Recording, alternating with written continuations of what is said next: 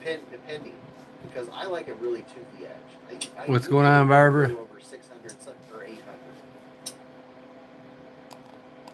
The gold one is sold out. I split my screen here to see what's going on. Fingerprints are made of epithelial cells. Okay. Thank you very much, my friend. Hey, thanks at the high. All right. Sold out. Probably because it looks so good. They're out of stock. Gold height. Okay. My channel. How's it going, Barbara? Ooh, I have an idea.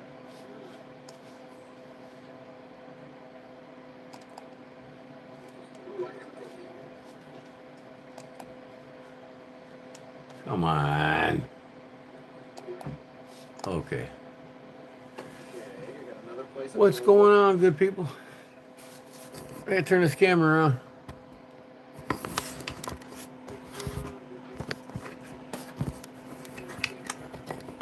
Man, I can't find it either. Must be a file. All right. How about that? Let me mute my.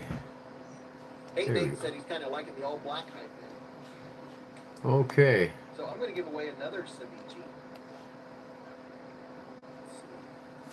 Big giveaway on Bees Blades tonight, huh? Okay.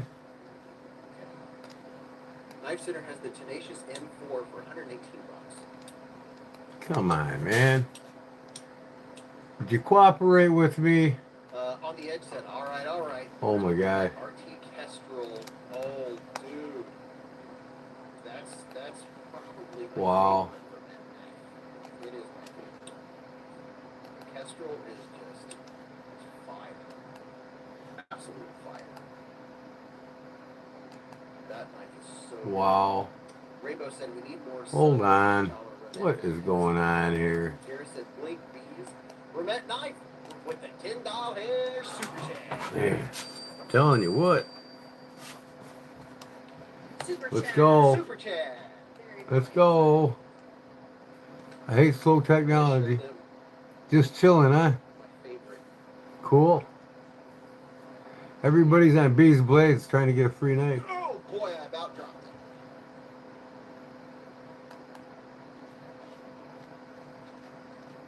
What we got going here? There's more than this version. This is the Remet RT Kestrel. Remet knife. Yeah. S35 blades. I cannot make this screen bigger. What is going on here? There we go. Marty Scales, what's up?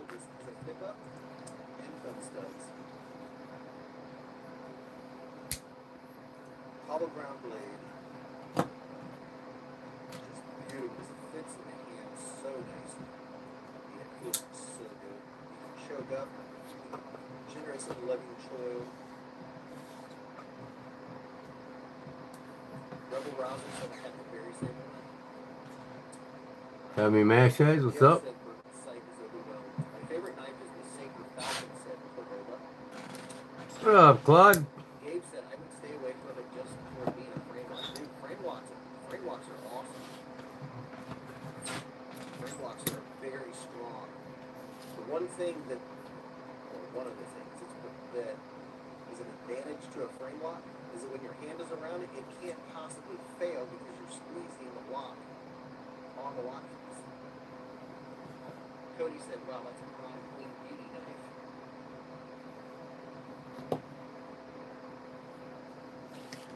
William said that knife was awful. Send it to me. Mark S. Oh. What be going on, Claudia? Look at I got. Ooh-wee. The regular titanium version. Would you look at that? It's not an over. It's not. Oh, man. I just made some eclairs. It's not heavy. It's lightweight. It's in hand really nice. It has nice action, and I love.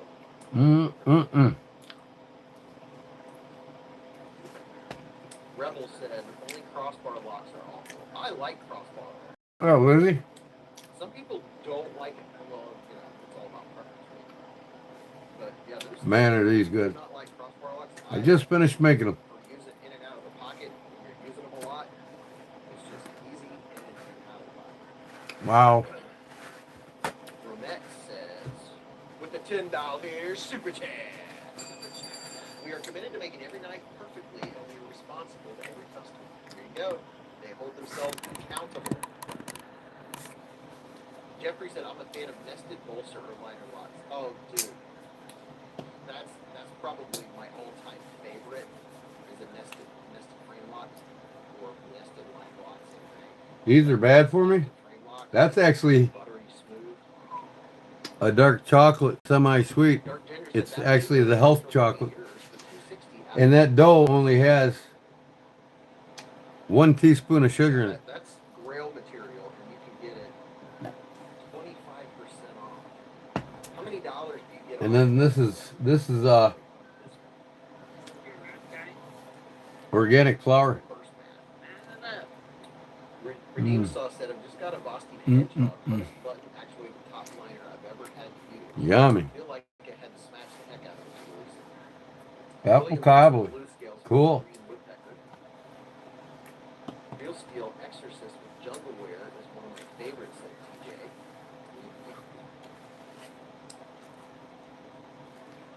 Sever 7 said Romette knife. Wife made apple, or the wife made banana bread tonight. I made these. Experience Precision likes the black blue whale that's so loud.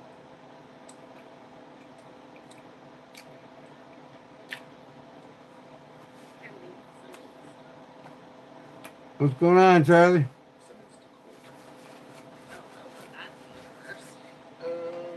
I tell you what, man.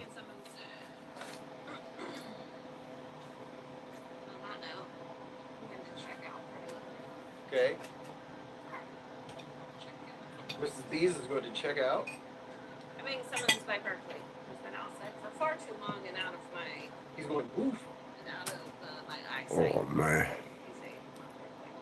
Anywho, I hope everyone has a good week. I hope everyone had a good week. Sorry, in the past. I hope everyone has a good weekend. I hope your pillows hold on both sides. And you know what you have to do? You have to purchase what's in your shopping cart.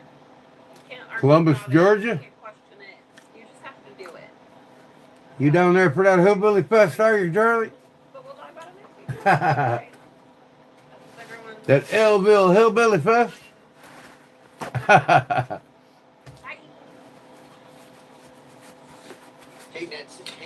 Is he running a big gym yet? I told him I'm live. He's in that hotel room, probably passed out in his recliner. Or a chair in there. Cool. Where are you going to meet and greet tonight? Sleep tight, Miss B, said Dark Ginger. Dark Ginger said it's normally $346. It's normally $346. It's $260 after the discount. Wow. 40, $86 off. You want this tonight? It's $86 off with code BeesBlade. The bees are Oh, tomorrow? We're at it. Cracker Barrel or something? Or there in the morning. Gotta start setting up. You guys all set up overnight? Gorgeous. I really, it is such a practical. Set up tonight? My regular color. Oh my God, is that good? I ate 4 of them some bitches. You're not setting up? Just the meat?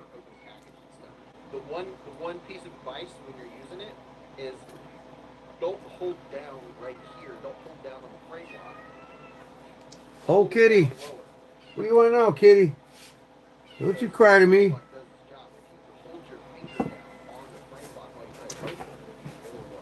Hi, kitty kitty. Are you saying hi? You being friendly, huh? Geez, do you ever go antique yard sale? No? Oh, what? Should. My little Thought kitty. about it, like when there's What are you a doing, kitty? sale, drive past it. Well, anyways, hold on. All right, I'm gonna give this knife away. I'm sure you all know what's in this box. Oh, That everybody commented. what? James the Johnson said, "Don't like the bread. Huh? Just ordered a in our store." Want to meet everybody, huh? You got a Savini Come here. element for his stove. Hey, you got what's in your shopping cart? Yeah, My little kitty. My little kitty want to play. Oh, there goes a little kitty. What are you doing, kitty? Huh? What do you think you're doing? Caleb said it hates the Johnsons hot. You standing on a knife, you get cut. The second Yeah. My little shop buddies, I got 6 of them in here. is going to be a all blacked out Savini cubit. Yes, Claude, we get shared on the Kodiak Edge show. A cubit. Cool. Oh, I tell you, you and Jerry better have security. You guys are big Right there. timers. And they're big boys too, so they don't have to worry about themselves, Claude. Blacked out Savini cubit, and let's see, it's either Nitro D or 14. Oh, my kitty. My kitty's killing me. You just want attention, don't you? 14 seats. This is the first time this tiger stripe come up to me in a couple days. You've been ignoring me, huh? It's usually the peaches and cream color one. You gonna stay up here and watch the tube, are you? Yeah, it has a nice stone. Are you watching the tube? Black. Look at that. Yeah? Shiny edge on it. You can see the green in front of my camera shining on How long you gonna sit here? Huh? it. Ooh, yeah, look at that. As long as you get attention, I guess, huh? Reversible pocket clip. Very nice. Very, very nice. Oh, Eve, isn't it your birthday? this cat Yes, wants my birthday some rubbins. is tomorrow. It is now the 15th. My birthday is the 16th. So today is now Saturday here in Ohio. Okay. California ties. We're talking to you from my Savini came razor sharp at General Zod. All right. Dog one said, hey, might as well fly the flag, let the element shine below. Hey, Ramette and Bees, what's your site? Here you go. I got your site right here. This will take you to the site. You can use code BeesBlade. Uh-oh, ass up, huh? For 25. Okay, you ready to get down? I got things to do, kitty. He's looking at the mouse. Yeah, there's several in here. Well, they're gone now, but yeah, you guys eat them too, don't you? There you go. They eat baby squirrels, all kinds of things, huh? Happy healthy birthday. The squirrels haven't bothered my bird feeder since you guys were born, huh? James E said on the edge. Can't wait to get it. It was a great deal, 25% off the sale price. B, since you're the future, what stock to go and buy right? Is the stock market open on Saturday? Holy fuck. That part. I got Cliff Brott messaging me. He's crying about his winnings. They said blinker fluid. Let me get Come some- on, man. away this here Savini cubit. Got some blinker fluid. He looks at the mouse. Okay, yeah, he's looking at the computer screen right now. He's like, what is this? He's never seen that, have you, kitty? What is that? Let's see how many people are now. What is that? Who is that, kitty? Who is that? Come on, you gotta get down. All right? There. Fluid. You gotta get down. Cordova said, is that I why know. you can see the Northern Lights because Bees' birthday is Sunday? Yes. All right. I got to see it. I saw the pink in the sky. What was that? Was that sand you put in your eyes? Exactly. Okay. Let me go over here for random comments on those stickers.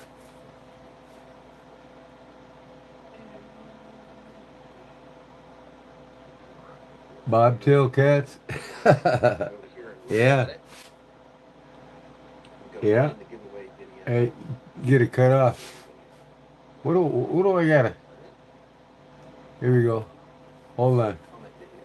Yes, that is it. Okay. Copy. What the hell?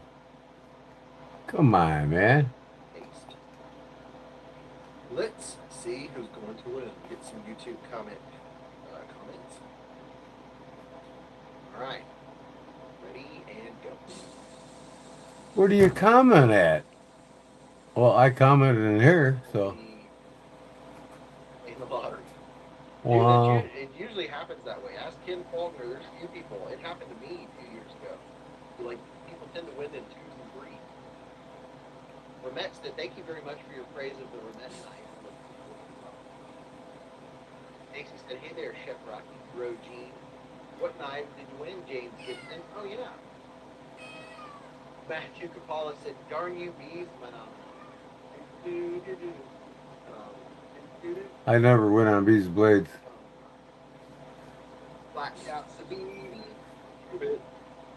Never.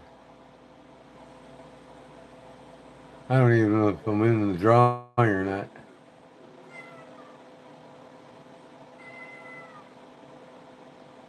I have to go. Long day tomorrow. All right, Charlie. That was a quick one. Yeah. Well, you got to get up. You got to get up early. I got a busy day tomorrow too. I got finished my parents' shed and Wildcat football. My hometown third round of the playoffs, quarterfinals. They've done blown every team out so far. You have a safe one tomorrow, Charlie.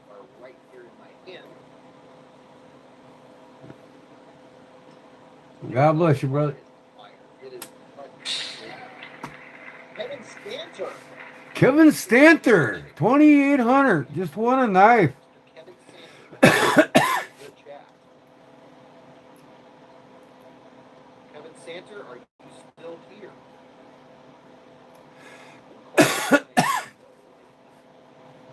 Kevin Santer, are you in? How do? See, it's 12:05. Start the clock. Kevin Santer, are you here? Everyone's saying he's here. Oh, there he said, no way. I see it. It has been confirmed, ladies. Oh boy. Look at that, right there. He said, your mom's a winner. A lever locking knife? You're absolutely welcome, man. This one here, of course. So's that one.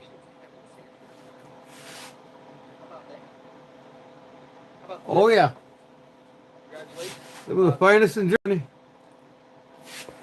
Right after the live stream, take a screenshot of the login page. Send me that screenshot in the subject line saying giveaway number 2. Hashtag giveaway number 2 winner. 11 Hubertus. 25 giveaway. And then your mailing information. And I'll get it mailed out ASAP. Congratulations, dude. You got yourself a new one. Does anybody answer me? Sticking with my new protocol, we have here the cubit, box, right there, and I will put a swag pack with it. And these blades of swag. How do I enter drawing? This is these painted in the spare room, and my printer is not plugged in, so I got to get my printer plugged in and reconnected. There you go. Got you in the new Bees Blades mailers that I bought, so I can keep stuff flowing. I am now a fast shipper. That's my new claim. The last 2 winners got their stuff mailed out within like a day or 2. So, Jeffrey said Kaiser's running a 25% sale. Rabo said Bees legendary sweat. James Gibson said Bees, happy birthday again. Thank you, man. It's my birthday. It's my birthday. I'm gonna eat fish and chips like it's my birthday. I'm going out to dinner with my mom, my brother, and Mrs. Bees. I'm not familiar. I've never used one. Best fish and chips in town. You're not? I'm here Well, is you're missing out if you haven't. Spa. It's the This is some of the finest handmade knives in the world right here. This thing is fire. Or some people say dope. I really like the feldspar, but I like this one better than all the other feldspars. I have a button lock feldspar, and I have a liner lock feldspar. But it's just, I love the blade shape, and it's comfortable. It has contoured scales, and look at the milling. Get you there for get the right lighting for the milling. How about I close the one first? Let's see. Can you focus on the micro? You have to get the light. This one I gotta put a spring in it. It broke.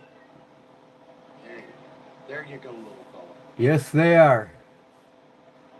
Check that out. Diagonal lines. Is it members only mode? What's that? I have a Mr. Fancy Pants one coming. They have this with tight maskets like that, inlays.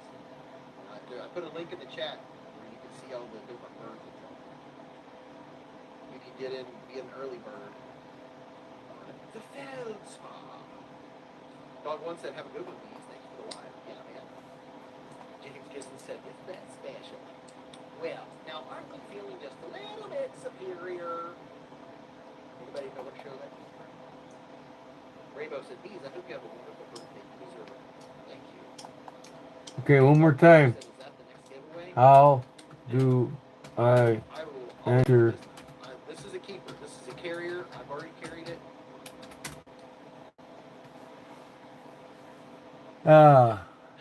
On the other channel? Yeah, no, it's supposed to be for everybody. I could have cut up pizza boxes with it.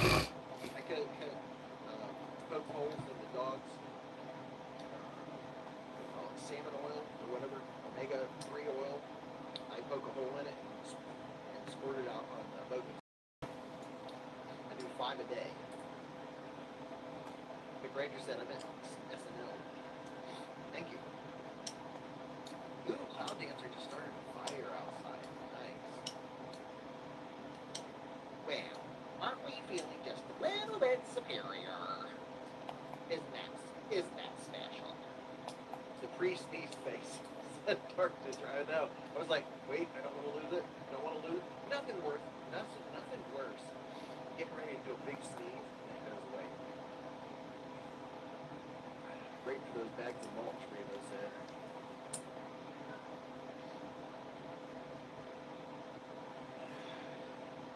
Hold on a second, Yeah, guys. time for bed, said TJ. That's when Saturday Night Live was good, said James Gibson. Oh my goodness. Oh, cat dander or something. I always like Rex and Edna's Comment video. Okay. Hello, baby. This is the Friday, November 14th, 2025 comment video. There's just a couple rules. 1, you have to be present. You got to be around. You got to be active in the chat. 2, leave a comment on this video saying something positive. And 3, you only get to use one account. No multiple accounts leaving comments or we'll find you and you'll be disqualified. And then other than that, you have to be present when we call your name. If you're not present or we can't find you, can't tag you, and you don't say anything within a couple minutes, All right, I got it now. I'm in it. If you all of a sudden pop up, I'm sorry, it's too late. You'll be disqualified. All right. I have my Mannix 2 light. You know what? I might not even play. Okay, what do I got to do here now? Bring mine. There we go. I don't really know. I got it, Barbara. There's a comment in the description up top of the live. Pretty decent edge on it. I was cutting into wood, cutting through like thick stalks of cantaloupe. Stalks are like that. He's giving away a lot of knives tonight. And the push cut on this thing is So, superb. Pushing down like it's just the ergonomics are just designed so well.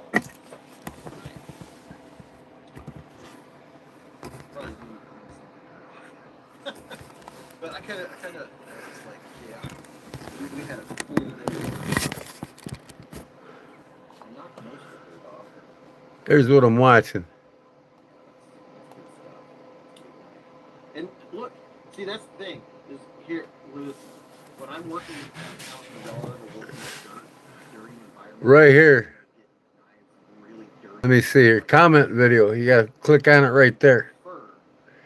And then you're entering the giveaway. But you gotta be here for the giveaway. Bunch of grit and stuff down in my ball bearing. So I got this off to the side here.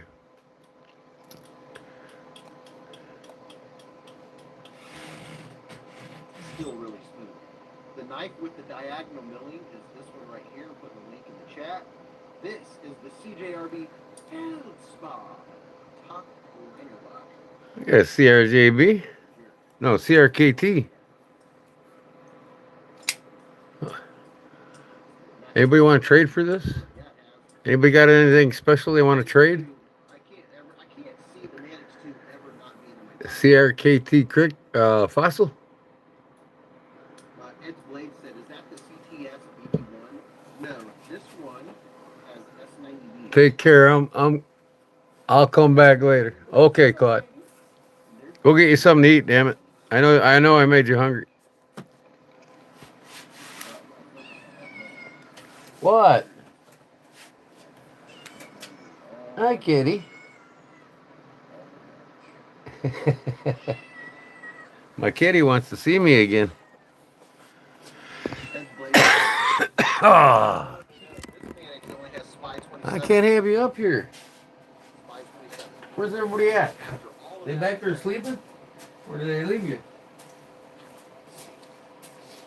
I couldn't even tell you how much stuff I cut. Oh, It was sleeping, all huh? cutting from dirt. Everything Okay. had dirt and stuff on it. Oh yeah. So every stalk that I caught had a big All right. I'll show you, of rhizomes. And then each bundle of rhizomes, by the way, we're going to do it. Each bundle of rhizomes has a ton of Chilling with Frazier. What's up? I'm doing good. How you? ton of roots coming off of it. And I cut those roots off. Jay Young had a question. I have several boxes. Let me see. Where's Jay Young at? Orange, number 2 from the driveway, so I can replant and have Do they lock closed as well? Well, uh-oh, there's my kitty. What you do is you close it, and then you push this lever forward, and it won't come out. You got to push. You got to actually actuate the lever, so they won't come out unless you flip this. This one's broke. I just got it out for display. I got to put a new spring in it. What are you doing, kitty? Huh? What do you think you're doing? You playing with my mouse? Huh? This one has several that are all ready to start next year. Where are you going? What do you think you're doing, huh? Light and dark. Oh, come on, man.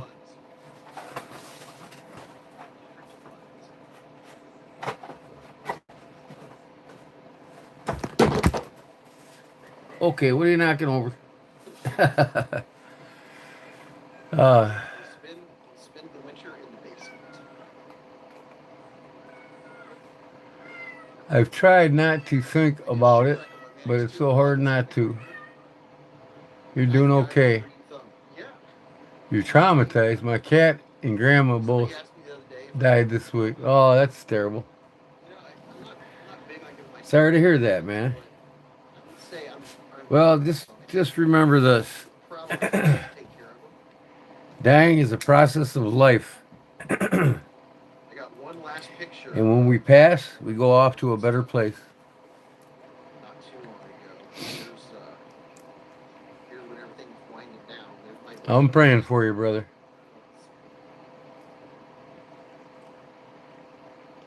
Here's the front. Yeah, Plant yeah. in different colors. Just keep your mind in a good place. 10 feet tall. And then there's the big cantaloupes. I have red and So, and let me then get those this out of here. ones right there in the middle are yellow with orange spots, and then there's yellow ones up How many is all own German knives? Yeah, there's the banana plant when it's starting to look a little Any of his own German knives. Looking sad. That's all right. It'll come back next year. This one's a Boker tree brand made in Germany. Locked back. Your mom's a banana plant, said Ricky Meyer. Oh, so after doing all that cutting, let's see if it'll still cut paper. It's rough, but it'll cut it. White bone. A little stroppy. I don't even think I need to sharpen it. I probably just wash it off and strop it. How many knives you got, Barber? That's after all that cutting. And this is Spy 27, which is probably around S30B-ish. I can't wait to fix this thing.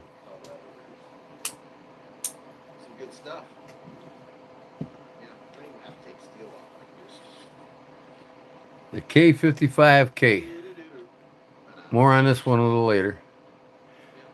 This is well used, and it's well over 60 years I old. cannot believe that it was able to cut paper after how much. Made in Germany. The Mercator. Take a rhizome out, and it has tons of roots coming off of it. Running it across the wood, going all the way around. Don't ask me that. I don't know how many times I went straight across wood, just like this. Don't ask you how many knives you got. Garrett What's said, your favorite knives? we are known for bananas that go like wildfire. Matt Morris said, lightweight, it's 527. Man, I gotta go get something to drink. Big Ranger said, my shaman is 527. I need some sweet tea. It pulls up. Rainbow said, I was wondering about that steel. You sold me these. Yes. See, dude, that's one nice thing about a knife that you've used a lot. And you know the steel is good. Because I used it, like, I wasn't easy on it. And I had the wood top table. And this thing ran across with pressure. Like hundreds of times. Hundreds. You know, I wasn't digging, but I was using pressure. I was working. I was not taking my time. It was a lot of work digging up all that stuff. I have like 8 boxes.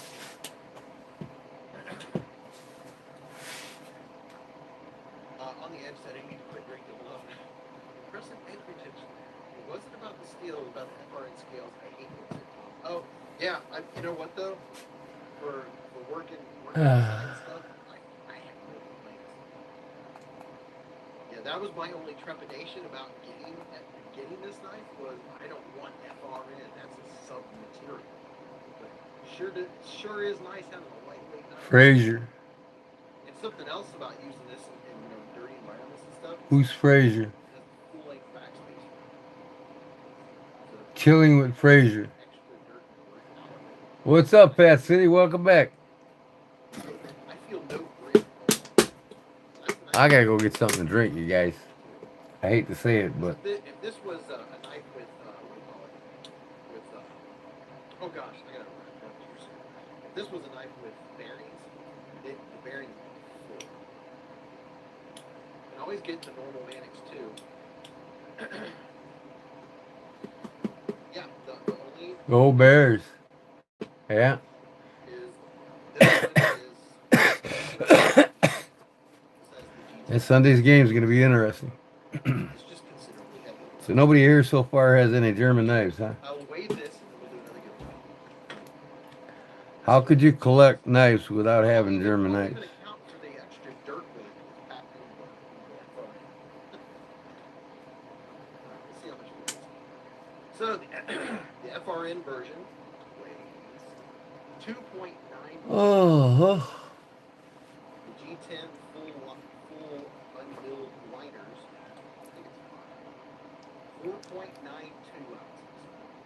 So 4.92 and 2.9. There we go. So this weighs 5, and this weighs 3. oh, I'm just going through German knives tonight, talking about them. How heavy a knife is was by this. I knew this weighed 5 ounces, so when I pull a knife, I'd be like, But first, I gotta go upstairs, get me something to drink, and I'll be right back, guys. I'm sorry. it's heavy. It is solid. I use this on a pig that my brother did. Tell you the S30B is very sharp. It's a good edge too. I use this down in dirt and stuff too. This shows you how good the DLC coding is. This thing's gone through like abuse.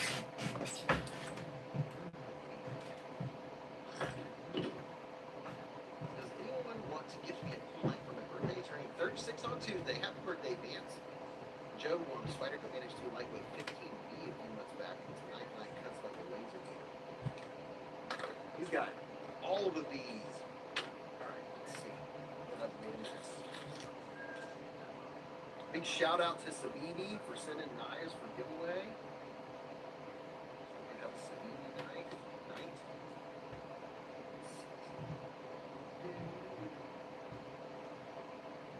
Oh, this is one we didn't talk about tonight.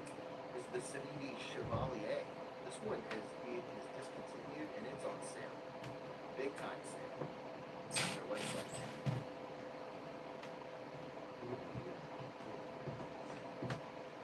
Black Friday sale is going on now. It's going on for like 2 weeks, I think. But the Sabini Chevalier, I really like this. I like the name too. I thought it was Chevalier. Okay. It's not the Chevalier, it's the Chevalier. Rangers said my Manix 2 is pretty heavy with copper scales, but I still love it. What does it weigh? About 6.5, 7? Copper scales. Yeah. Swiss Army knife is my favorite. Chevalier sounds like a pastry that I've got quite a few of them. One right here on my desk.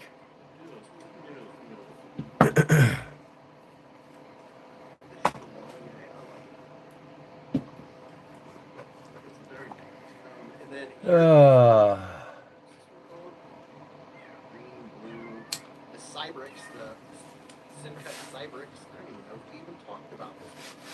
See how fast 4 hours goes? Gosh.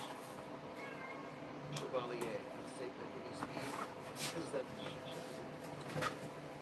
didn't this Chevalier wasn't this like a three-banger? Sounds like an extra fancy wine taster. McRanger said never waited, probably in year 7. My heaviest folder is probably Kershaw Matrix and Excel and Copies. On the edge said, I don't think we're ever going to see the Spider Code yet. Jumbo is starting on it.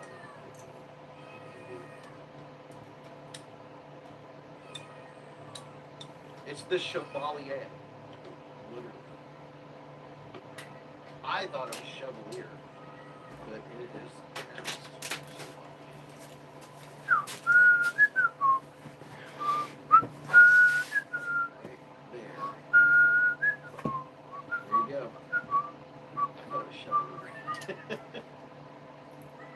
The Chevalier. And it's in 14C28 inlays too, baby. So I think what we'll do is we're going to give away this Simcut Cybrix. Uh-oh, here comes another knife giveaway. Other giveaways. I'm not gonna overwhelm myself, so I get behind on giveaways because my new thing is to kind of set up quickly. Heaviest folder I have Spider for military too. Oh, AYTMP. YouTube Music Portal. What's going on, brother? Or no, Simcut Cybrix. Welcome back. You know what? Been a while. Gives me Hinderer vibes. The handle, just a little bit of Hinderer vibes. Sun cut. With the $10 hair super chat. There you go. Today's 25% Yeah. discount code display. There you go. Use that code. You've been looking for that, man. That one night has Oh, $5 off. man, I think I'm a little beat. A little worn down. Putting a shed together for my stepfather today. Third giveaway. Some swag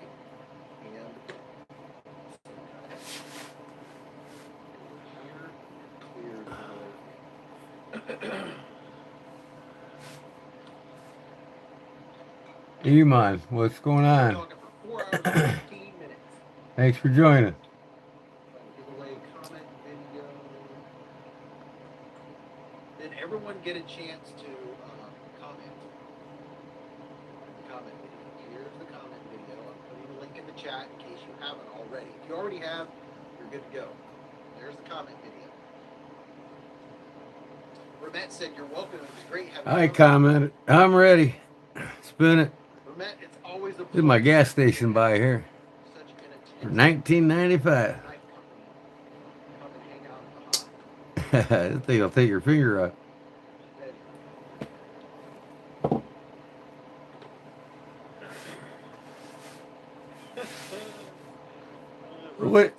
What did everybody carry today? Yeah, it's 12 hours. What was your choice of weapon today?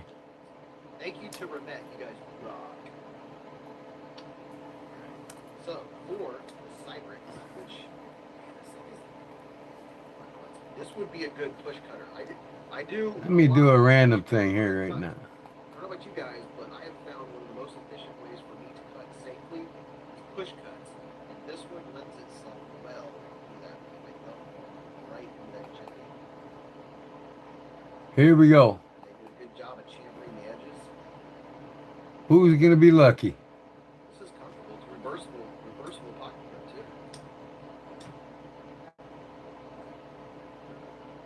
too. YouTube more music portal. Henry Bizard. Daniel Link Smith. Thank you, Ramet. Stephen Parks. Cody said win might And Nick Martino are now members of Kodiak Edge Bladesmithing.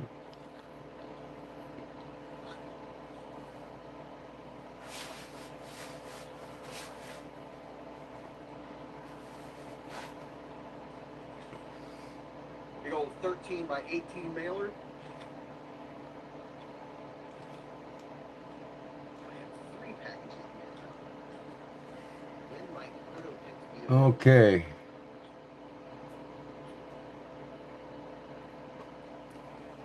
Ramet said we couldn't have imagined that the Rhino knife would run out of stock once it was produced. Me? How about that? Me what, Barbara? I think that Oh, you didn't get a membership? that you have been surprised. It does it random. I don't control who gets it. A lot of your knives that have sold out. All right, Barb. That tells you something. That means you're doing something right. Now what we need is, folks were talking earlier. Captain Dix has a membership. Third from the left on the bottom somewhere in the $75 row. to $100 range. Oh, I'm pretty sure I have the one just like that. Third one from the bottom left. Sweet spot. I bet you whatever you come out The with, bottom is a row. good design in that price range. This one here? I think that's what we knife people. That's what the knife people are wanting. I know everything you make is good, so if you make something in that $75 to $100 range, somewhere in there, and that'd be hot. Yeah, $100 you can really make some nice knives. Well, if you have no use for a Swiss Army knife, I guess you won't. You can make some of your more expensive knives in lesser materials. They're just iconic. I've collected them for So you can have the probably versions and the regular a long time. stuff like 14C or I got my first one 50 years ago. yeah, just budget versions of the fancy knives with lesser materials, right? So, like instead of titanium, you can make something with aluminum. And instead of that's You got this one here, use 14C or Captain. 14E or something like that. Carl Schleppner, Ibrand. With the $5 hair super chat. Said, here's a birthday song for you. Thank you for that. Ibrand, Germany. All right, I got it. Okay, for all you folks that stuck around. On that video. Pop up video.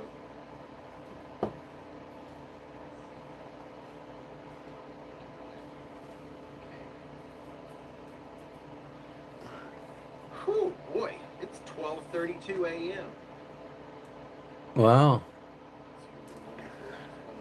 that's all. 12:30 a.m. All right, almost 250 entries. 260 people. See if I can be lucky finally, for once. Happy birthday to you. Happy birthday, dear people.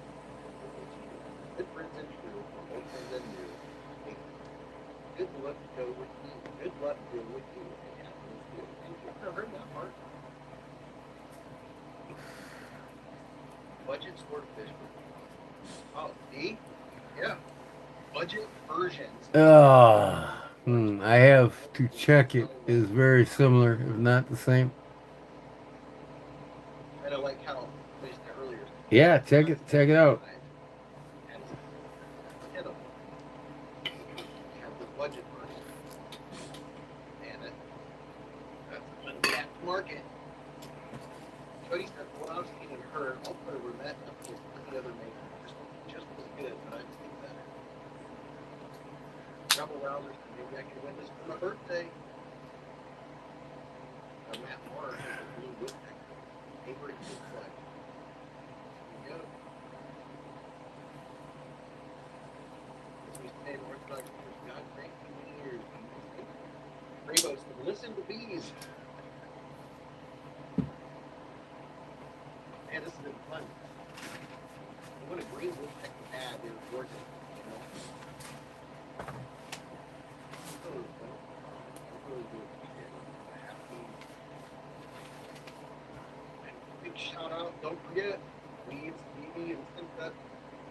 Got the big, like 2-week long schedule. Supreme Taco. Wasn't me. Supreme Taco. Looks like Supreme Taco won. Man, I tell you what, I never went on beef. Ever.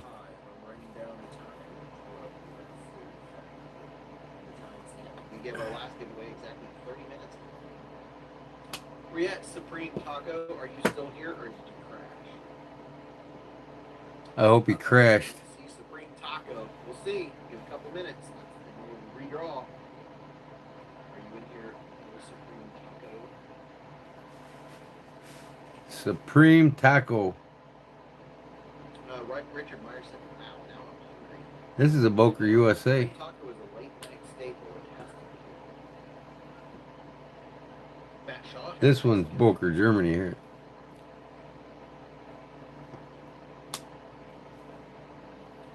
I'm not able to tag Supreme Taco. So, might not be here.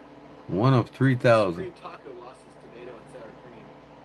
Number 1604 of 3,000. Time's ticking. When I He's got the redraw, bald eagle on. Unfortunately, Supreme Taco will be disqualified. Those are the rules. It's only been a minute. 86 tacos. Someone really ate that taco. No Supreme. No Supreme, just mediocre tacos. I keep a piece of copy paper that I have left. I use that for contract. Oh. Time is running out. Them's the rules. This is a pre-World War II. When you're waiting, I wonder if one of these has one of these. Wait. Robert Jones said, could have been. Cody H said, oh wait, I'm Supreme Taco question mark. J.A. Hunkles. Matt Moore said Taco Bell's new chicken tender tacos are fire.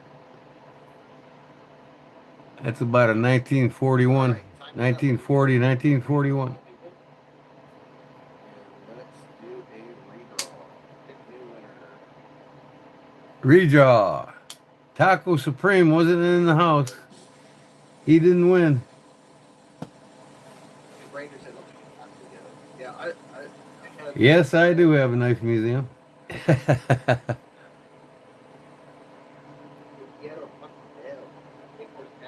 remember when Yeah. Here's another eye brand like this one here. Rainbow stuff I'll never win. See if I get lucky this time. Next winner is who do I like next? Cheesy gravy. Michael said, I have the hua. Carol Schleppner, solids in Germany. He said, the perfect get it with Eye brand.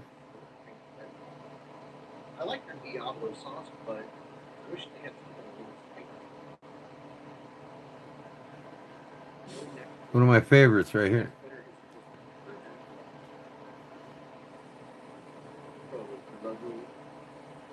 Yeah, with it being this late, it's gonna be.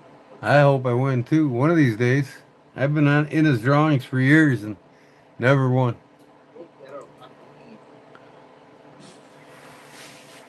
Supreme Taco. Oh, Churritos. This one here. Man. Ooh. Abby Normal 12. Abby Normal 12. I bet she's there. Them women don't miss out on anything. The Black Angus. Abigail Pierce, are you in here? It's got a cow on there somewhere. Abigail Pierce, are you in here? Kissing Crane, Germany. Tag you.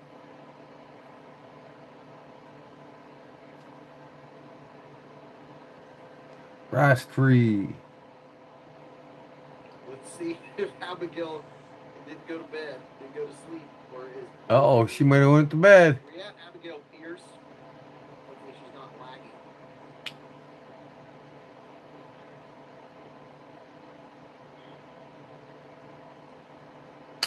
That's the kiss. That's the Black Angus. Kissing cow. Abby, Or kissing crane. Abigail, where you at? Abby, let her out. She went to bed. Redraw. Abigail Pierce, where you at? Richard said she's sleeping. Or sleeping. Probably sleeping. This is the brown mule. I don't know where she lives. Did you? Abby went and Gordon Trader said she must have went to Taco Bell. Oh, yeah. This is an oldie here.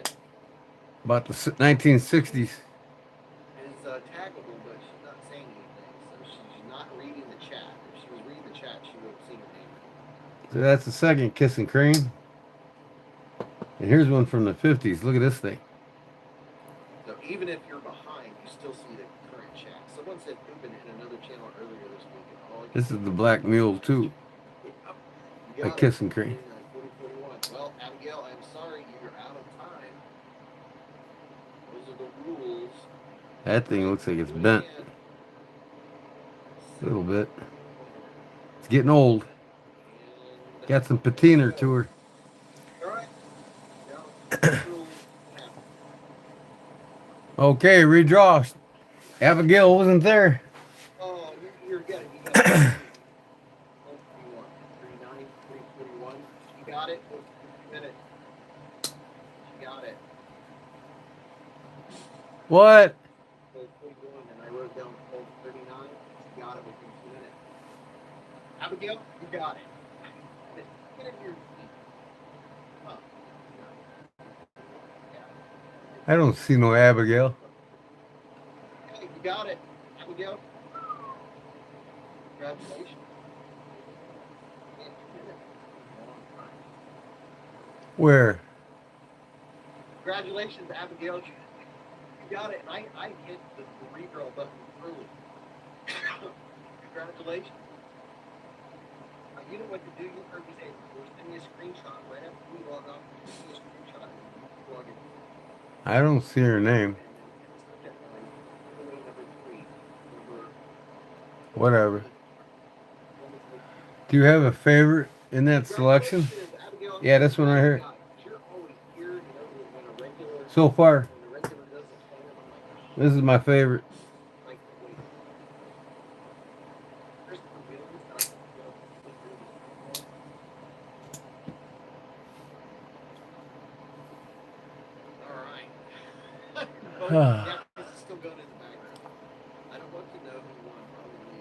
I like this Boker.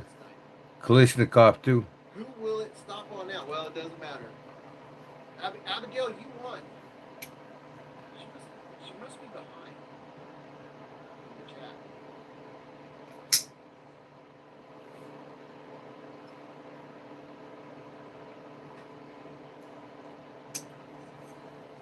She must be definitely behind in the chat.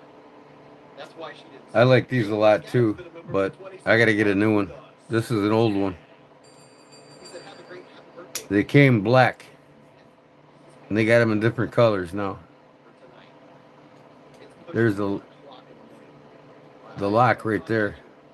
stuck in Push my down on it. Whenever I click a link and flip back, K55K. catch up on this thing. Yeah.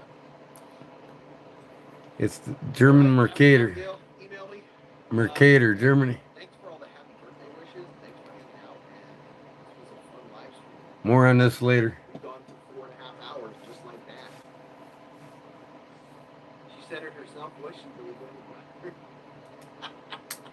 Oh my gosh. Jeffrey, hitting F5 is a way to do it? Is that a way to redo the chat? Do that. Good to know. Well, thanks for everyone that donated. Thanks for Matt for hanging out. I have a big mess to clean up, but I'm going to do that tomorrow so I can take my contacts out and wind down. Love you all to pieces. Have a great weekend. And yeah, just on Sunday say happy birthday, babies. Remember, live life in the present. Keep a Band-Aid handy. Don't catch.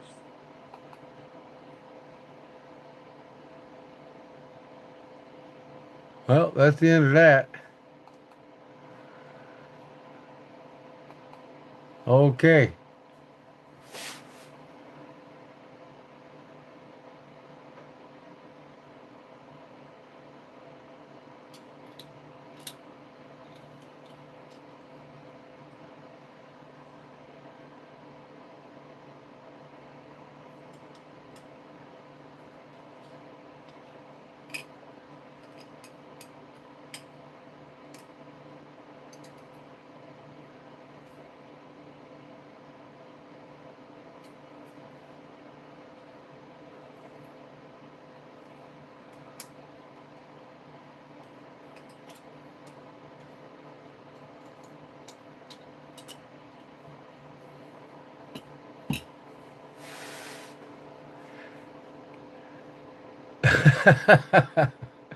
Nazi knife, huh?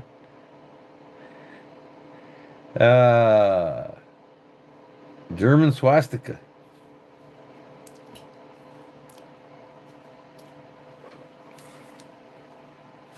Ah.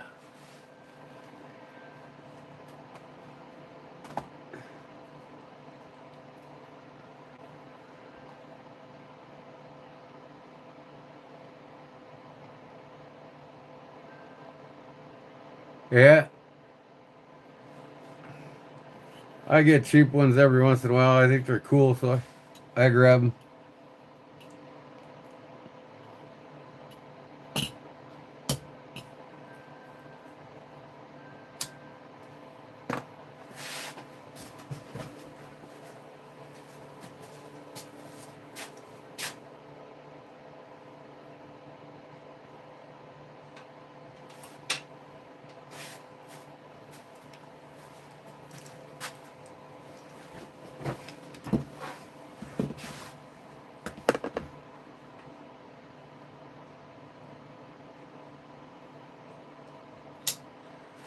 Here's a white bone bear hunter from Saladin, Germany.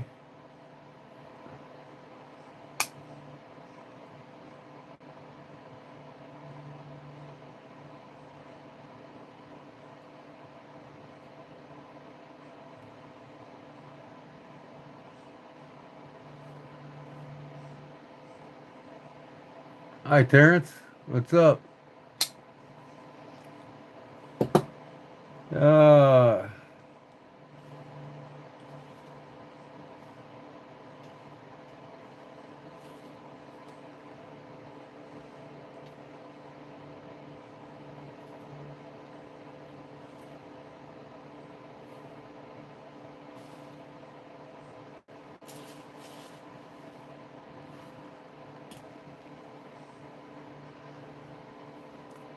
now this thing here is almost 100 years old.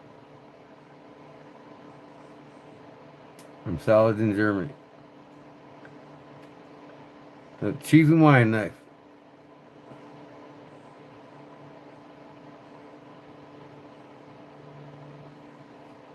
I can never get that thing open.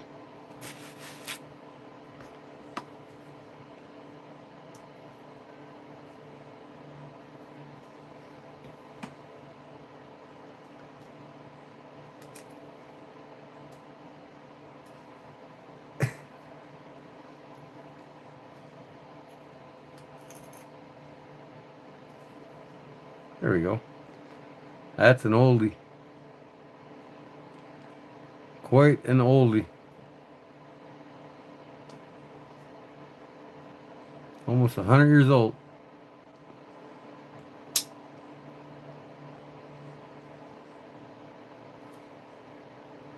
And that's real bone.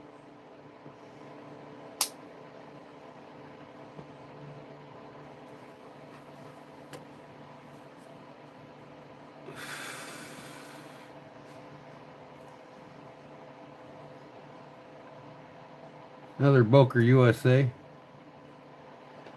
Boker USA. Yeah, I believe this one's Boker USA.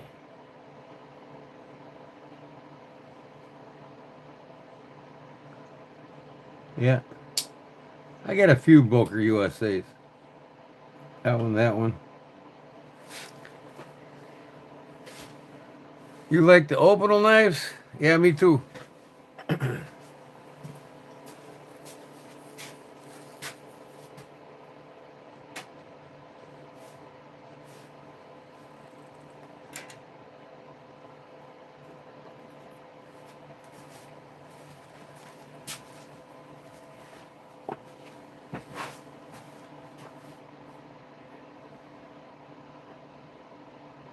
This is a Boker USA.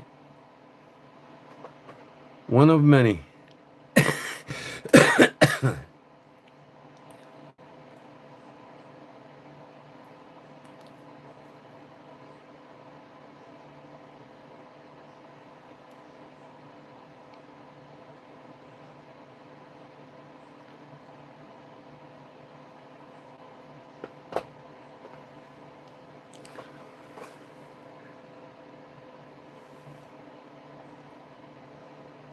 Puma, Germany stainless. Look at this thing. Cheap German knife.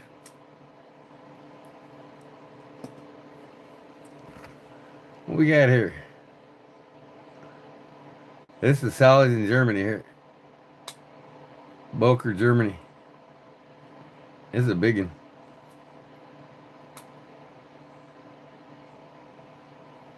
That's a full size Stockman.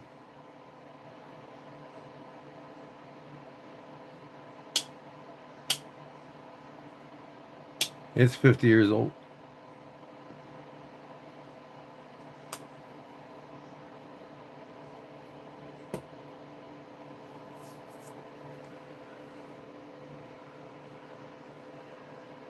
I can't say what's on the blade without people getting mostly likely hurt in the rear. What's that, Terrence?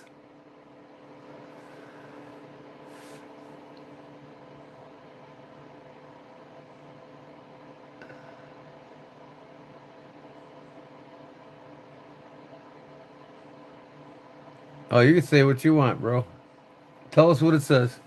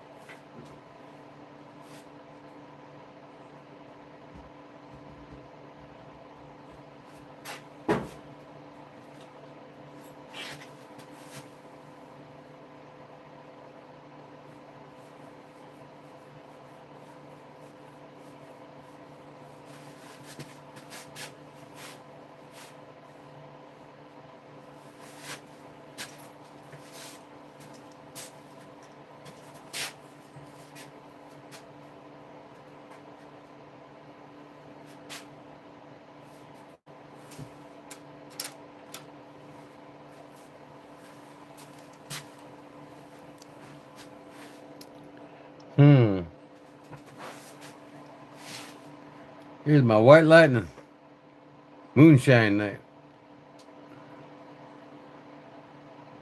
Boker, Germany. It's got the moonshiner on the blade.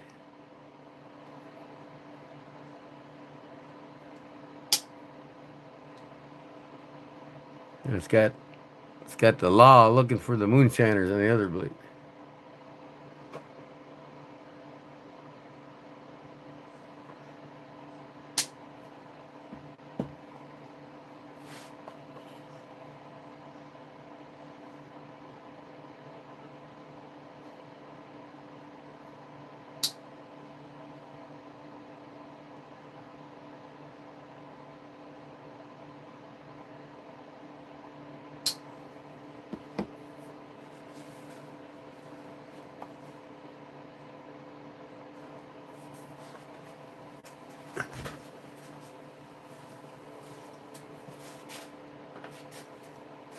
Man, I tell you what.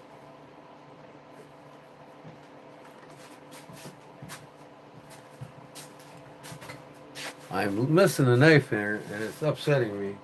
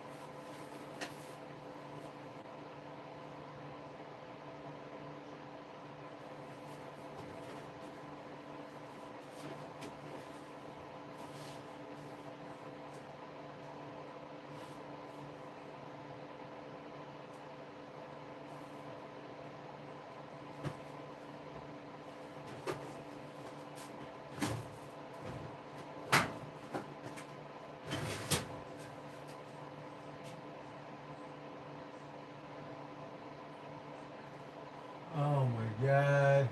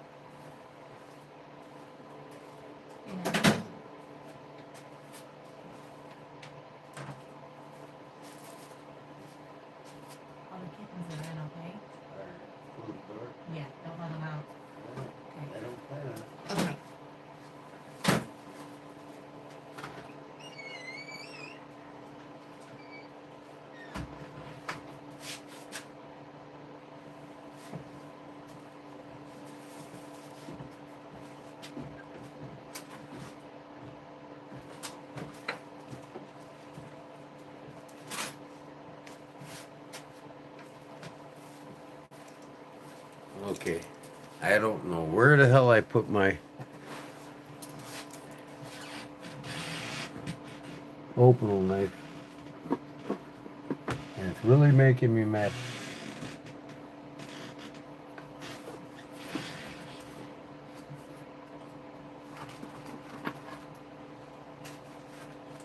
Don't know where I put it.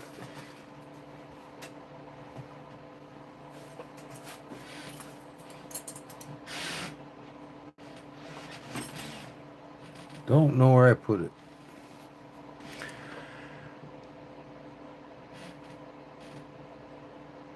What's up, Stephen Parks? How's it going? I'm showing my German knife collection.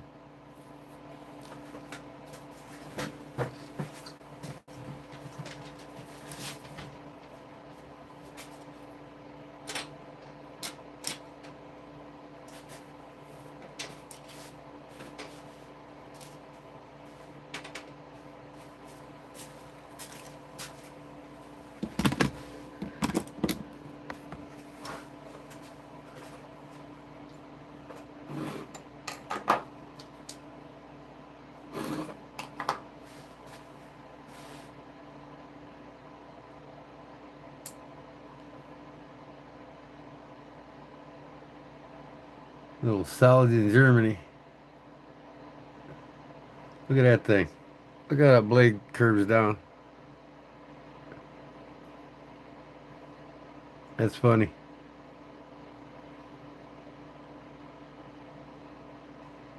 A Deegan.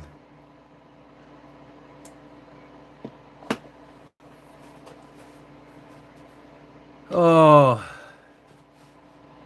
this is a bulldog. German bull.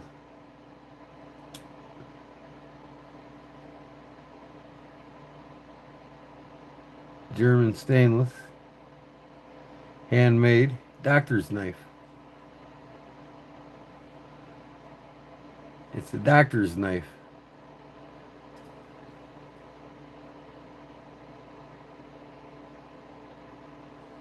A German bull brand.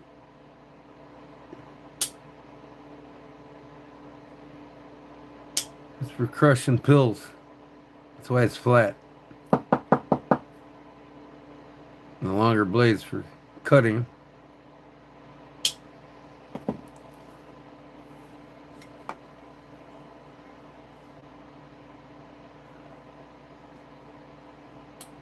Melon tester.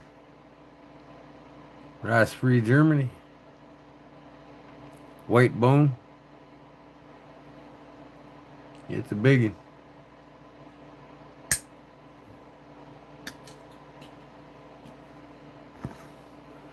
Here's an old Barlow. Boker Tree brand, Germany. Number 495.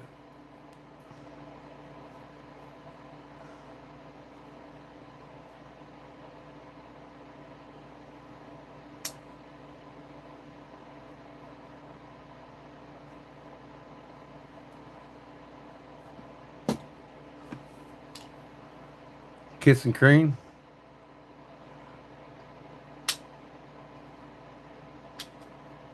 Hobo knife. There's a spoon.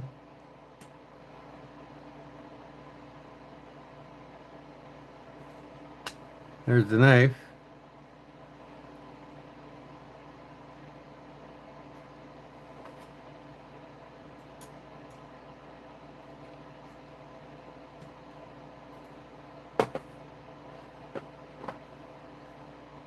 And the fork.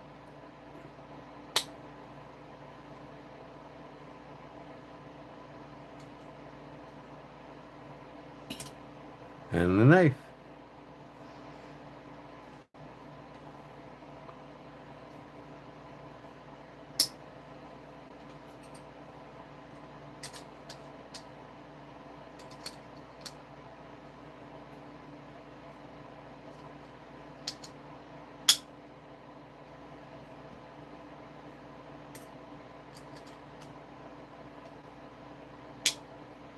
You got a bottle opener on it.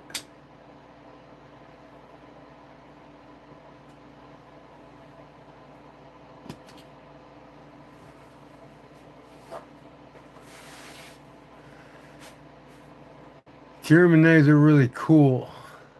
They look incredibly sharp. It looks like you could easily cut newspaper lengthwise. I admire them. Cool. Yep, I do too. I love the German knives. Okay, this is the Boker top lock. Bolito. Here in Janita, Germany. Spring Assist. This is from the 80s. I got a sheath for it too.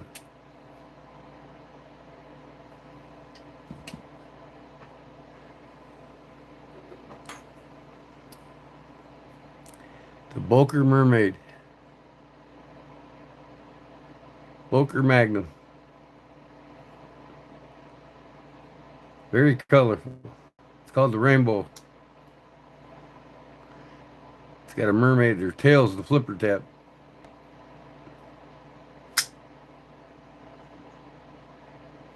It's a honker.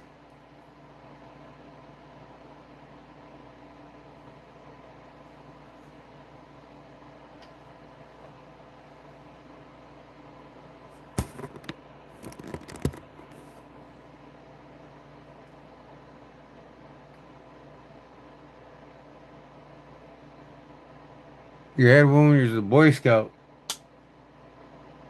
Which knife was that?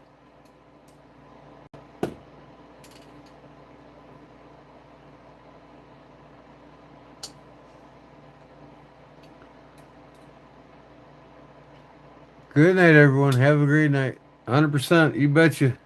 Fat City, thanks for stopping in, buddy. Have a wonderful night. And be safe tomorrow. And God bless you, brother.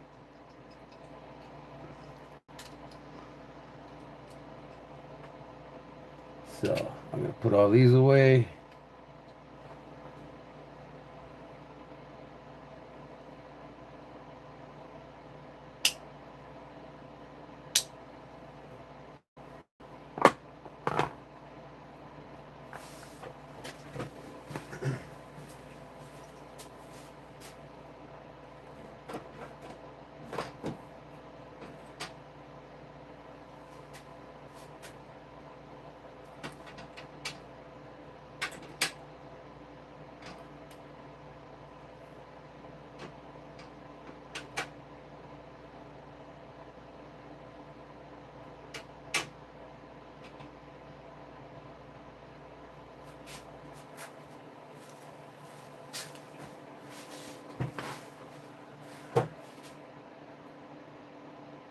Here's the last one.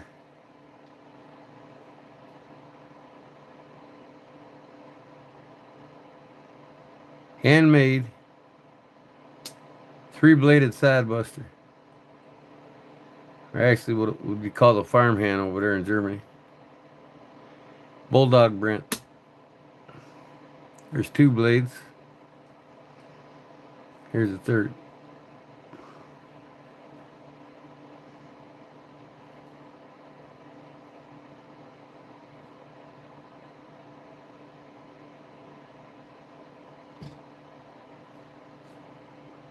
Look how fat that thing is.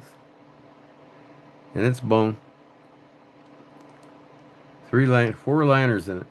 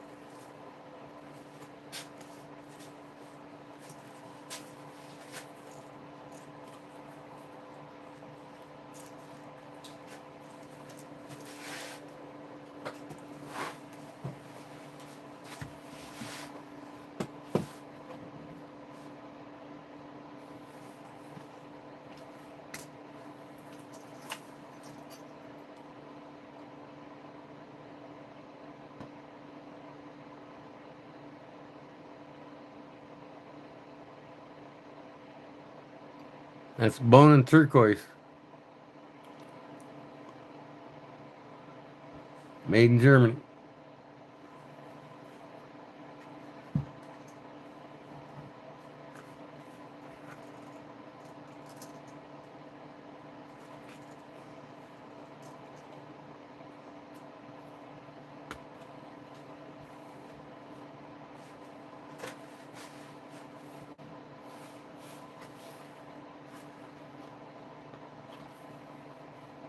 The Laguiole, La Guavadan.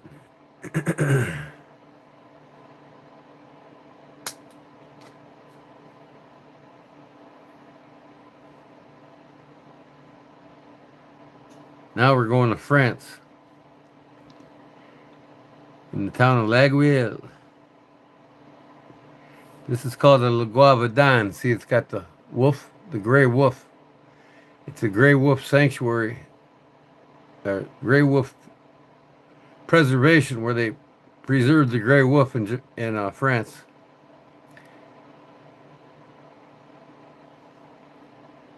This is the wildlife edition. It doesn't have the shepherd's cross on it.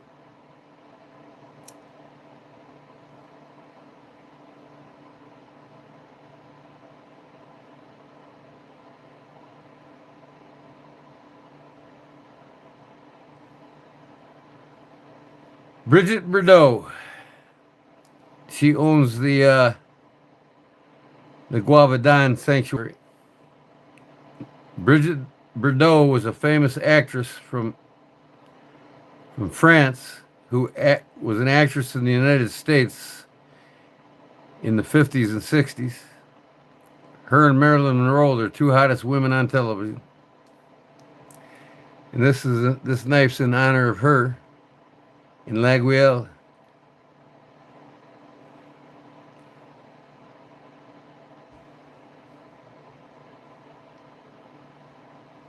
You was gonna buy a Laguiole, Michael?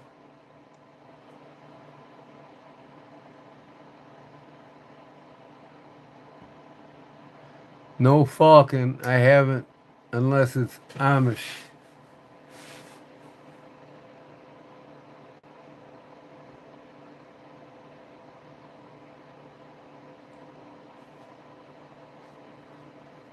Yep, I gotta buy me another Laguiole. I'm gonna get one with the shepherd's cross on it.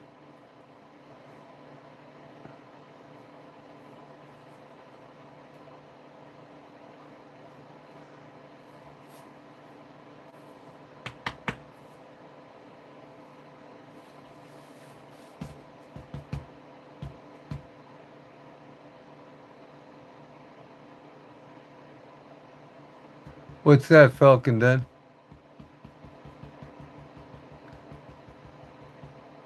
Case Knives, Timeless Traditions. Tour 15th, November 25th. What's that? A case show?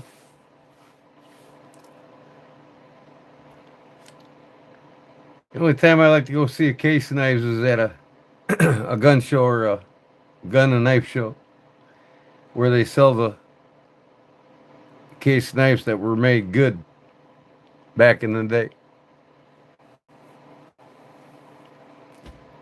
I don't care for any case knife made after 1989.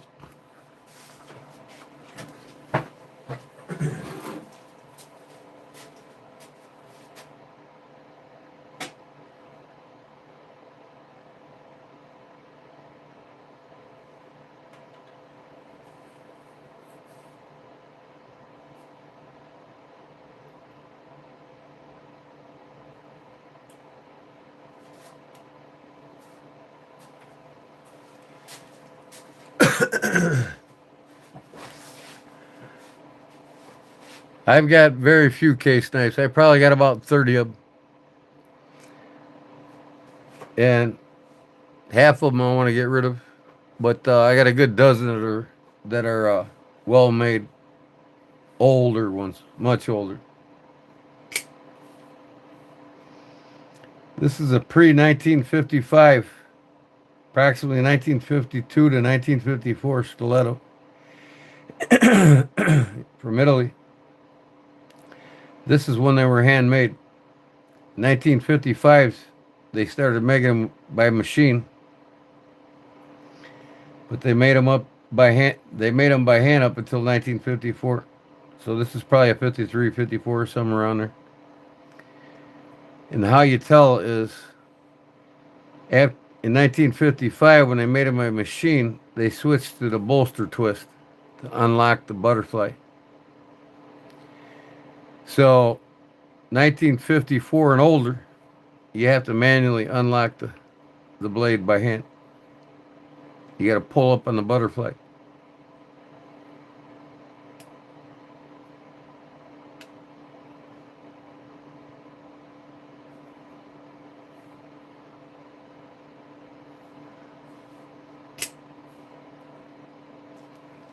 Now see these Italian knives and the French knives share something that's in common, which is the butterfly. The lag wheel has the butterfly. It's called the bee. And these stilettos have a butterfly.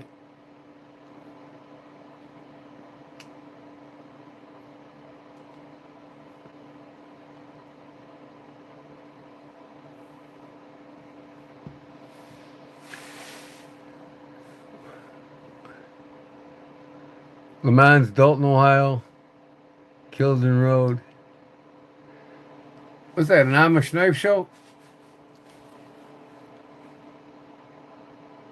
What's going on in Dalton, Ohio?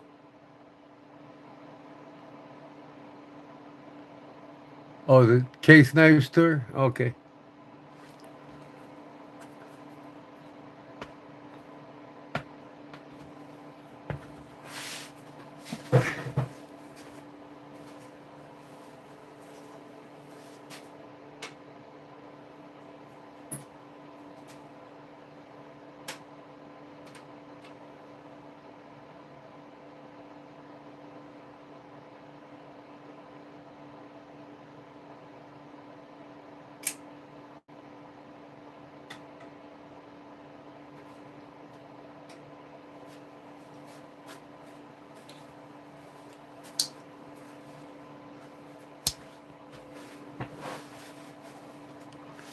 This knife here, the Golden Rule. It's an oldie. I'd say 102 years old, 103 years old.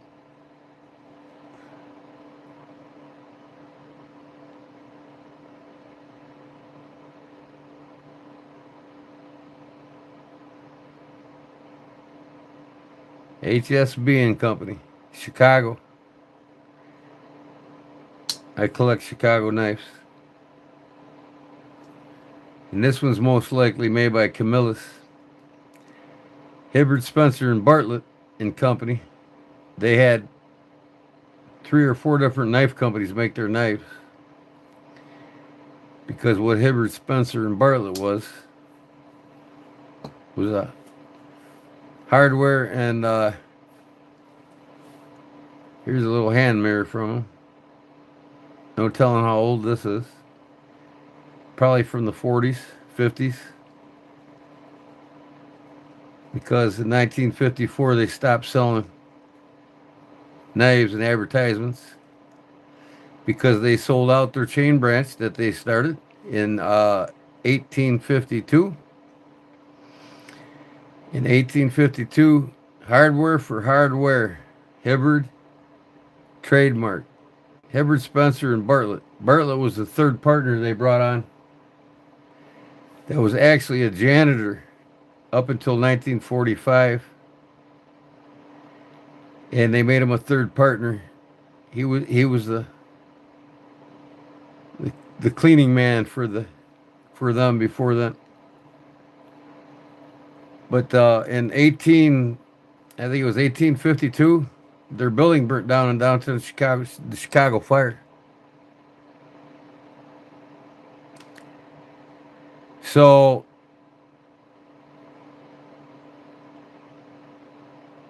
They started Ace Hardware.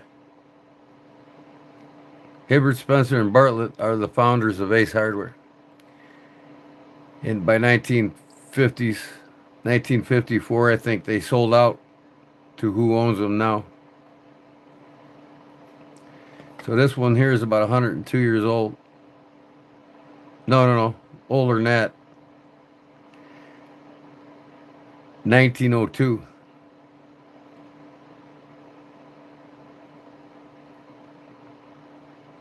So, 23 years old. 123 years old. Listen to that snapping that thing still.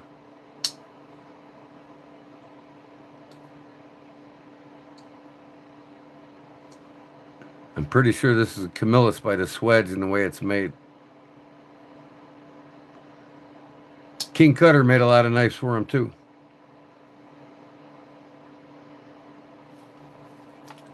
Forever in my collection.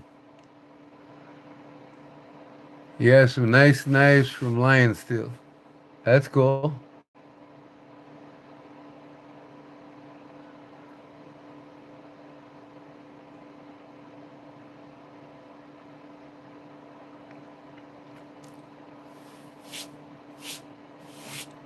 I got a question for you all.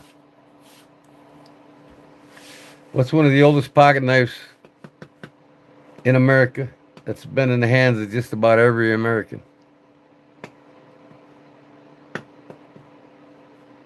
Little trivia question.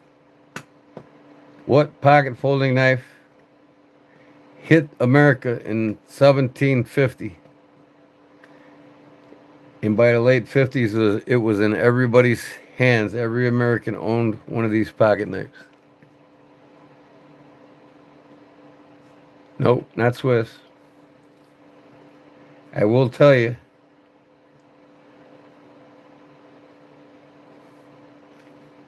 they were made by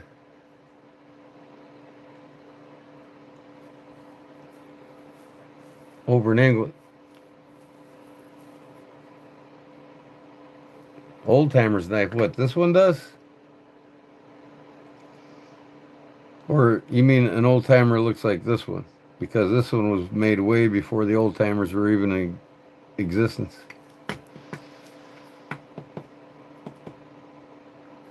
This is what you consider a jackknife.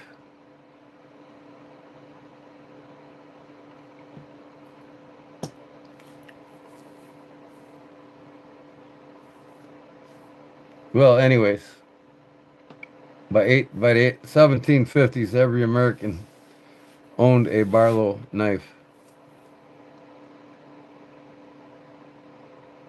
Your grandfather?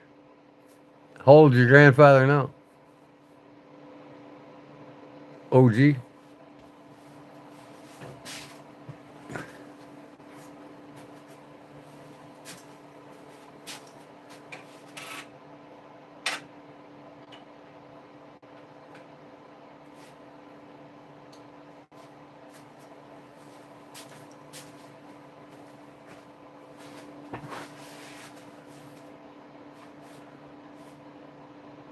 I'm sorry to hear that. How old was he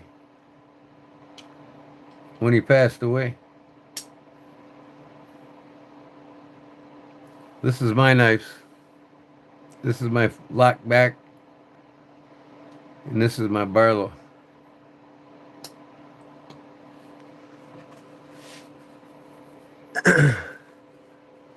Yep. Sorry to hear that, brother.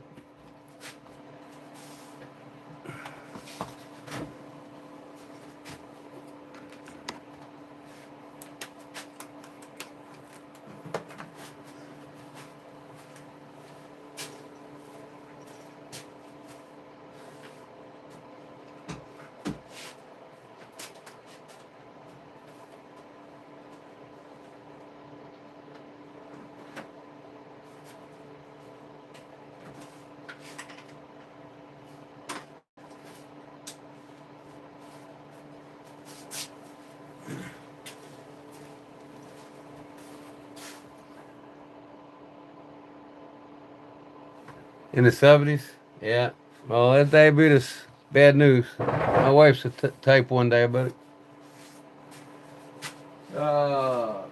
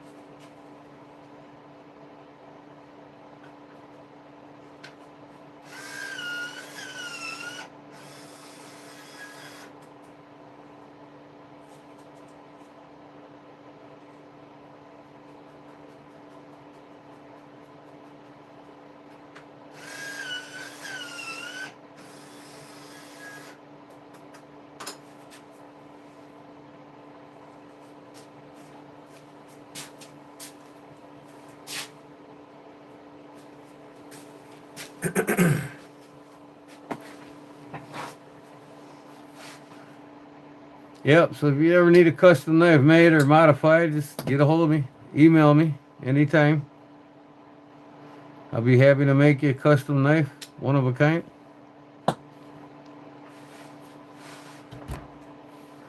Lost both lower legs. Yeah, that's pretty sad. My uncle had the same thing happen to him, and he was born with one arm.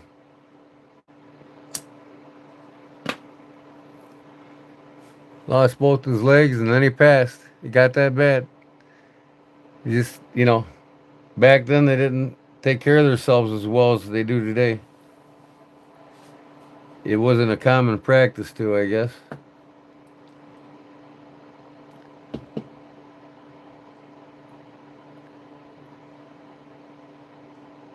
Ugh.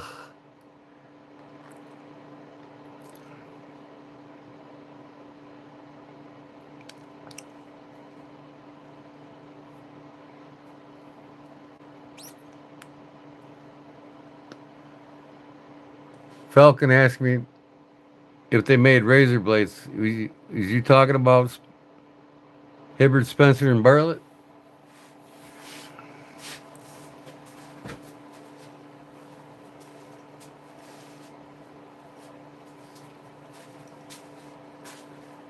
I do know that Gillette did.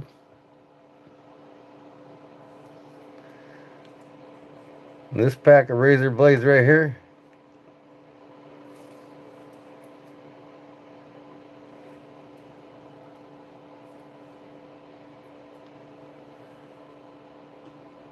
made in 1904 by Gillette.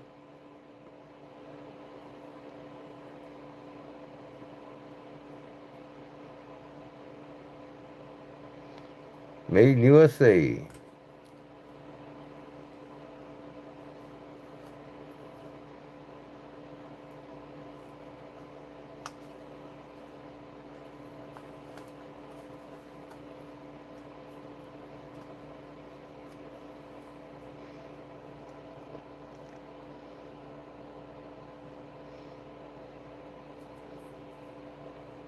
No honing or stropping razor blades.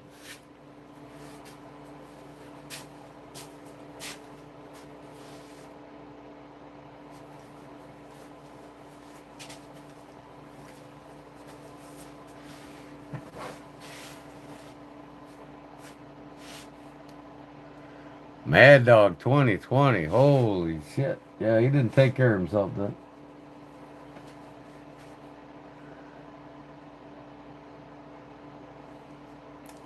That was the cheap stuff. If he's drinking that, he sounds to me like he drank a lot of it.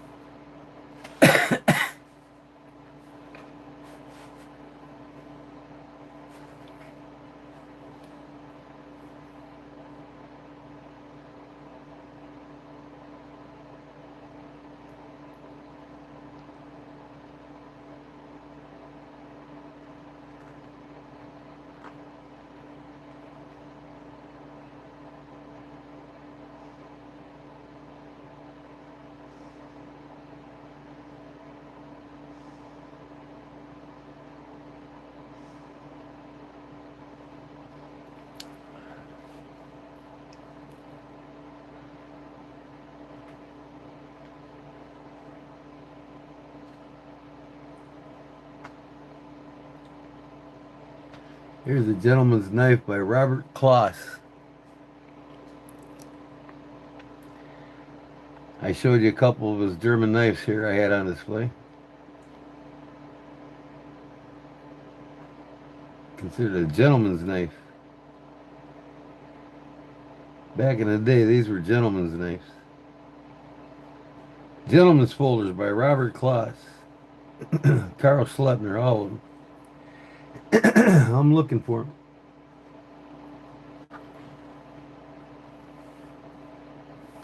Good old Victorinox.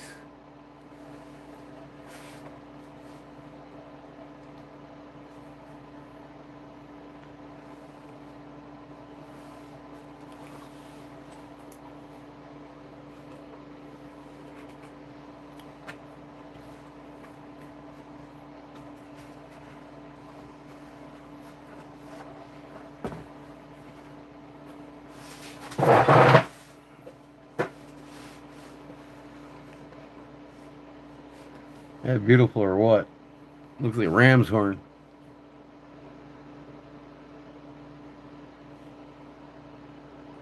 It's Laguiel with the shepherd's cross, see? Yo, Victor, yo. What up, brother? Viking knife.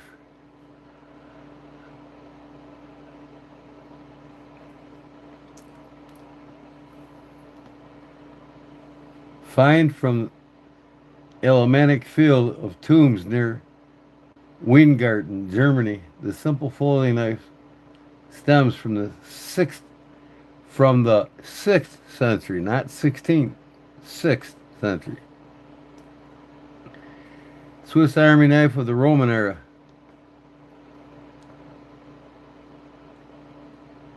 Multi-part folding knife dated to the 3rd century. It's made of silver and is provided with an iron blade.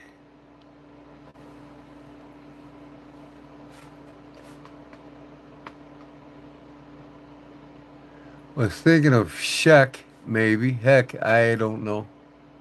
It's late. Yeah. Sheck razors.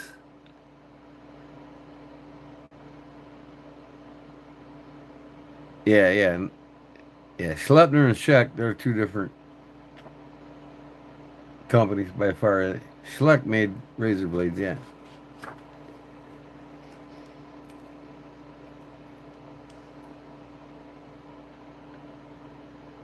Okay.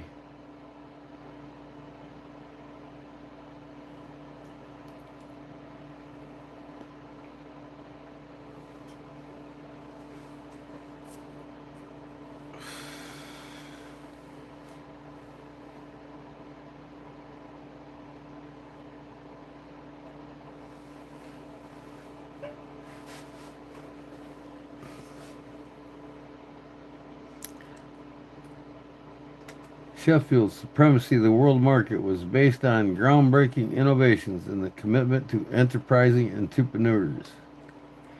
In the era of pocket knives, the backspring used since the mid 17th century was trend-setting innovation. That's when the jackknives came about the mid 1600s to the late 1700s. And by the mid 1700s, every American had a Barlow.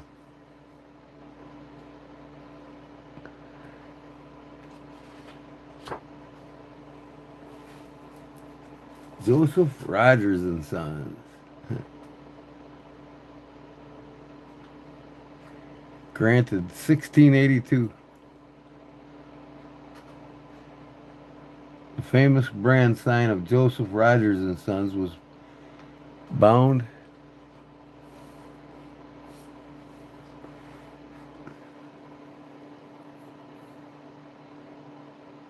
to no language and is recognized all over the world.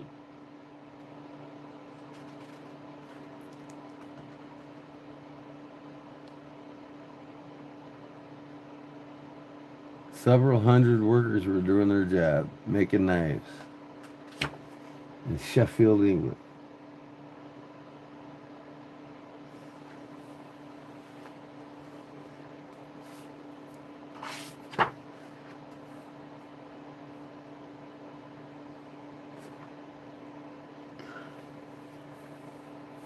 Downfall of the English cutlery industry started early when compared to Germany due to the restrictive protection policies of the United States. At the end of the 19th century, would be the 1800s, the important American market collapsed for English knife manufacturers. Thus, this loss could still be compensated by the sales markets of British colonies. But at the same time, the prices came under more pressure because of German manufacturers could produce cheaper than the technology more underdeveloped workshops in inland. Finally, World War One sealed the fate of the English cutlery metropolis. Workers in the factories in Sheffield died by the thousands on the battlefields of Europe.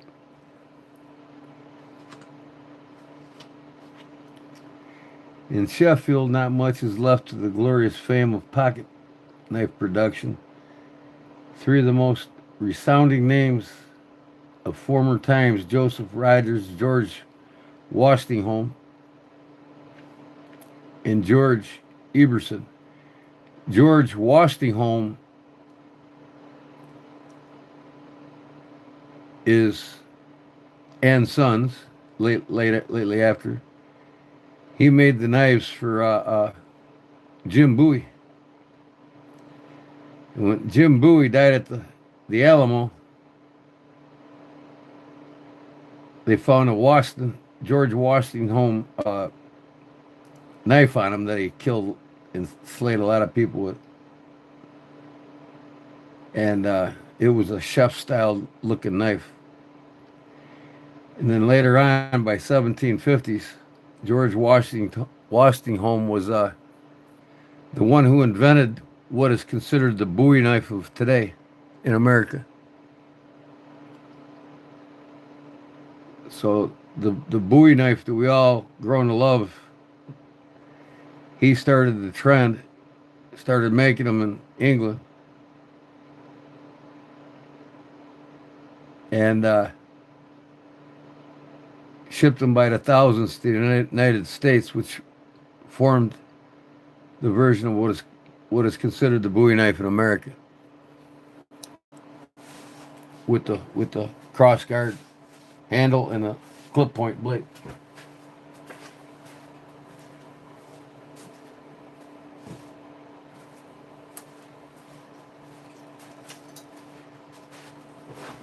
So this is considered the Bowie knife. And this, and that, it's all tradition of the George Washington. He essentially created the Bowie knives that we use in America today, that we love so much. And it wasn't a knife like that. The famous Sandhill fight from Jim Bowie, he didn't use he used one that was more like a chef knife in the sandbar fight. So the Bowie knife sprouted, around the story of Jim Bowie, and it was Washington that actually designed the Bowie knife that we know today in England.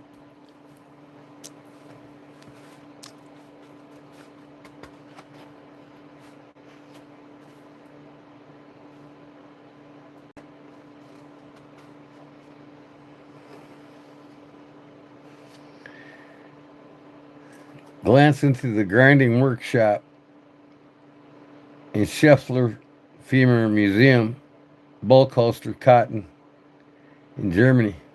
It was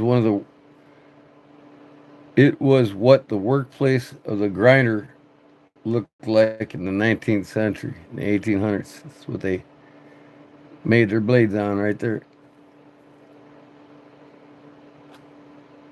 Water wheels to polish with steam engines.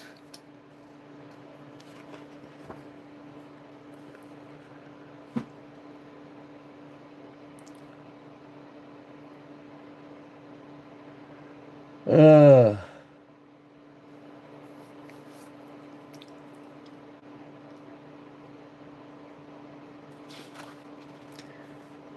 Another industrial giant, let me see here. In 1864 was the largest industrial business in Saladin. Up to the 20th century, there not only knives, scissors, and flatware of all kinds were manufactured and sold under the famous trademarks Pyramid of Nyrosta, but in addition to the drop forge owned by the company, delivered raw wares to other manufacturers. Another industrial giant, the company's Willing J.A. Henkels, in the 1920s employed 2,500 staff members, 1,200 of them in the factory, 1,300 as home workers.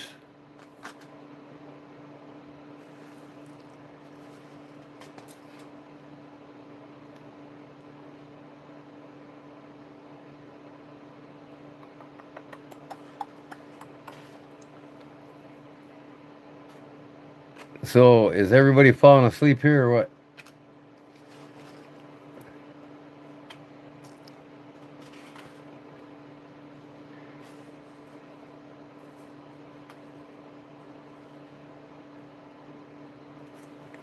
Okay.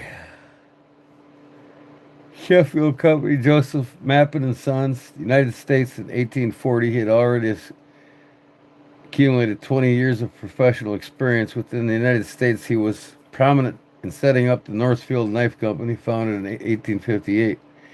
Mason developed several patents for enhancing pocket knives and later on participated in several other cutlery startups. At age of 55, he returned to England, 1864. A young and talented Charles W. Platts left Sheffield, where he had been trained at Joseph Rogers and Sons, among other companies. 8 years later, he got a job as production manager at Northfield, a post he kept for more than 20 years under his agency's aegis. The brand UNXLD, introduced in 1876, which set a new quality standard for pocket knives made in the United States. The knives of this brand repeatedly received awards at international exhibitions.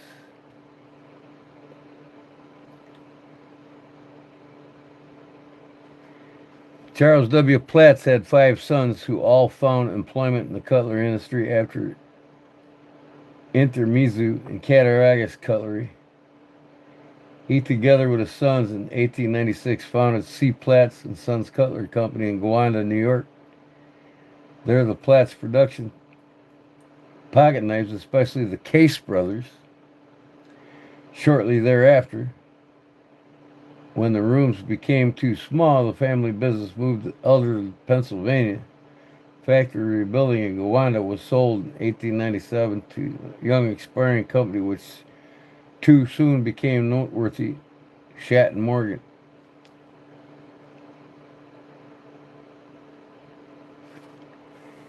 Yeah.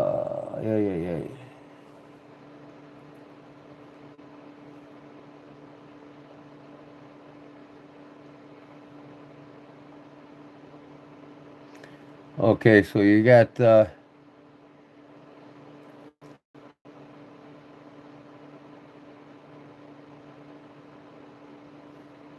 over time the Destinies formed, whose members quite often were involved in several businesses at once. And as soon as one family had established itself successfully, individual members cut loose and established businesses of their own. The most famous example is John Russell Russ Case, who at first worked as a traveling salesman for Case Brothers.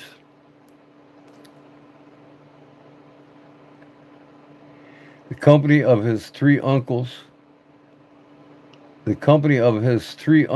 when his relatives saw that Russ earned more money with his commissions than they themselves did, they wanted to cut his salary. Quickly, Russ turned his back on his uncles in 1902 with the help of his father, William Russell. The person behind the initials W.R., William Russell, W.R. Case, right? Founded his own company, the W.R. Case and Sons Cutlery Company. In addition, the influential families of the cutlery industry strived hard to strengthen their market power by means of skillful marriage policy. But maybe it was true love which in 1892 led the marriage of Harvey N. Platts, the oldest son of Charles W. Platts, and Debbie Case. In 1905, the families Platts and Case also banded together more closely, commercially, and together to set up a new factory in Bradford, Pennsylvania. They christened the new company W.R. Case and Sons Cutlery Company, noted added plural S with an S, which was definitely justified because Harvey and Platts was the son-in-law of W.R. Case. This Platts there married the Case girl.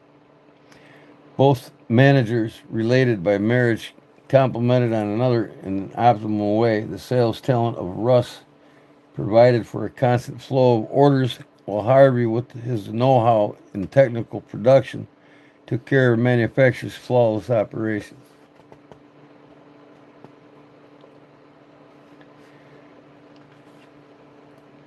Here's the first logo.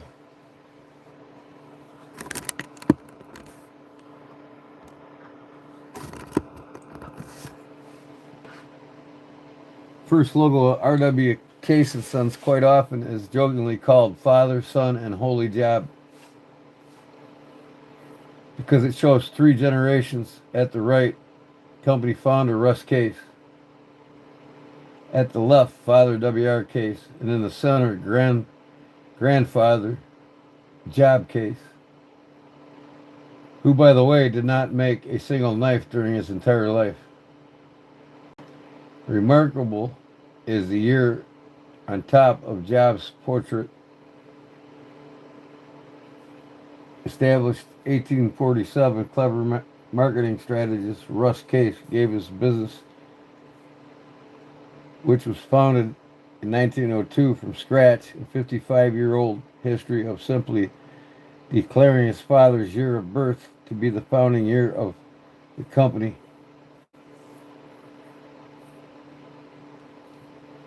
Particular 3-generation image and the date provided the company with an era of reputation and tradition.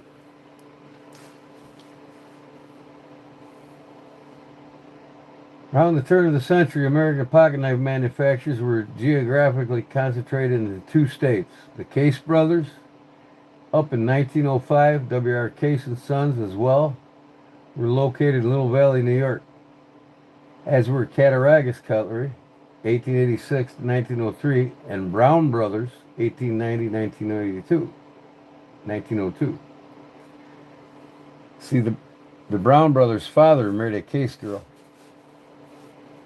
They're the ones that started the Union Cutlery Company that became Kmart.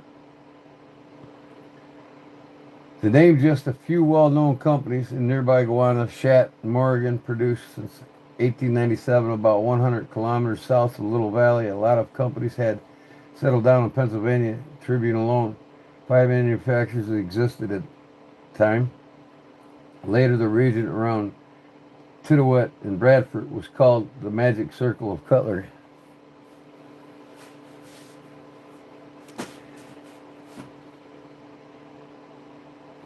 While in Salinigen, the production of pocket knives was distributed over the entire city. Pocket knives in American factories were usually made from A to Z.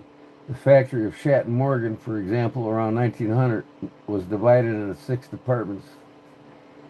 In the material department, 40 mechanics, smiths were working on making the forging dies, forging blades, and punching out bolsters, liners, and springs. The machines were driven by 50 horsepower electric motors. In the tempered department, there was for those that state-of-the-art gas heat treatment facility for hardening blades and springs. The grinding department was the workplace of grinders. In the assembly department, the pocket knives were put together. In the handle finishing department, the blade finishing department, the fine treatments of the handles.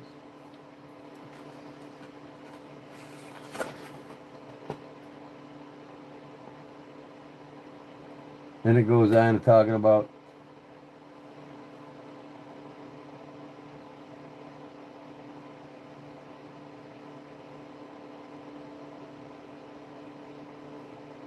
the Case brothers had to experience how devastating a factory fire can be. In February 1912, the factory in Little Valley burnt down to its foundations. The company was unable to recover from its setback. A new factory was erected, but because of their high depths, the uncles of Russ Case had to shut down the company in 1915. Literally worked his way. Wait.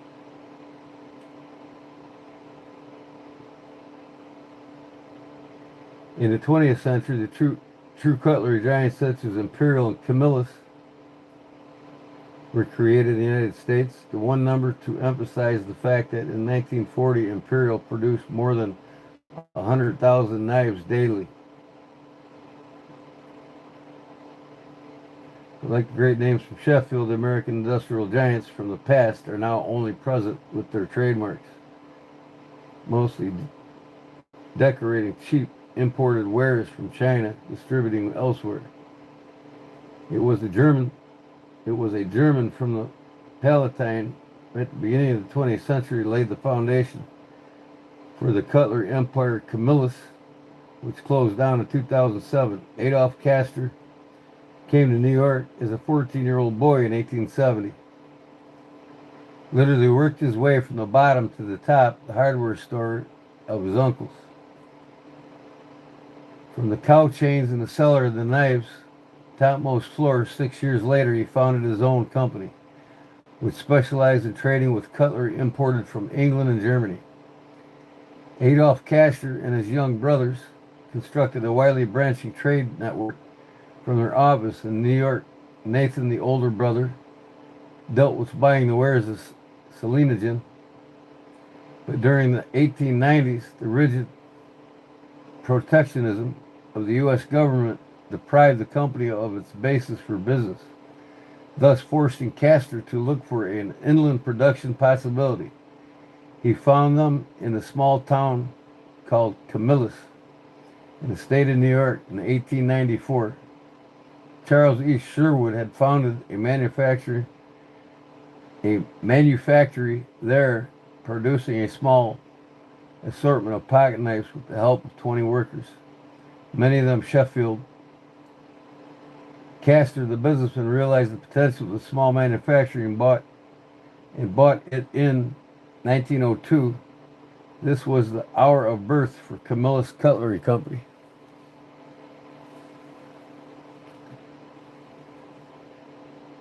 (1902).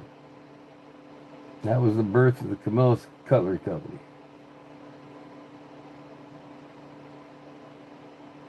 Castor invested in a new mechanism in introducing an efficient division of labor. He didn't have to wait long for success. In 1910, Camillus already had about 200 employees and almost 1 million knives left the factory per year. Castor appreciated the sense for quality in his former fellow countrymen and purposely hired qualified workers from Germany, for whom he even built separate living quarters, Germania Hall. During the First World War, Camillus, to a large extent, produced knives, marlin spikes, and scalpels for the American forces. But the many Germans raised distrust of the U.S. authorities. It is said that even a spy was planted in the factory to uncover possible plans for sabotage. But fears that the German workers might blow up the factory proved to be unfounded. In 1927, Adolf Castor retreated from active business and handed the company over to his son, Alfred. During the 1920s and 30s, Camillus broadened its palette of models, steadily raised in production capacities. Commission production developed into the extremely profitable business. Almost all the knives in the catalogs of large household goods and hardware dealers came from the Camillus factory.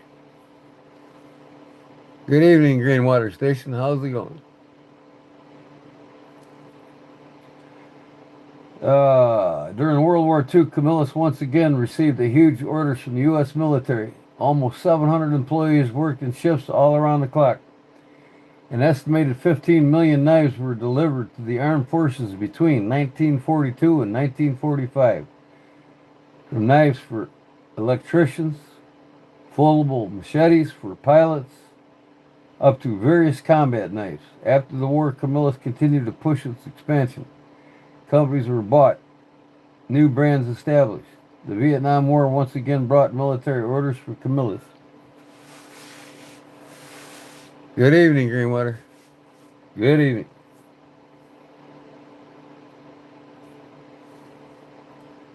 Knives for electricians, foldable. Okay. Camillus continued to push its expansion. Companies were bought, new brands established. The Vietnam War once again brought new military orders.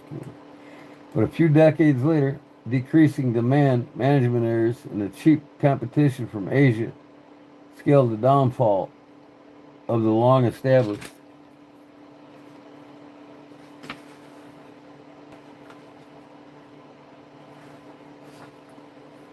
American company with German roots in 2007. Camillus had to declare bankruptcy, not a glamorous ending.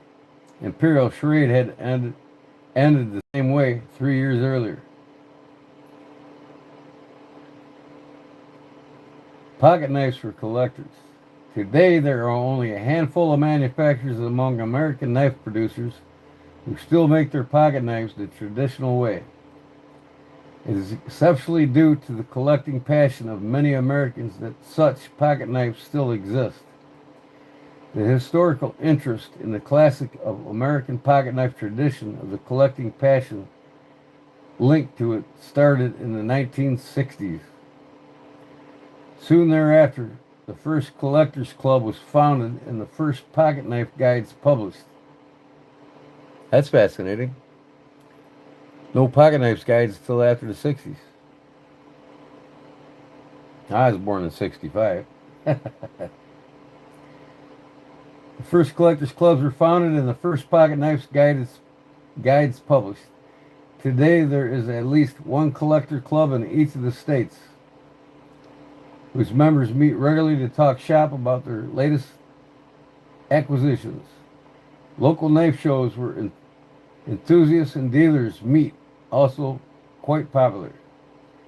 Dealers also seek active communication with collectors. W.R. Case and Sons, for example, in 1981, founded the Case Collectors Club,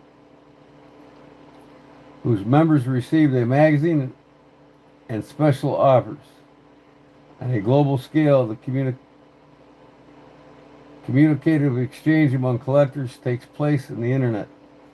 Platform iKnife Collector, www.iknifecollector.com, is a popular meeting point on the web with respect to traditional American pocket knives.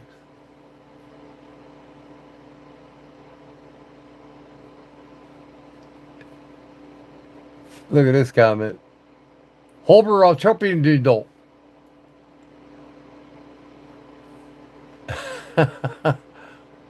Working out in Mexico. Oh, what are you talking? I'm sorry, man. I didn't mean to say that.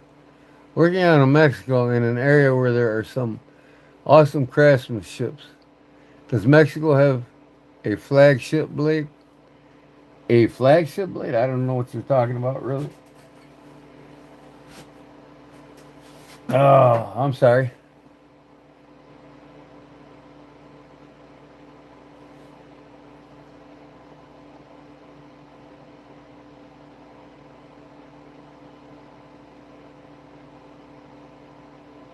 Okay.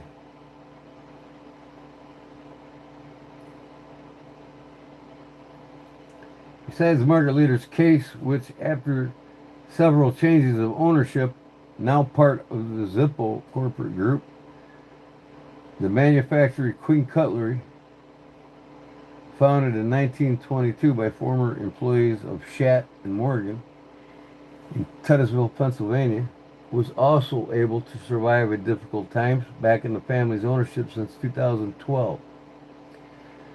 Queen produces fine product knives mainly for the collector's market. The heritage of Imperial Charade is also still alive in a special way. Although the rights of the trademarks Imperial Charade, Old Timer, and Uncle Henry today are in possession of Taylor Brands. Former employees of Imperial Charade founded the manufacturer Canal Street Cutlery in Ellenville, New York, where they produce small series of traditional pocket knives. Greenwater Station says, like a top of the line blade. I'll turn 60 years old about 3 or 4 days before you.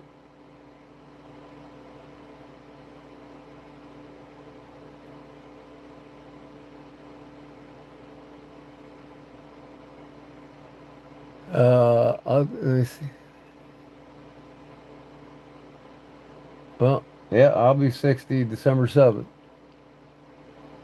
USA got Case and Buck, Benchmark, and many other Germans got theirs.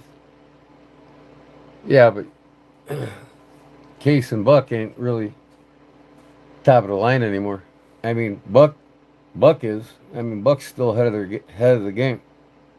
The Case is just going downhill, and from what I hear, Zippo wants to drop him. They gotta Case has got to start up in their game, man, in quality control. They're losing a lot of collectors. They're losing a lot of people in the new market. What's Mexico got? Well, I'll tell you what they got. They got all these new jobs being formed from the companies leaving the United States to go there because of the tax tariffs. That's what they got. And they say within the next decade, Mexico is going to be an international trading superpower. So a lot of things are looking up to Mexico. Ford and Chevy's moving down there because they're not paying them tariffs. In fact, over 78,000 Americans lost their jobs because of the tax tariffs. Chevy and Ford said, screw you, we're going to Canada, we're going to Mexico. So, it's not a good time to be proud of the American manufacturing market because we only purchase 10% of what we only manufacture 10% of what we buy, and that's it. 90% of what we purchase is usually in services or imported goods.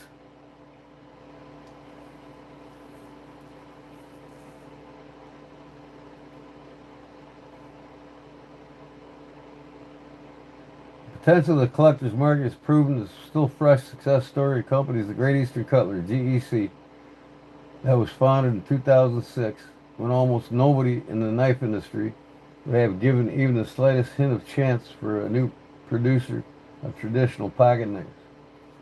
The two founders are players.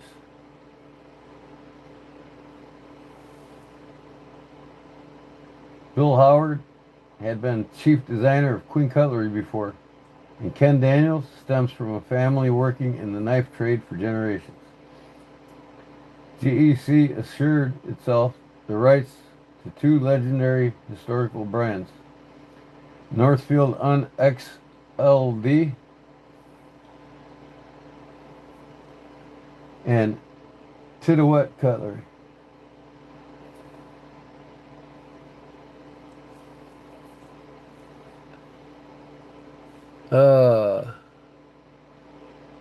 That's why you're here. Why are you here? I didn't get that.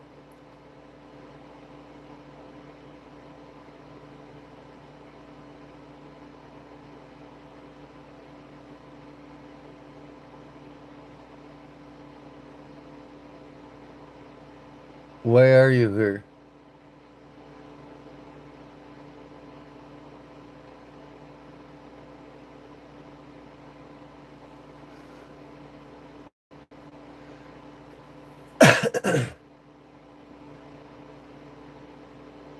That's right.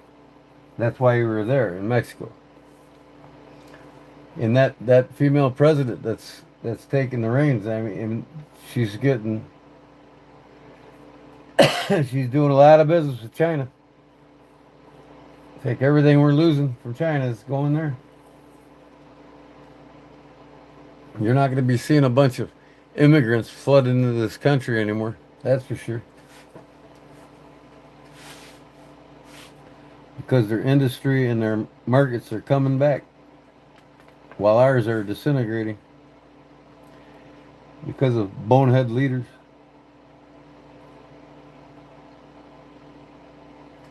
So GEC assures itself the rights to legendary historical brands Northfield, NXL, and XLD, right? And Tiduet Cutlery. The company's moved to the former factory's building in Cyclops Steel in Tutsville and started to produce pocket knives in the same way they were producing about 100 years ago. Excellent quality and workmanship made the rounds and gave the manufacturer a loyal basis of customers. Each month, new mini-series of traditional pocket knives are released, which mirror the glamour of Americans' golden age. The company's Great Eastern Cutlery, founded in 2006, has reviewed two great traditional brands, Tiduet Country and Northfield XLD.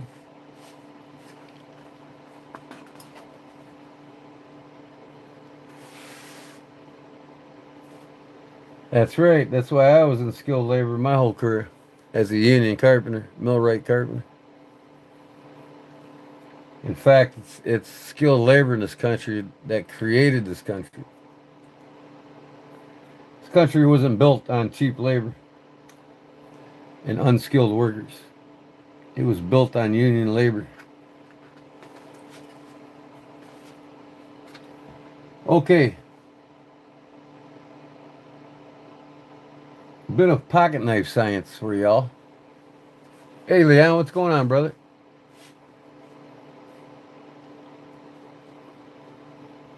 XLD. Yep. Definitely worth the money and the quality. It's, to me, they're just superior to case knives today. Construction of folding knife varies from model to model. Nevertheless, there are many common characteristics. Pocket knives made in the traditional way usually have a riveted construction which can be taken apart. Many modern folders, in contrast, are screwed together. I don't read that boring shit. But the book goes into showing you traditional lockback folders, modern lockback folders. And then it gets into handle materials. This is an awesome book, man. Here's the XLD knives here. Some of the case up top. Oh.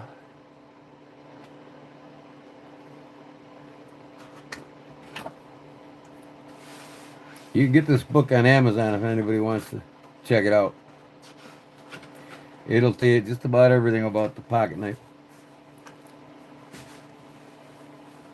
It's called the Gentleman's Pocket Knife by Stefan Schmaltz. It's got everything in here. Mammoth molars and mammoth tusks and mammoth teeth. I'm yet to make a custom knife with it. I need to get some and start doing it. Fossilized materials. Here's all the different types of modern folder handle materials. G10, micarta, carbon fiber, Zytel, FRN, Velox, and Creighton.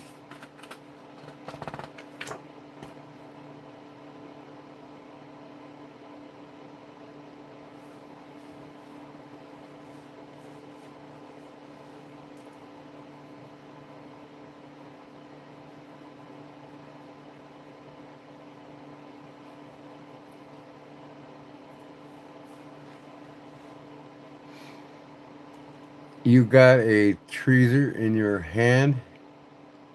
What's a tweezer?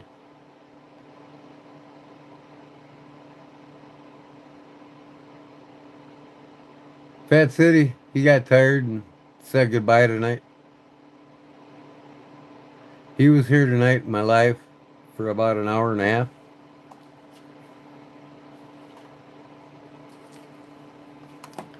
He came back. He took off for months. Nobody seen hide and hair of him. Now he's back.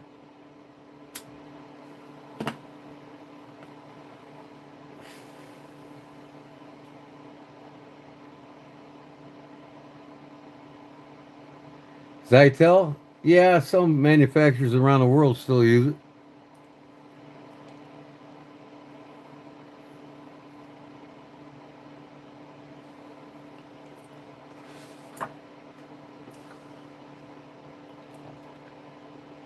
The glass fiber reinforcement nylon material is not very attractive optically, but almost indestructible.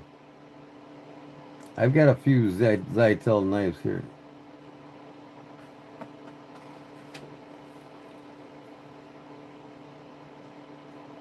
It talks about everything: stainless steel versus carbon steel, patina and rust, aesthetics in steel, Damascus, and powder metallurgical steels.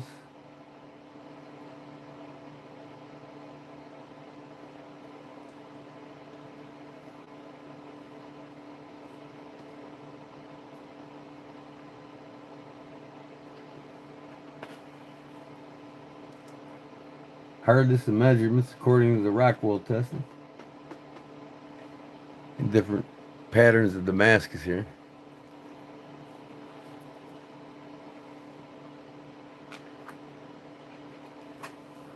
My camera's not, man, I just can't get a perfect picture of this book. I guess that's better. I'll just move it over here when I see the other side. The most commonly used blade steels for pocket knives: 1095 XC70, XC90, 1085, 1075.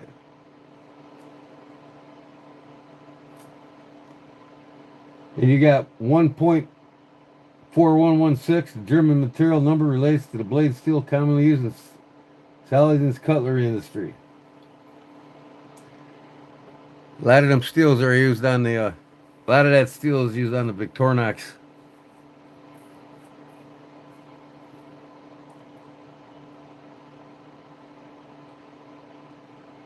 Swedish company Scanvik, 12C27 and 14C28N. 154 cm with crucible metallurgy, right? American company Crucible, 440C enriched in molybdenum. That's what 154 cm is. It's 440C enriched in molybdenum.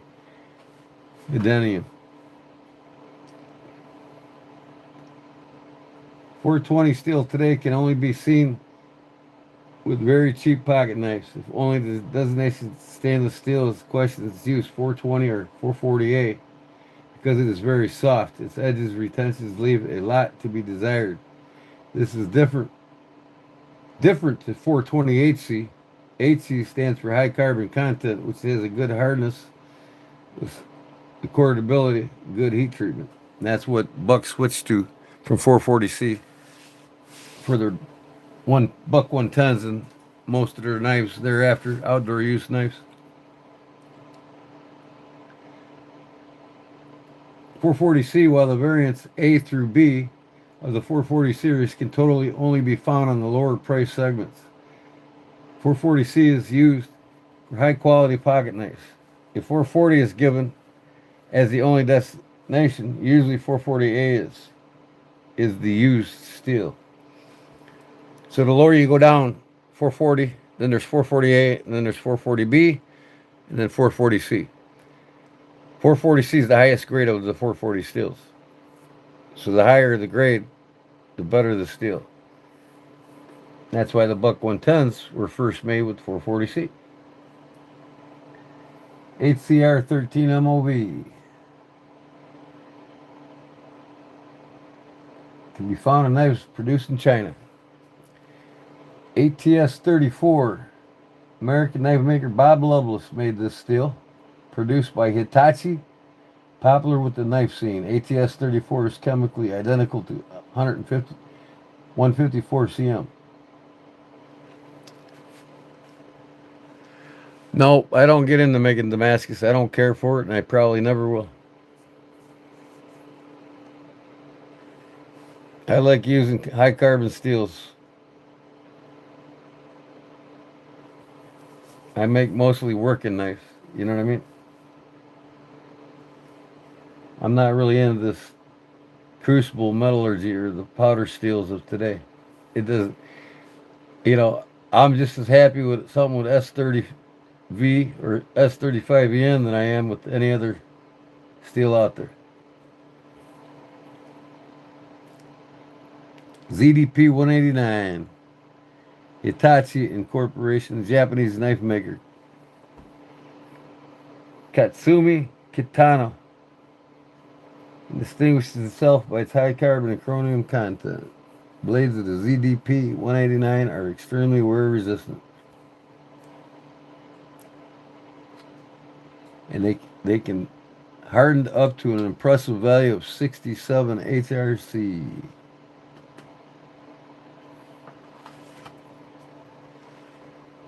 And we get into locking mechanisms here. Shows you here, you know, your typical back lock.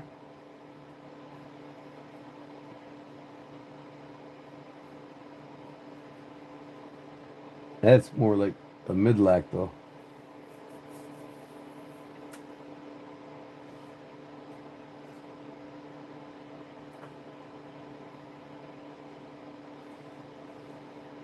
A lot of people call this a spring in a lockback folder. It makes me laugh because it's not a spring at all. The spring's right here.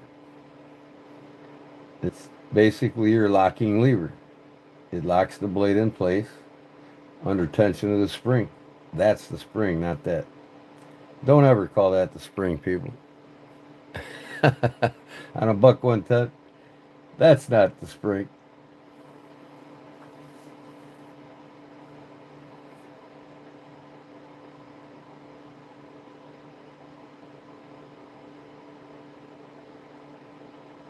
Mid-back lock, Spider Coast made them good, you know, without recess. The locking lever produced beyond the handle's rear end.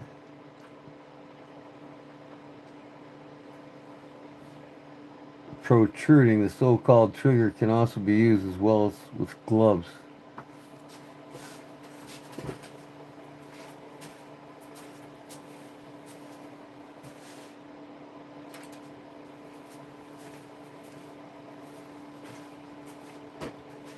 You can see that on my Mercator here, see?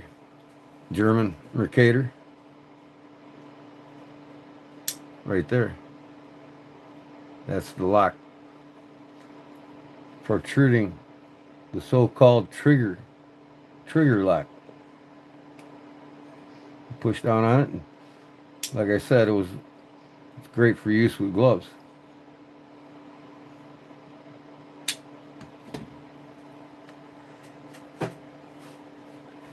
I had an old Spyderco C33 with Zytel handle and Creighton insert. Yep, that's back when they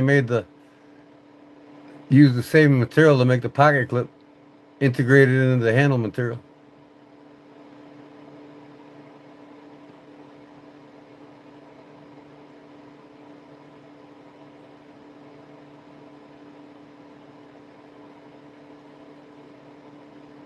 Oh, that's common practice there, Falcon.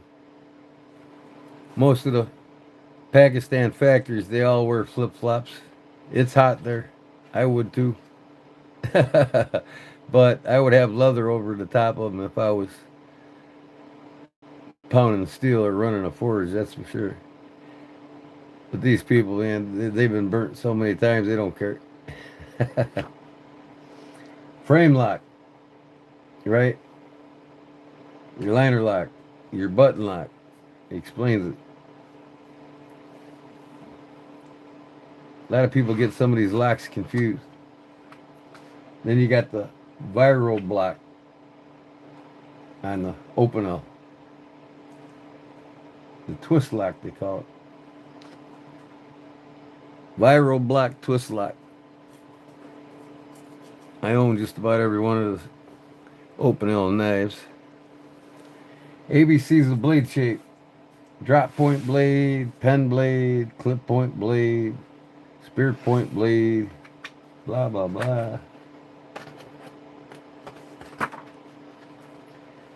California clip point blade, sheep's foot blade, coping blade, hawkbill blade, Warncliffe blade, spade blade, long spade blade. And then, of course, you got your different blade cross sections. The grinds on the cutting edge. You got your flat grind. You got your Scandinavian grind, which more or less is your grind. You know, the whole bevel is sharpened. You got your hollow grind and you got your spherical grind. Styles and traditions.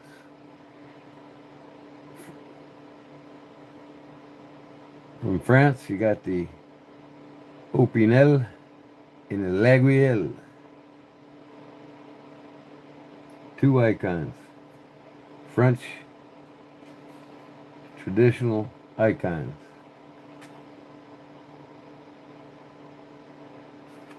This is one of my next purchases I'm going to get right here.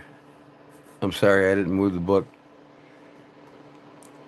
The duck muck. I want to get one of them bad.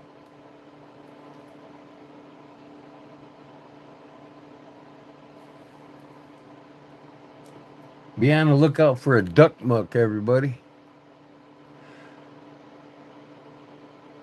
This is called psoriasis, if you don't know. It's not calluses, it's psoriasis. I got to deal with it every day.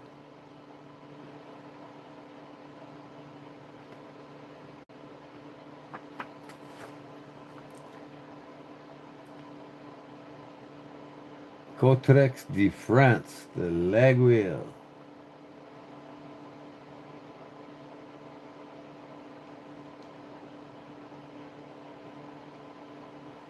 Different styles of them too.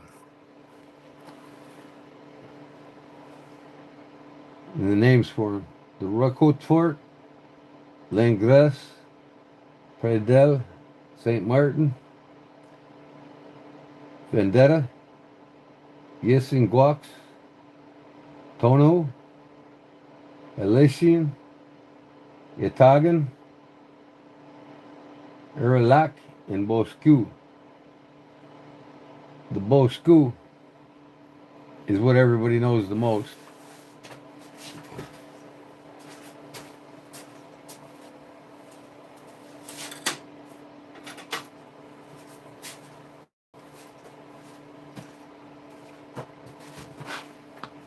Right here. This is the Boscu Laguiole. That's most common to everybody that knows about the Laguiole. So yeah, they do make other styles. In the Cotrex de France. Okay. This is basically a knife that was designed from two cultures that came together, the Portuguese and the French, and how their religions collided. That's why they came with the shepherd's cross on them. This one doesn't have it, but it is a traditional classic Boscu.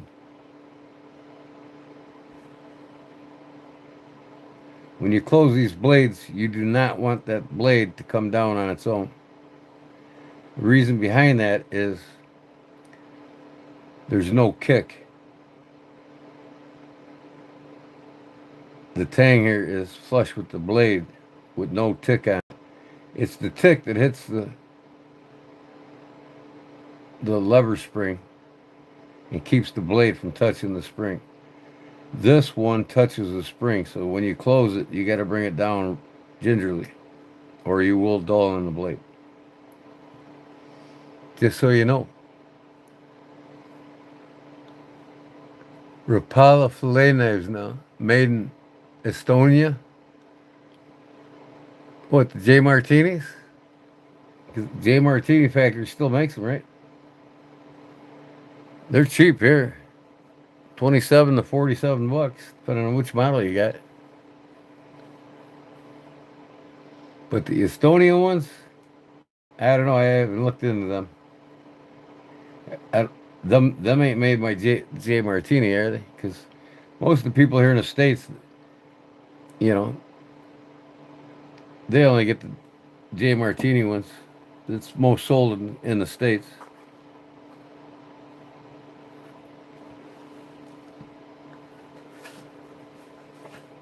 You live about 100 miles from Thiers, where they make Laguiole. Oh, that's cool. So you know Bridget Bardot, right? The French actress that was an actor in the 50s and 60s, in the United States. Outside of Laguiole, there's a sanctuary for the gray wolf preservation called the La Guavadan. Are you closer to the La Guavadan than you are to Laguiole?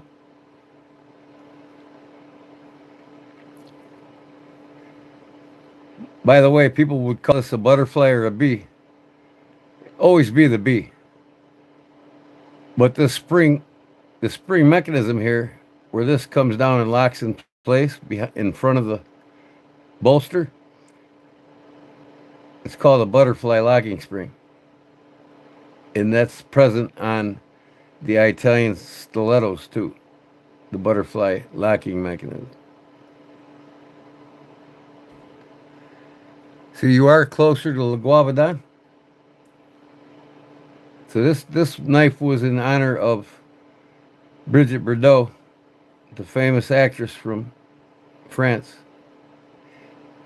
And I tell you what, I think she was way sexier than, personally myself, than Marilyn Monroe was. I mean, Bridget Bardot had a face of many faces, and she was naturally beautiful. She didn't even have to wear makeup, man. And for an old lady now, she's still looking pretty darn good.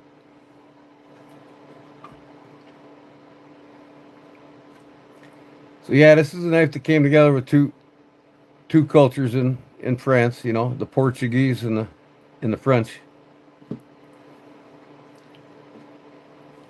This wasn't considered by any means a peasant knife in France. That's that's the openal.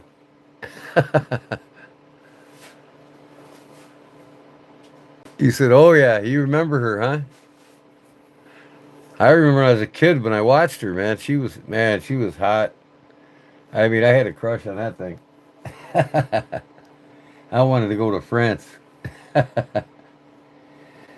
Corset amico, the rustic Corsican shepherd's knife falls outside of the typical scope of slim French regional knives. We got. Hey there, Cindy. How's it going? How's how's that 100-degree weather in South Africa treating you? You know, a lot of people in the United States. You got this.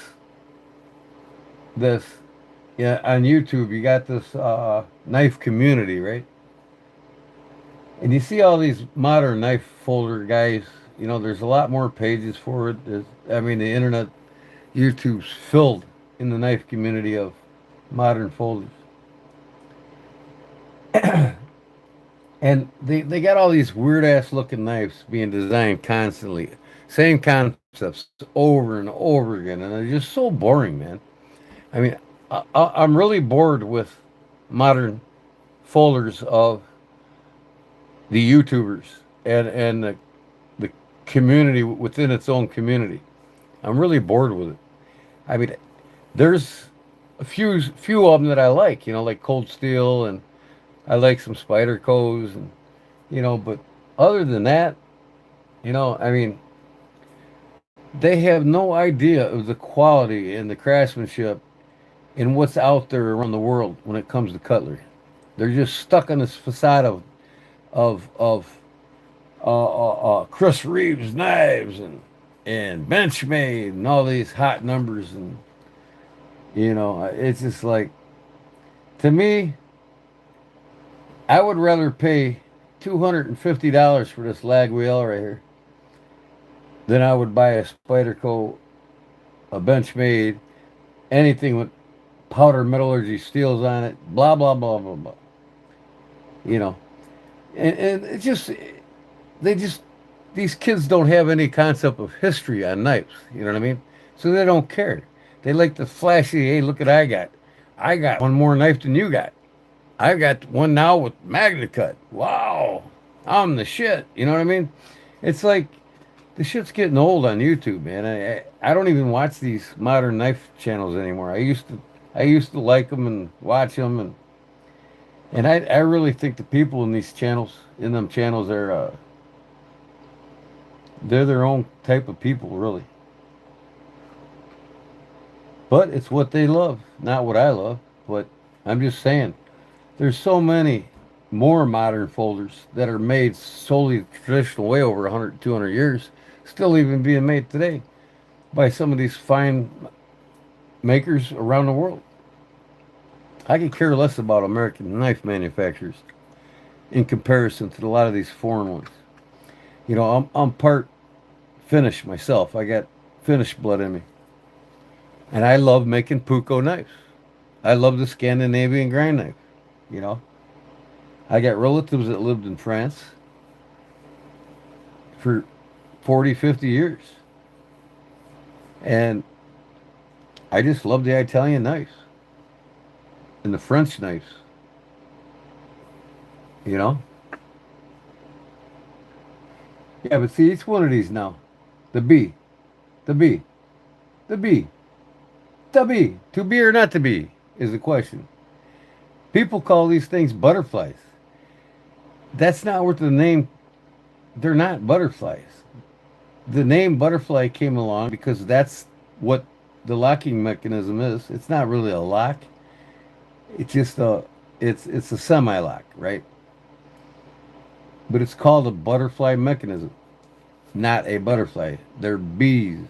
Am I right or wrong, Leon? The forge of the Laguel is known for always following new ways, such as with the handle scales and the stabilized stone depositor. Now, see, I want to get one of these. I want to get one. And you know what? If I can find a cheap one, I'll probably be the first person in America to do it and do a live video of actually putting uh,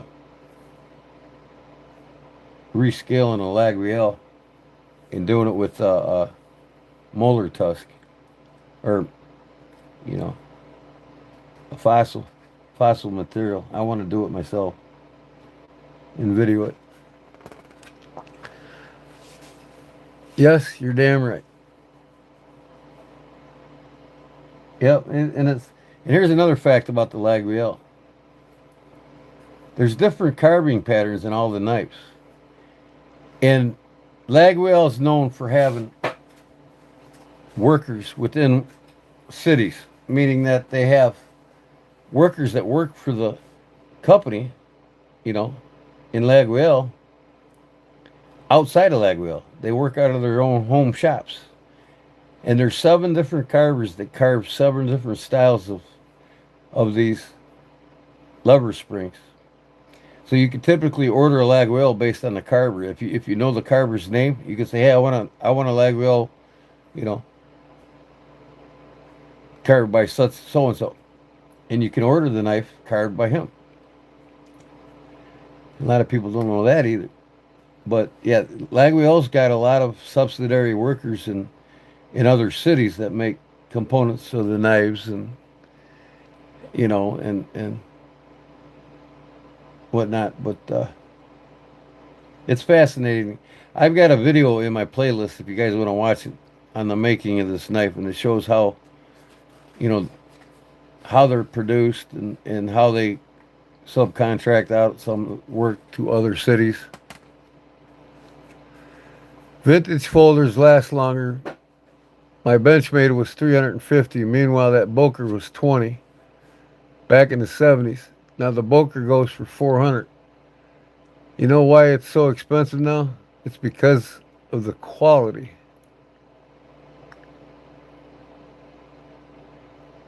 Because of the quality. No, that has nothing to do with it. Monetary inflation is what causes the price to go up. I've got 100-year-old knives that are built better than Benchmade's bug out. Way better. You know, old school techniques, old school metals are still here today for a reason. And what drives the cost of anything up, like in America, inflation has risen 60% in the last 3.5, 4 years. 60%. You know, when I was a kid, I can get a folding knife, any pocket folder for 11 bucks. And they're still made as good, if not better. And most will say, you know, the best case knives you can buy are the ones before 1989. No serious collector of case will buy a knife made after 1989. That's when they went to shit. They started punching out all their parts and not polishing them too well and getting gaps in their work, and their quality control's going to shit. But yet the price is still going up with inflation in demand. You know, there's a lot of people that say, "Oh, screw Chinese made knives, screw all these other foreign country knives. We want our case knives," and they buy all these newer cases. And in reality, a serious case collector does not collect anything over 1989, newer than 1989. And my most serious collection dates back 120 years to 50 years ago in the case knives I had.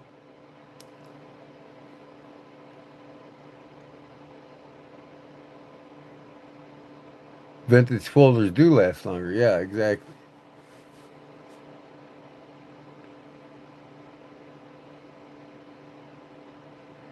And it depends on what Boker you're getting too. You know what I mean? You can get a Boker jackknife, brand new, 89 bucks, 90 bucks. You get that same knife in comparison, that same jackknife in comparison by the case, brand new, it's $40, $50 more. Because these kids, these younger generations are falling into the trap of thinking that the American case knives is shit. And I think the total opposite. I think the American case knife has gone to shit.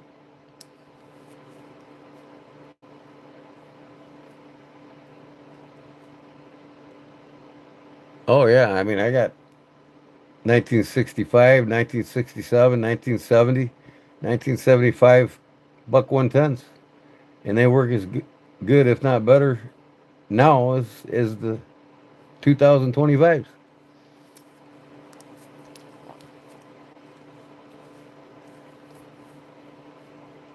And one of the reasons why I like buying, you know, like I'll go on eBay and I'll buy 3, 4, a dozen German-made knives, half the cost of what anything here is, and they're all 200 to 250 steps making them by hand. They're handmade knives. I know they're handmade knives. That's why I buy them. I don't like buying machine press shit, man, because it just even though Laguiole they do press punch their blades, but a lot of the work and it's all hand done. You know what I mean? But they don't leave boogers on their tangs like Case does. When you fold it up, you see all these boogers on the ends of the blades. You don't see gaps and hot. You don't. It just big difference, man. Generally, you can get a lot of the traditional pocket folding knives much cheaper than you can the American knives. because of the demand. You got too many out there that want too many overrated knives.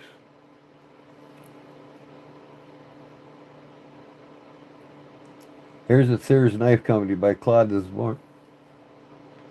Das Rome. Das Rome. Rulishi. See here you go. Okay. See right here? Flyer B, right? The lag wheel. Let me read this to you. The emblematic trait of any lag wheel knife is the B. Or is it a fly? The confusion which is created over and over again depends on the fact that the widened front of the spring is called la moche in the professional jargon of the French knife smiths, which translate as the fly. Okay? I was saying butterfly. I meant to say fly. It's not a fly. It's the mechanism.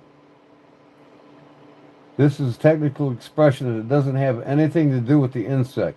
Initially, this part of the spring was not decorated at all. Only around 1880 did makers start to embellish the front end of the spring. In the beginning, flower motifs, such as fleur de lis, were especially popular. Only Jules Camel's grandchild and Pierre Jean Camel's decorated the front end of the spring with a B. La Biette, as late as 1908. By the way, 4 high-quality Lagwell knives, spring and B, are forged of a single piece of steel, with the B filed manually out of the material. Cheap wares can be recognized by the B, consisting of an embossed and punched out piece of metal which has been soldered or welded onto the spring. Yeah, in the video that I got my playlist you can watch about the history of the lag wheel, they actually show it, how these things come punched out as a single billet and then they're hand carved. Pretty fascinating. Talking about French accent, hein. Yes, la moche means the fly. Yep.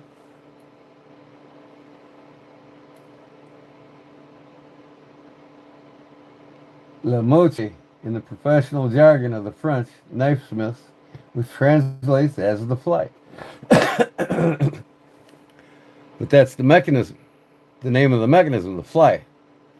It's not, hey, is that a fly or is that a bee? Or is that a bee or is that a fly? They're both bees. That's the tradition of the laguiole. But it's the fly mechanism that's pounded and carved out of the spring. Now we got I've been wanting to get a Lethiers bad, and I'm going to get one real soon. Real damn soon. Hold on, I'll be right back.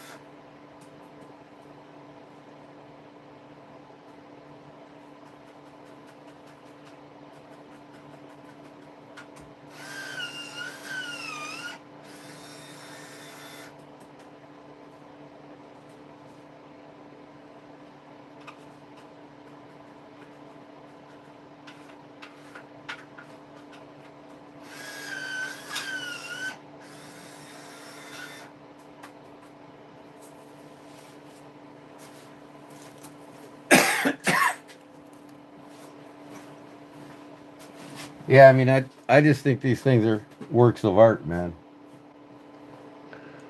What do you think of that, Leon?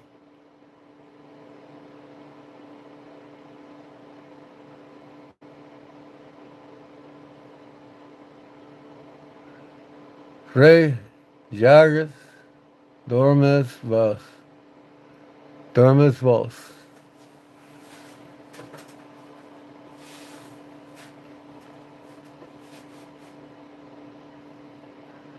$15 minimum wage. Work many days for less than $50. You know, when I started out as a union carpenter in 1984, journeyman scale was $16.75 an hour.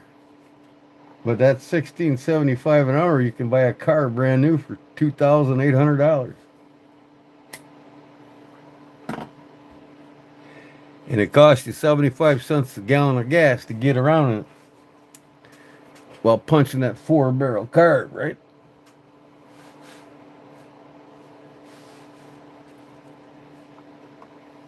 Fier Jacques Tormes Vos. Did I say that right? Fier Jacques Tormes Vos. I grew up with those knives, so they're part of history here, like your case in USA. With the Thiers, I'm sure they are, man. The city of Thiers for many centuries was the center of French cutlery production.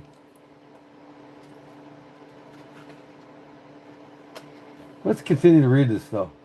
Interest in life's new type grew in the knife smiths in and around Laguiole.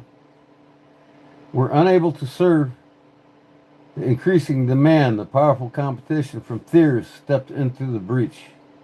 At the end of the 19th century, the production of Laguiole knives went over more and more to Thiers until the end of World War I. The last family business vanished from Laguiole. When the fabrication of Laguiole knives at the place of origin was revived by the foundation of the Forge de Laguiole in 1987, the old competitive relation between Laguiole and Thiers was also renewed again.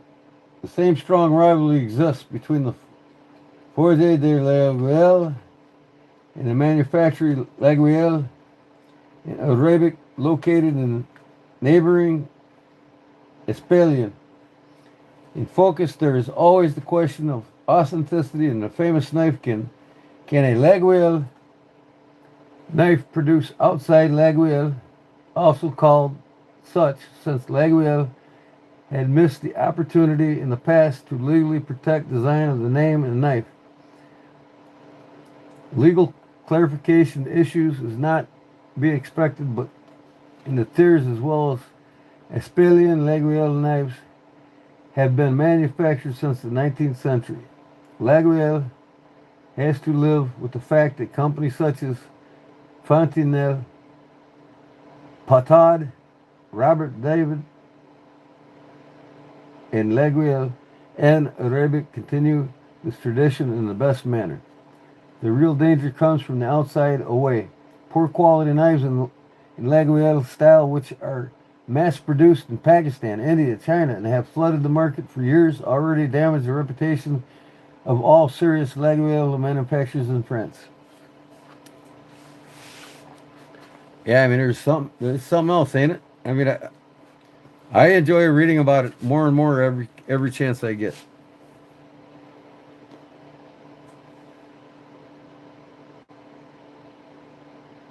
The classic example of the courtier chamber Biard is provided with an additional corkscrew. Yeah, man, I've been wanting to get one of these bad. I'm gonna get me one. Who wants to make a trade in France with me? I mean, look at this thing, man.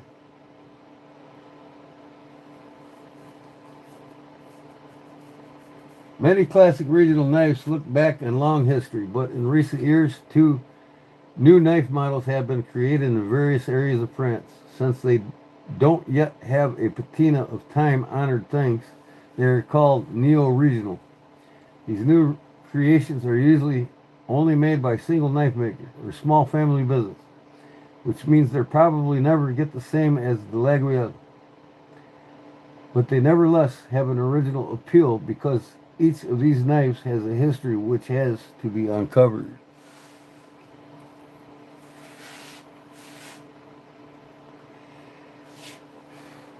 Yeah, I mean, I watched a video on a story of the company of Laguiole, and I just can't remember exactly.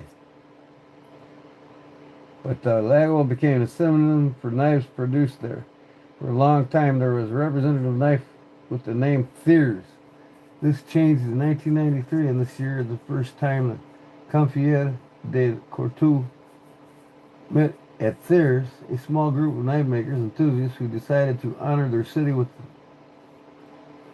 a memorial in the form of a knife. It was finished by November 7, 1994, a month before my birthday.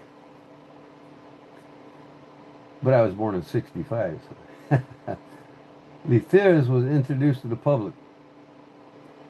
Back then, not only the prototype was made, but basic rules were set, as well as everybody who wants to market the knife under the name of Thiers. Among the rules was also complying with certain quality standards, as well as the obligation to produce the knives within the region.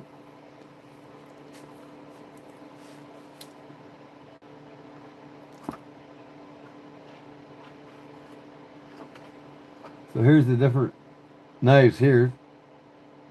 A selection of neo-regional pocket knives from top 10 to the bottom. Le Cabos, Jean-Paul Desire, Le Morta, Atiel JHP. This is hard for me to pronounce. I hope I'm doing it right. El Grillos, Regios, I don't know. Coteletti Savignac. Le Savante Guy Vialis. Wow.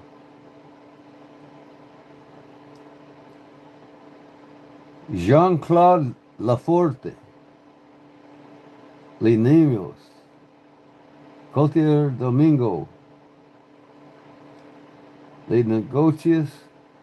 Lame Negoties. Les Camaragas. Cotier Les Camaragios.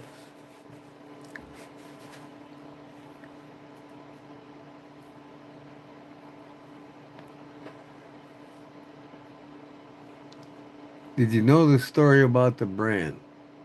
No, you don't. Laughing out loud.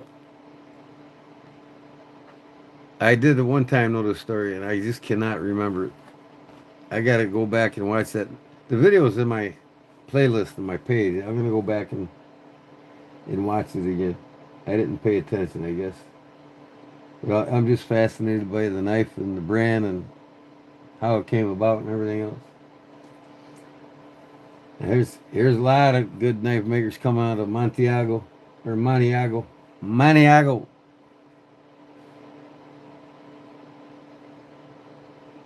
They're just beautiful, man.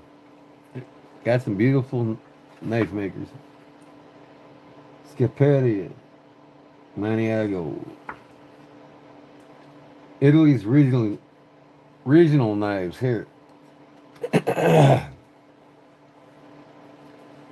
Rosalino.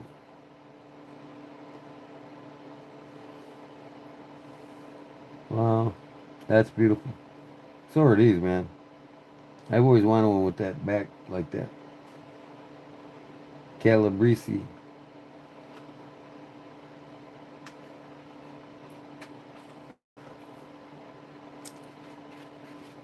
I said you don't with French pronunciation.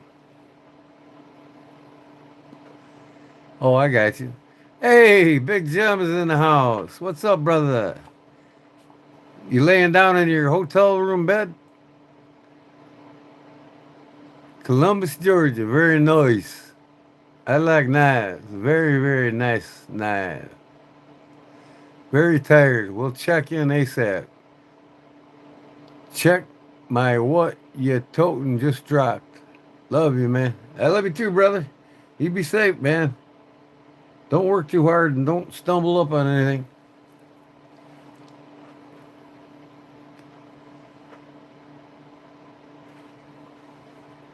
Can only imagine Leon's face.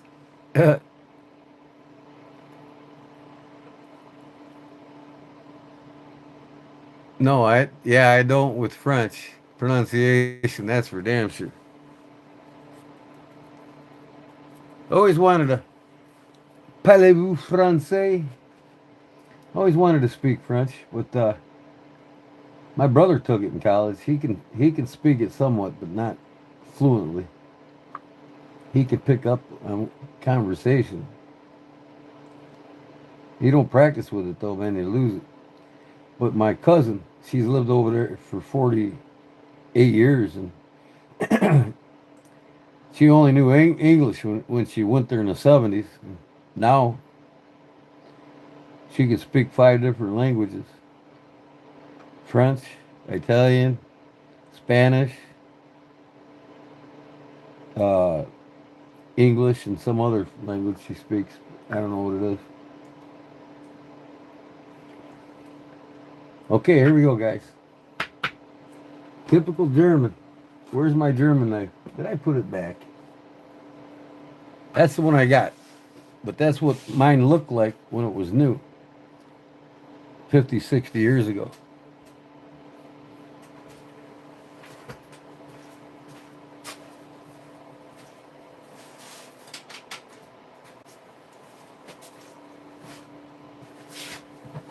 Look at that one, Jim. Roncola. The Roncola undoubtedly has its origins wine growing and horticulture. Billhook shaped tools, this kind are known in many countries since the Roman era. This is the knife I want to get right here. This is what I was thinking about. The Zuva. Traditional working knife could be found in the entire Tuscany area up in the 19th century and is seen in the typical Scaperia knife. In contrast to other original knives, the handle structure is strengthened with steel liners, which were a novelty at the time. But here it is. This knife used to be black, but it's like 50, 60 years old now, and look how worn out the blade is compared to this one. You know, it used to go straight, and it was a spear point, right? It's still a spear point, but it's a worn down spear point. This belly was flat, and then it didn't curve till it got to about here, but it was, you could tell by looking at it. But I want to get the new one with the different scales they have on them now. And I want to get another black one. The Mercator from Germany.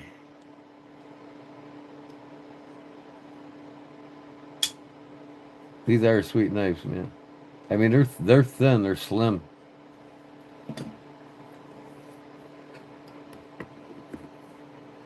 They are slim. But this knife could tell stories, boy. This thing's probably worked its way all the way here from somebody's hands in Germany to the United States. And some American soldier in World War II could have picked this thing up. I can speak English and a little bit German. Sprechen Sie Deutsch, huh? Grew up right next to the German border. Oh, I got you. Mercator knives. Historically seen as the first knife to be mentioned, here's the Mercator knife, which will be introduced in more detail elsewhere in this book. Henrik Kaufmann developed this knife in 1867 as a simple and elegant all-around knife. During the era of the German Empire, the Mercator knife became widespread, which later led to its popular name, Kaiser Wilhelm Messer. Kaiser Messer. And on the back of the knife, it says it right on it. The Messer Mercator. Mercator, Germany. It's still valued by enthusiasts, but almost unknown outside of the world of knives. Ich kann Deutsch sprechen. I can speak English and now you did definitely said something in German there. Can Deutsch.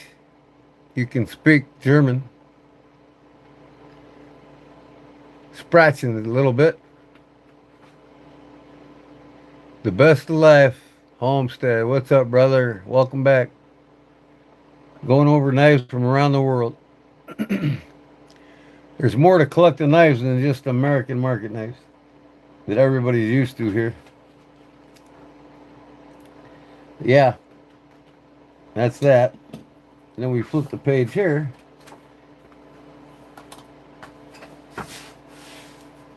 Hubertus.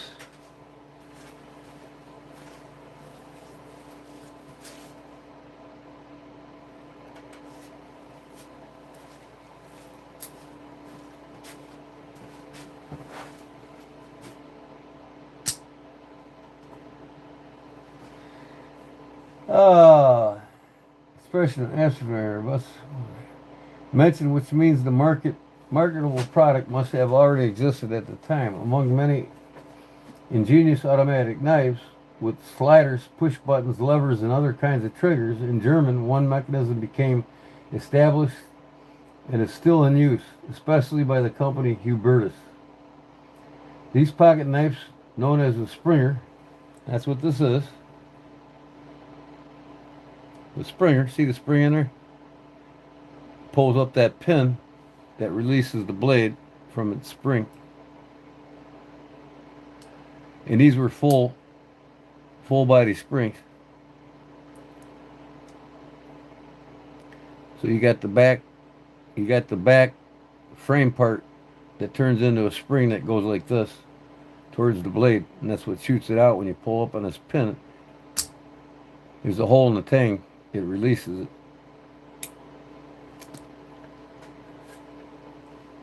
Speaking of expression, yeah, expression Sie Deutsch. Speaking German, yep. But you said it. Ich kann Deutsch sprechen.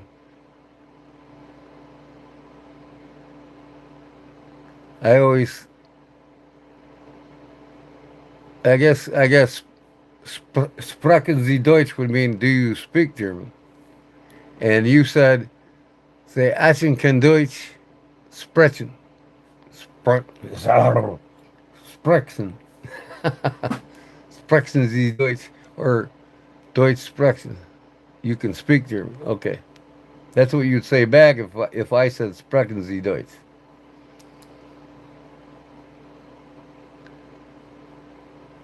Yeah, I got you.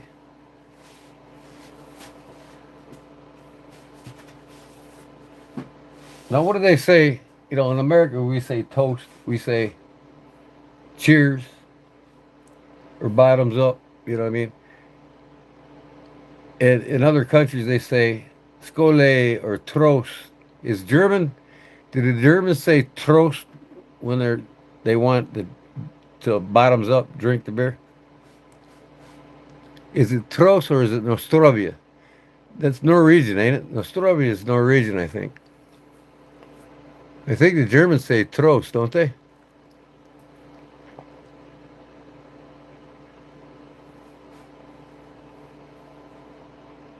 Okay, Springer. It provided with a leaf spring which is mounted lengthwise in the handle surface. It keeps an arresting bolt under tension, which then in turn turns the block blade closed position within the handle ejecting spring, which lets the blade fly out the handle sideways as the bolt is lifted, which is done by means of the small lever. This is the small lever, and there's the bolt. You can see it when you come up.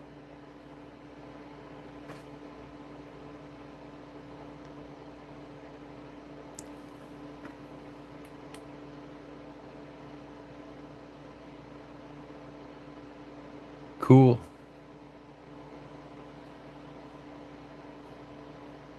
Yeah, Nostrovia is Russian. Yeah, that's what I thought. Nostrovia. Nostrovia. Norwegian, Russian, but Scandinavian. I don't know. Not Scandinavian. Even though Scandinavian is north of Russia. Nostrovia is in Russian. What is Tros? Is Tros? Is that German?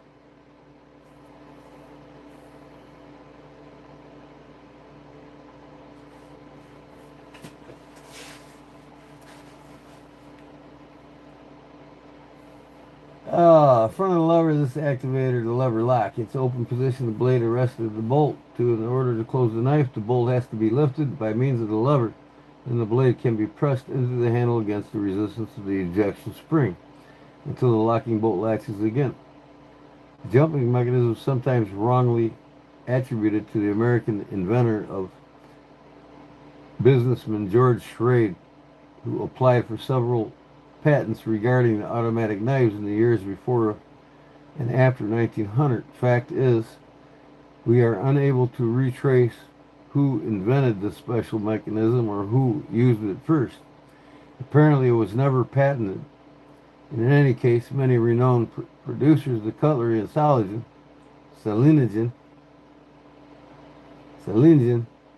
used it up to the mid 20th century.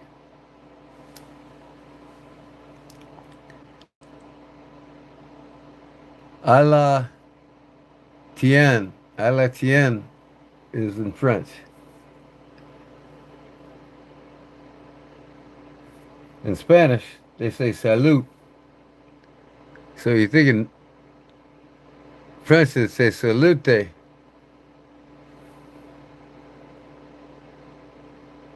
It's funny because a lot of the Latin context in Spanish is similar to the French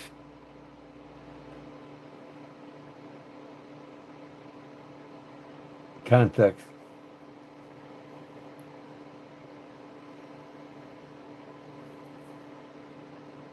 It's like in love, it was sempre amor in Spanish, and then in Italian it's sempre amore. Very similar. Oh, I don't know. I think I'm in the knives because you are. No, or you're in the knives because I am. What's up, man? I think that's why you're here, because we're both in the night.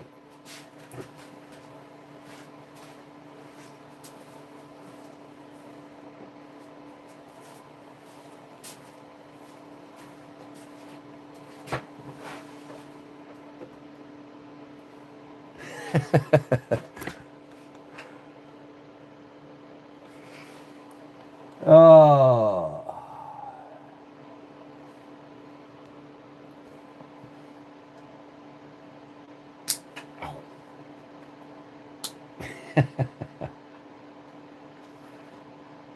Stay. It's not going to stay. Oh. Latin language. Yep, yep. It's all Latin. Even a lot of the American context is Latin too. So.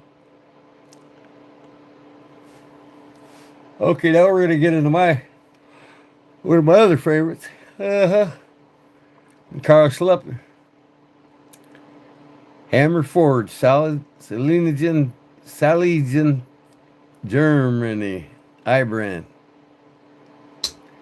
German model is most probably inspired by the pocket knife type known as the sodbuster. in the United States. While the knife type itself is much older, the name was coined with the model Sodbuster, written as two words, which was introduced by Case at the end of the 1960s. Pattern books of Salingen from the early 20th century onwards, knives of this kind are called Taschen-Schlotzmesser, pocket slaughtering knives. It's a pocket slaughtering knife. I got about 20 knives that are so sharp they can cut through plastic with just resting them on the item. Oh yeah, I got all kinds of them too. I got a samurai sword that'll cut a tissue with its own weight.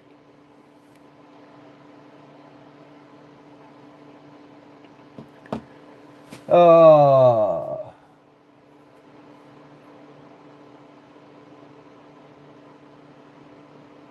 as the name already hint, the robust folding knives mostly supplied a backlock were mainly used as working knives. In agriculture and cattle breeding, they are still produced by several companies in Solingen and even available in very handy versions that can be used as gentlemen's knives.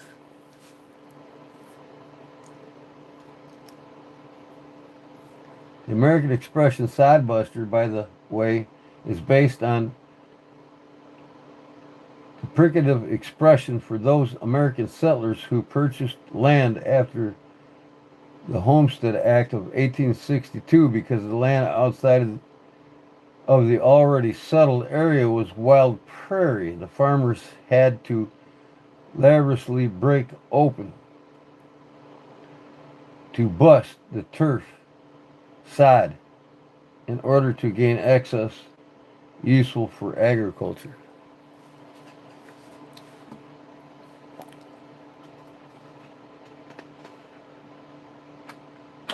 Your favorite knife is a hunting knife?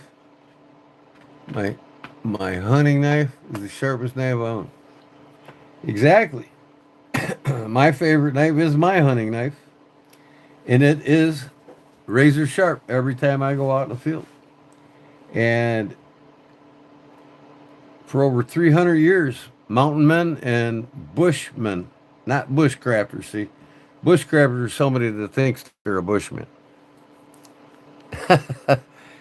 Mountain men and bushmen will always prefer a full tank fixed blade hunting knife over any other knife there is available, and their lives depended on it, made exclusively in high carbon steels. They don't buy knives. Bushmen and mountain men do not buy knives for survival purposes or living in the mountains unless it's high carbon steel. It's easy to maintain, easy to sharpen, it gets a razor's edge, and it's tough. It's not going to chip and blow out or break or fail them under duress like stainless steel blades will.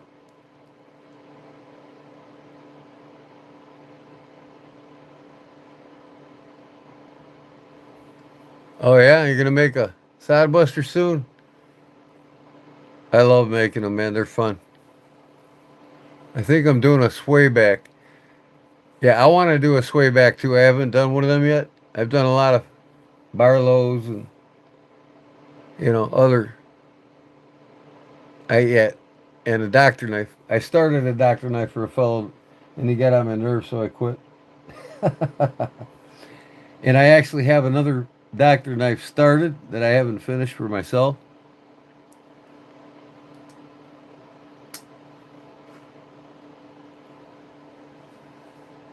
Okay, hunting pocket knife with stag handle scales. A special niche is formed by the multi-bladed pocket hunting knives with stag handle scales, which are a permanent part of Solingen's pocket knife production since 1880s. Even today are still seen as a typical German product In other countries, the knives usually have a back lock with a trigger producing from the handle back. That's crazy. That's actually a trigger.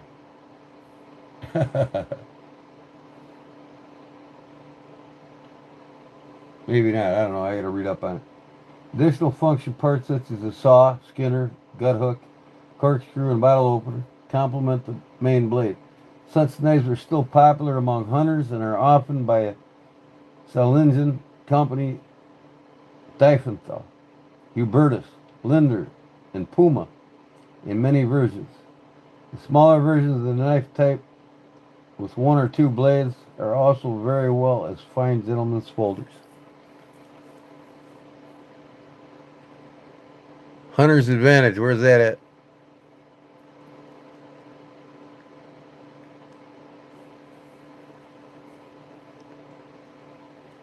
Are you streaming on your YouTube channel then, The Best Life?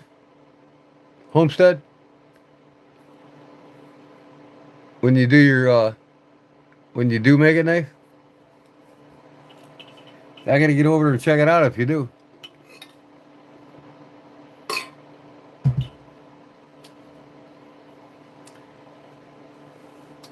You know, I'm starting to go to other YouTubers' channels that are supporting my channel and starting to shun away from those who don't. You know what I mean? It's like some of these big channels where they got like 100+ subscribers, you know, and even in the 50s. I got like maybe 2 channels I go to that I have over the years. Other than that, there's been like 50 or better of them that I just quit going to them because why should I support them if they don't support me? Now I'm going towards supporting channels that support me. If you're on my channel and you're in my inner social circle or in my sociable world on my channel, I'm gonna be on your channel in your sociable world. That's the way I look at it. That's the way it should be. I have invited so many of these guys to come over to my lives and you know, give me some likes and shares, and it never happens. Especially these bigger ones, they get too caught up in the money and they don't care about what actually got them there in the beginning.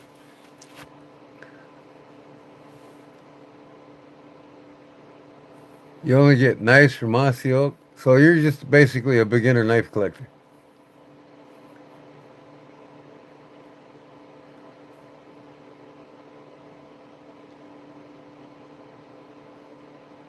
And you love hunting, so you like the mossy oak and the real tree camel type of deal.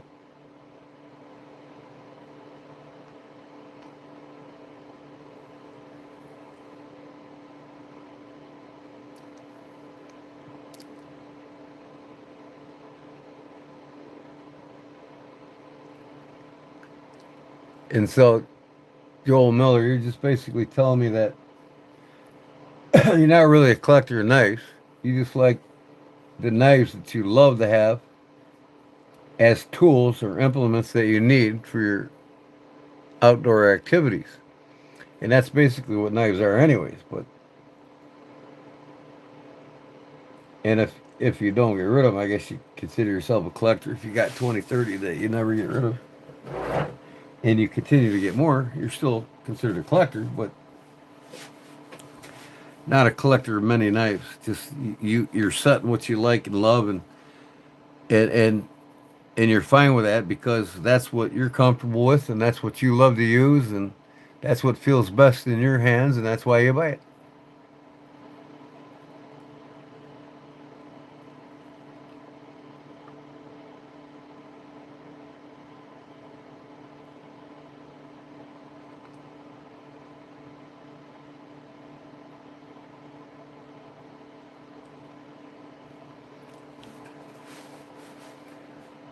The American way of knife. Here we go. We're getting into the American way of knives now.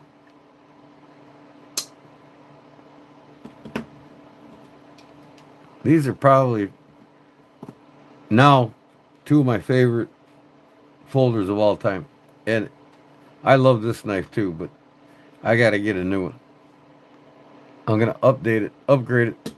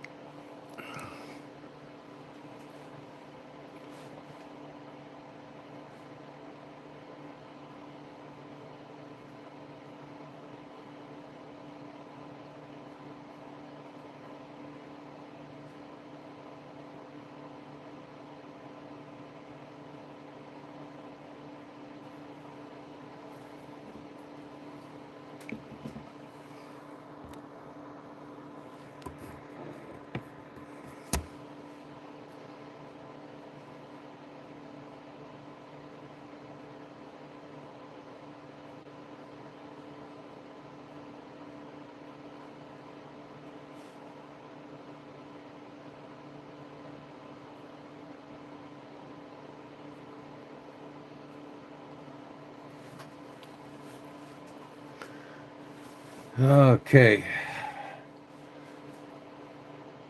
Now, when I hit 4,000, you guys, I'm gonna have a giveaway. So make sure you stay updated with my notifications. Ring my bell. You want to get notified when I have my giveaway. So I don't mind shipping outside of the United States if you win, but you do have to pay for the shipping. And if it's legal, if there's any legal issues, then you got to let me know.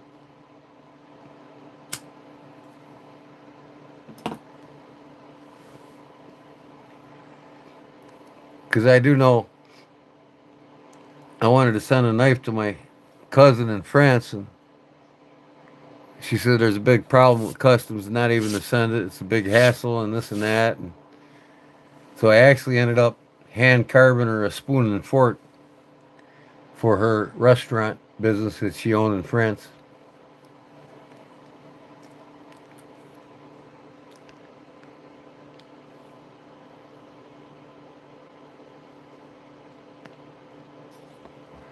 So you were gifted the knife when you were 11? How old are you now? Like 16, 18? Yeah, that's what I heard.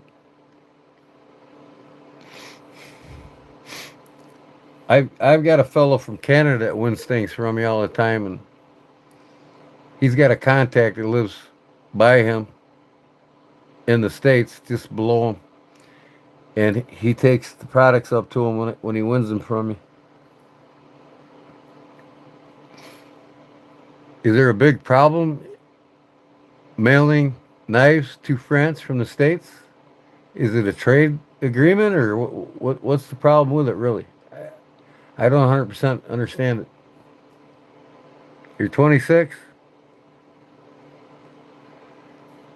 That's cool. I mean, you're just getting started as a collector. So you prefer to collect hunting knives, is what you're saying.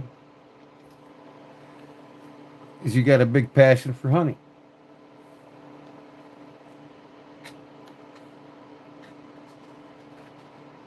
The construction of traditional American pocket knives follows the sandwich principle. The handle scales and bolsters are mounted on brass liners. Between the liners, 4 knives with 1 blade. There is a back spring. Knives with more than 1 blade have 2 or more springs, which, depending on the model, can be separated by additional liners between them. Not every blade necessarily has its own back spring. Smaller blades often share 1 spring. Like the Scout knives, right? The bottle opener and the can opener. The complete construction is riveted. In accordance with the common categorization, the American patterns are roughly divided into 3 groups: jackknives, pen knives, and multi-bladed knives. In the first category belong robust utility knives with 1 or 2 blades.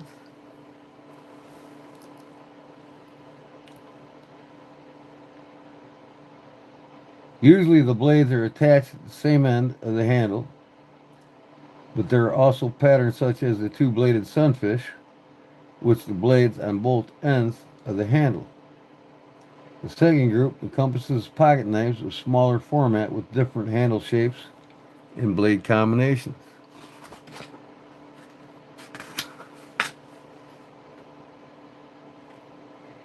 So, anyways, and then it gets into the case knives, and I think I'm just gonna, instead of reading here, just start showing what's in the book.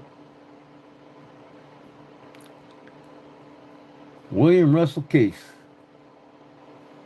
This is the K-Bar dog. Dog's head. The dog head series are made of copper.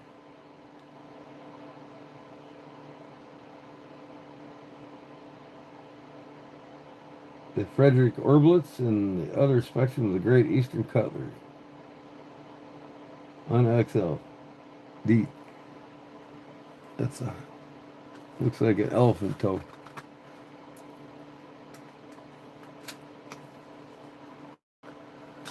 I do have a 10-point buck at my lease right now. Oh, so you shot one? I got one in my backyard I'm going to take pretty soon here. It's about 170 class. Got a good spread on it.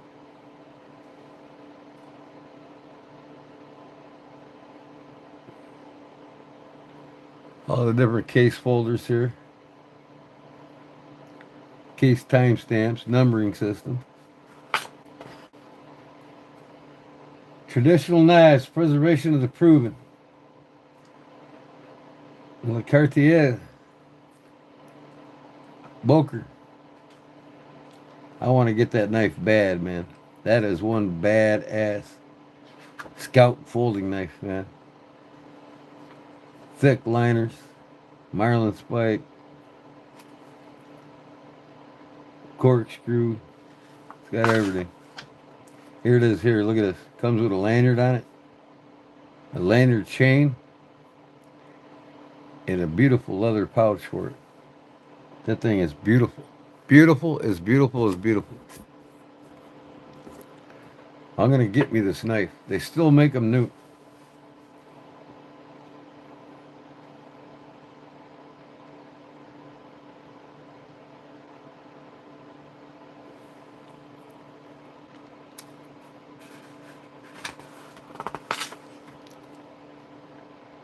Handmade. Germany. Fredericks. Hartkopf. Ross Free. Look at this. Damascus. I don't really care for Damascus. There's a lot of guys who love Damascus. I don't. I just don't. Westfield and Customs from Germany. Hubertus. Same company. I want to get that thing. I love good fluted bolsters, man. And that stag, man, that is one sexy knife there.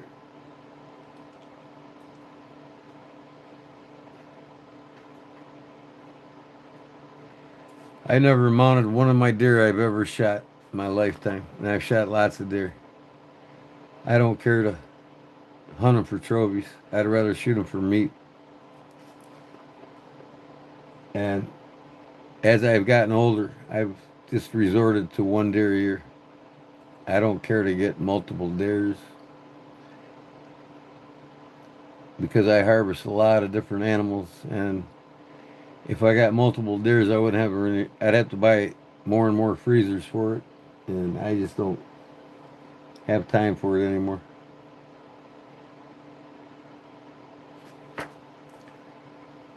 Here you go. Handmade by Kloss. Reminds you of the Buck 110, don't it?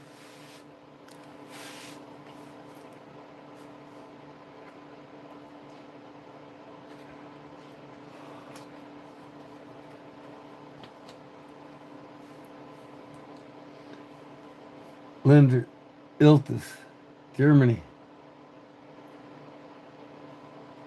Sexy.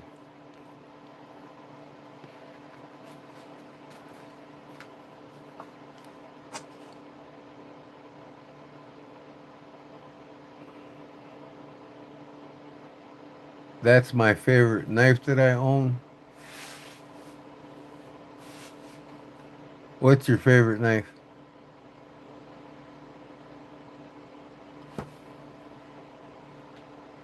I gotta get me some more Bulldog brand. I think they're on the sixth gen now, sixth generation. Man, are these beautiful.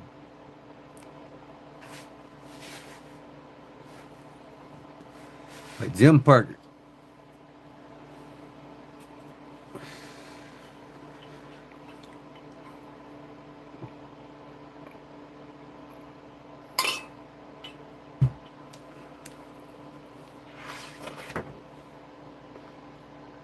Fighting Rooster. I got one of them knives.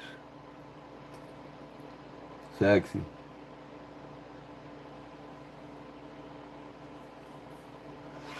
It's a great book to get, guys. Here you go. Once again, this will tell you about it. Many U.S. soldiers returning to their homeland after World War II brought a useful souvenir from Germany with them, the black cat knife. And I bet you this came from World War II. The blacks completely wore off of it. It's been completely used.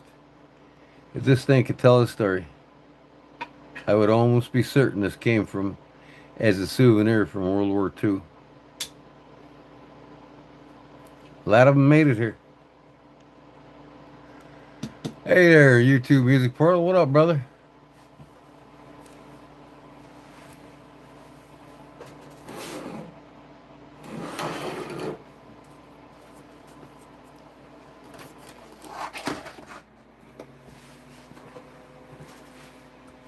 Until it's getting a little cooler outside right now.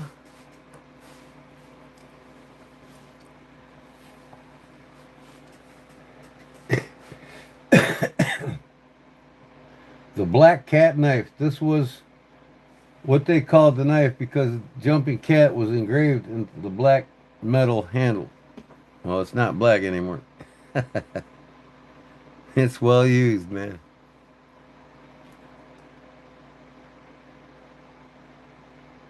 The knife still looks the same as it did even decades earlier. The official name of the knife is Mercator. It says it right on the back. Mercator, Germany. The company Heinrich Kaufmann of Sohn India Work, founded in Solingen in 1856, exported cutlery of all kinds to Asia in large quantities. One region market was the Mercator knife was especially successful. It is said to have already been invented in 1867, 4 years prior to the foundation of the German Empire, to which it was connected inseparably later on, and in a lifetime of which it surpassed by far. The success of the knife is not the least based on its simple and almost indestructible construction. The handle consists of a folded box. It's a folded frame construction. I'm going to try to make one of these.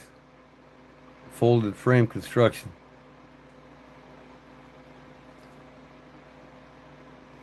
You know, if I get a new one up, I don't know if I want to take this apart or not. Man, let me open it up. I'm almost certain I can replicate it.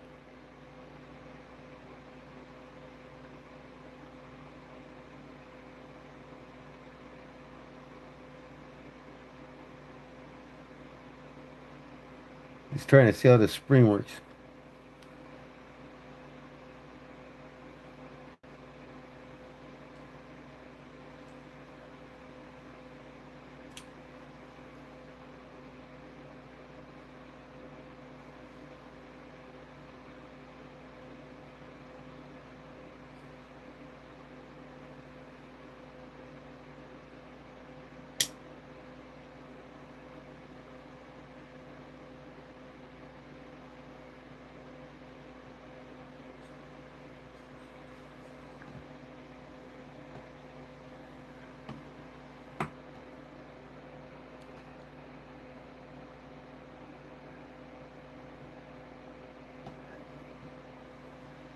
It's pretty fascinating.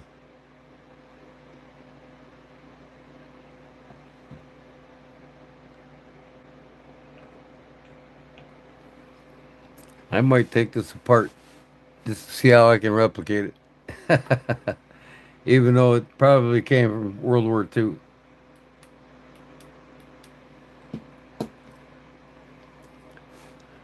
What's going on with you, YouTube?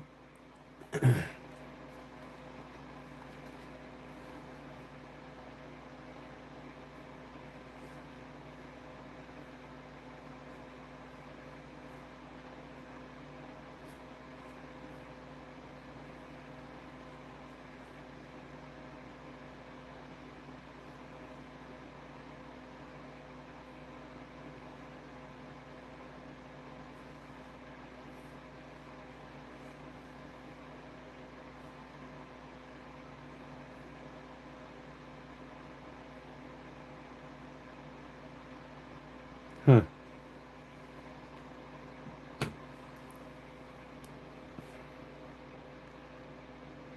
What about the Benchmade?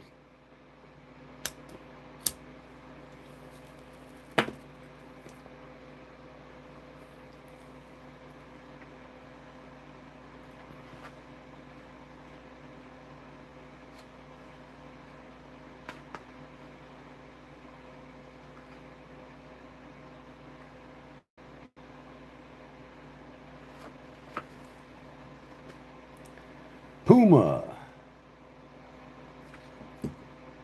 Another one, but it's in the back instead of the front. Lever lock.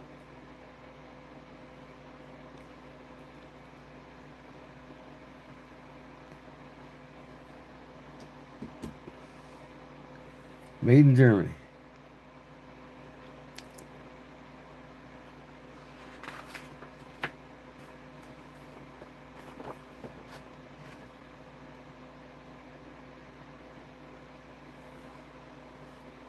Ah,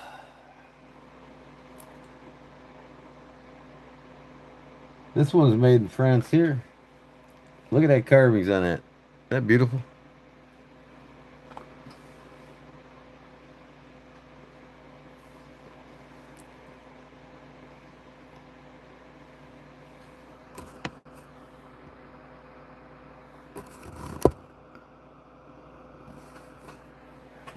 That's something else.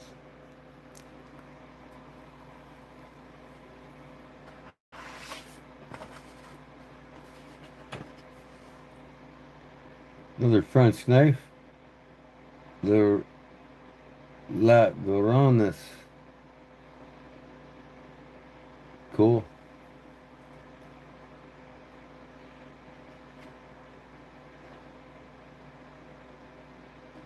It's lovely Garonne and its gardens of Bordeaux with nostalgic longing. It speaks of the hillsides and grapes whence the Dordogne descends towards the majestic Garonne.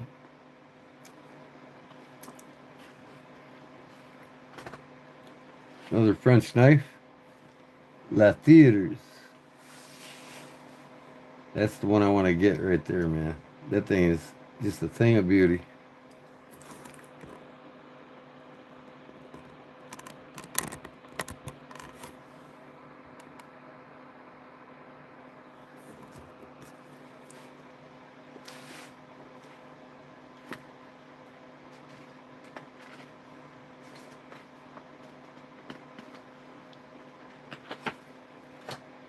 Here's the duck duck. This is one I was telling you I wanted to get. It's kind of like this, but it's like the French version with a more complex blade on it. Of course, it's got a sway back drop point. Cool as hell, nothing less. It's a fold frame knife like this, but I'm pretty sure it's just a slip joint because there ain't no lever lock on it like this. That is a cool knife. I hope I can come across one at a garage sale one day. and the good old Laguel.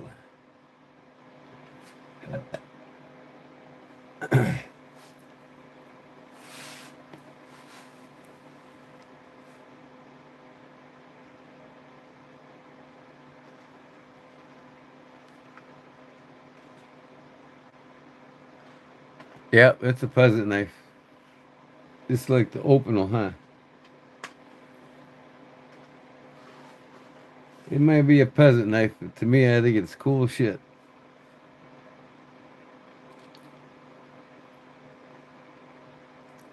Simplicity, but stylish.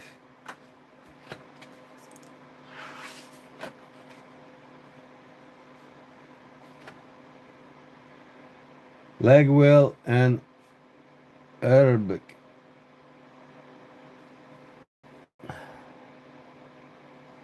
I love the handle shape. It's pretty cool.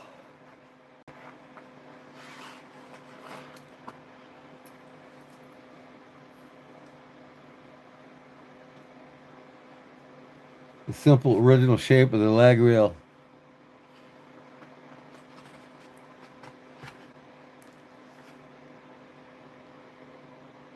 Chaparran, Notran. The claim of being the oldest knife of France can be raised by at least two candidates. On the one hand, there is a capucin from the Pyrenees, supported by its simple construction. On the other hand, the pocket knives of Norton look back on a long history. Probably the question can't be solved definitively. The beginnings of the knife production in the village of Nantron, located in the north of Périgord, date back to medieval times. Is that a peasant knife too?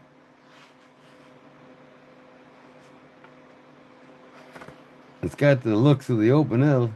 Open L probably rooted around it.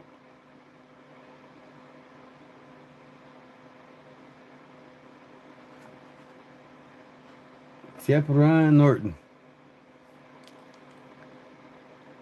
Ah, Savianak Lacaster. That's a cool looking knife. Foix. In Foix, capital of the department of Rigi, at the foot of the Pyrenees, Alavir. Montreal runs retail store Savignac, Savignac, which carries the name of the family who owned the 20th century.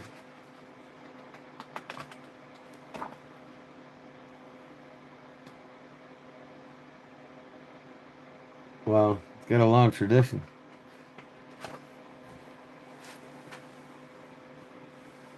The scantiness of the cantel. Look at the carvings on that thing, man.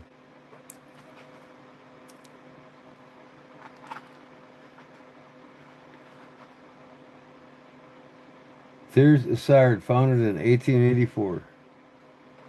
Wow. Here we go. Beautiful knife. Love it. I can only hope to find one of these. I brand witness Sheffield, England. Beautiful. Beautiful piece of work there, boy.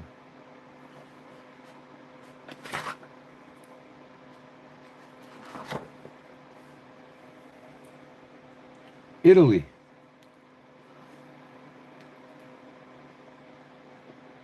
A comet of the Toscana.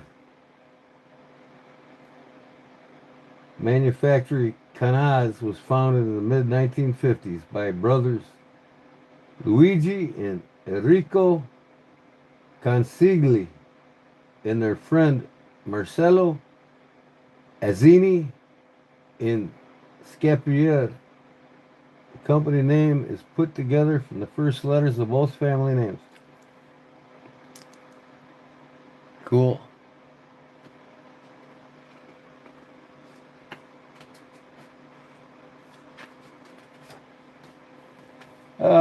from Italy, the Saladini syndrome.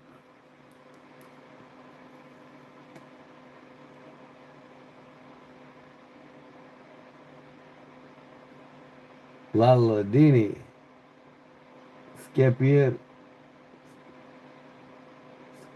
Scarpiere, beautiful carvings on the bolsters, on the back spine. That's beautiful. Now we're getting to Japan here. Another one, kind of like this. This is made by Parker. I think Jim Parker had these knives made for the Japanese.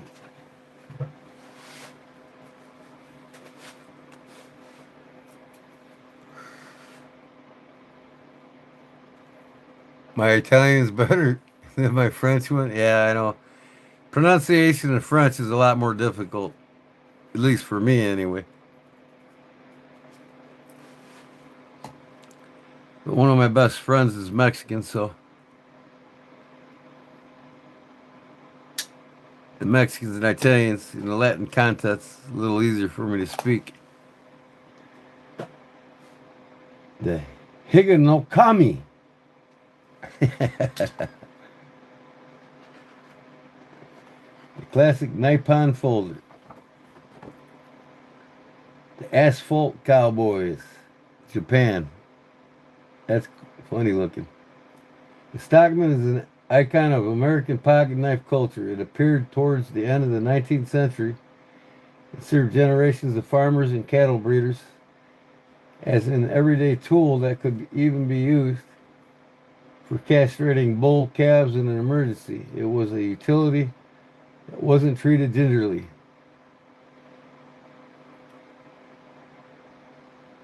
Stockman was one of the most popular patterns. Over the years, many variations of multi-knife were created. Let me see.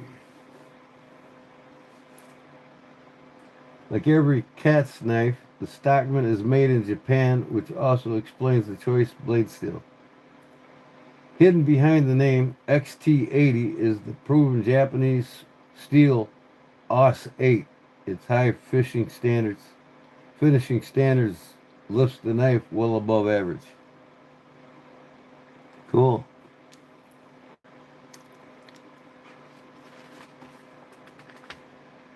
Now we got the good old case canoe here, huh?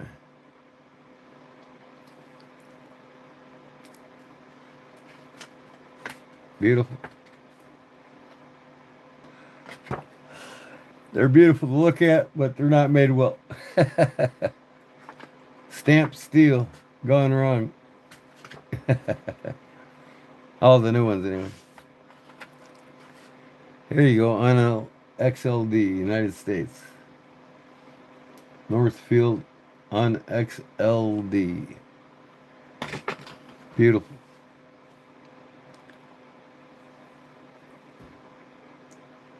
I mean, look at this, the character of that knife, man.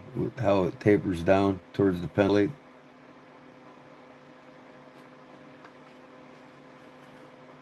Western clip point.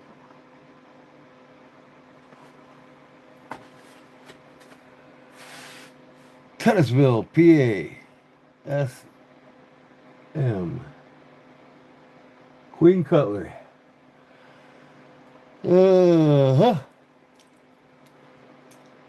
Chat and Morgan. 1 of 400. Wow.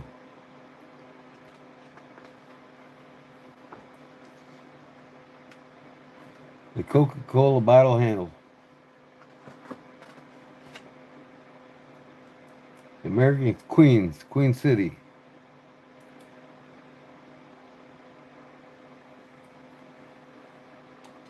Many people are convinced that their local community is the most beautiful and most livable spot on earth. And this, they also want to show the outside world in the United States. The attribute Queen City was especially popular. Cincinnati, for example, in the 19th century was celebrated by the poem by Henry Wadsworth Longfellow as the Queen of the West. Denver called itself Queen City.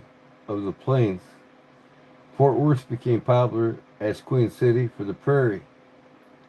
The list could be extended in libitum. Indeed, there are still 3 cities in the United States today named simply Queen City.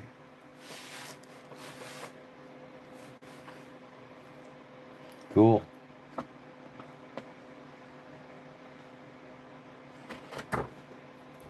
Modern knives.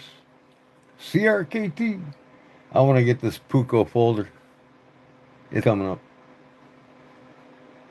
Future Classics. I think that's the Kershaw Leap. No, that's Kershaw.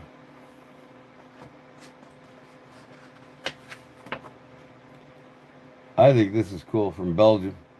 That's a cool ass looking folder. Kind of like the Rustlock. Less is more. Boker. This is the upgraded version of what I got. Oh.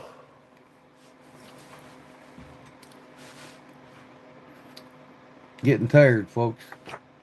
Here's the Puko folder. Universal Folding Puko. It's made in Taiwan.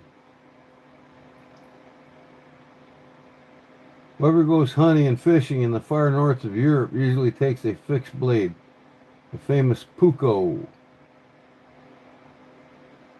Deep Finnish blood.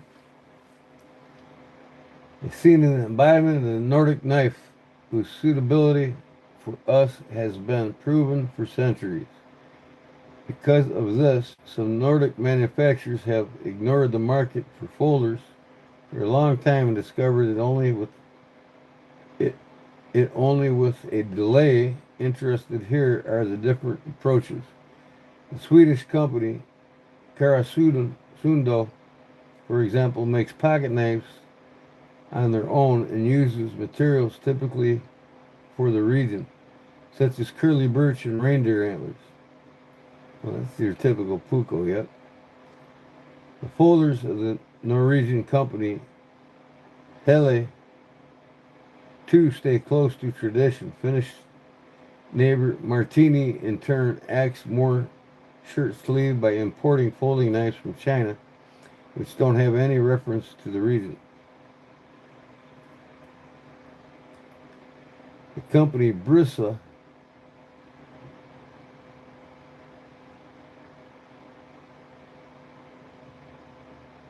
the Enzo Burke, this is called. I want to get it.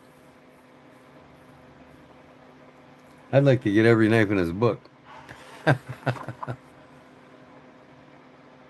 Oh. Typical grind in combination with S30V steel provides an outstanding cutting ability.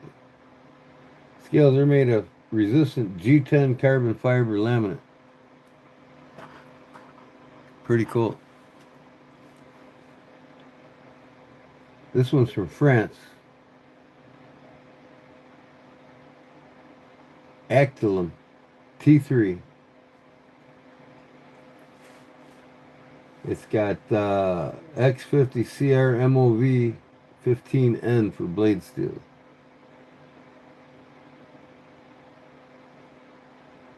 Stainless steel and carbon fiber. Look at that. Isn't that cool?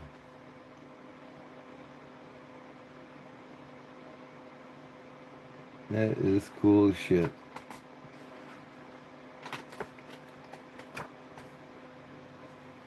The Blissful Life from France. Robert David.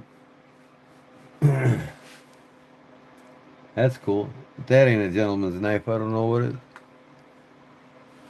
Never heard about that thing. Are you talking about this last one? This is a new one. Modern folding knife from France.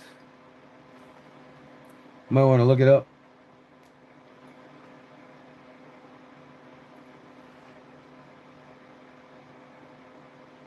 The Actilum T3.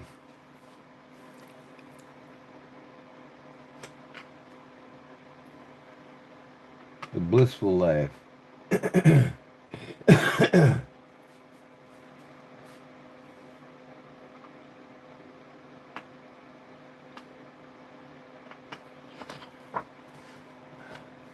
Another one from France. Lettres. Uh-huh. From Galachet to Galuchet.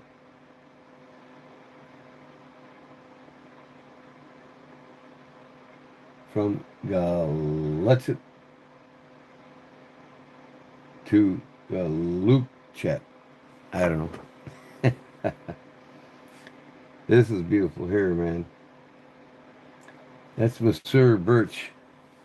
Birch bark is beautiful.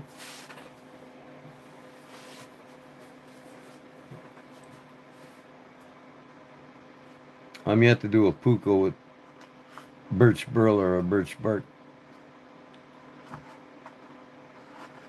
Got 12C27 blade steel. This one's from France too. The dory. You ever see a dory, Leon?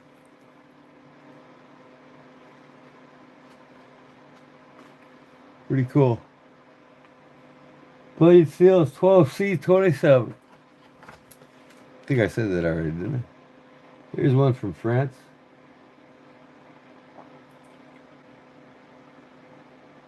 Marcel Proust farm novel, The Search Lost Time.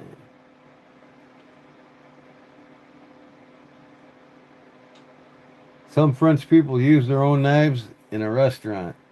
It's questionable whether their trend will become established. However, with Percival L08, you don't have to be embarrassed in any garment temple in the world.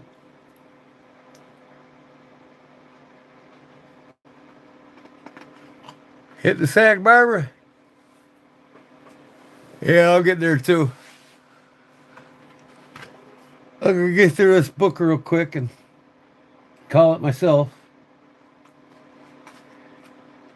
Have a good day and be safe and take care and God bless you, girl. Thanks for everything. I didn't even know you were still here. You're so quiet. You probably fell asleep once already, didn't you? Have a good day.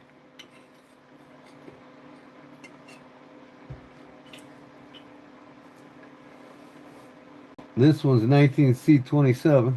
It's from France.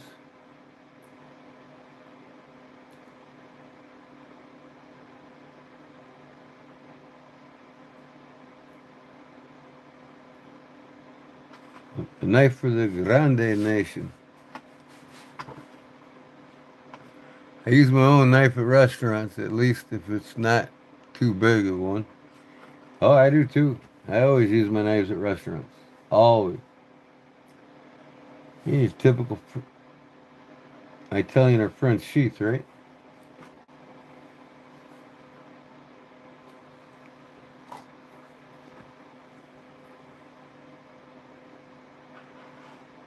Fantoni from Italy. Fantoni. 19C27. Now this one's D2 from Italy. Lion steel. A lot of Americans like lion steel knives.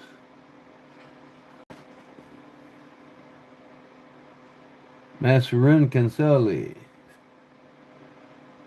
This is made with S35VN powdered metal steel. I love them handles, man. That's burl wood. Dyed burl wood.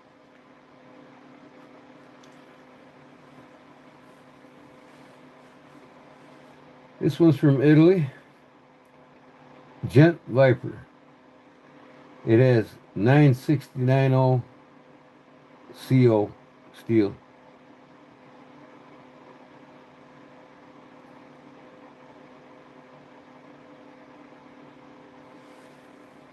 Nice basic carver there.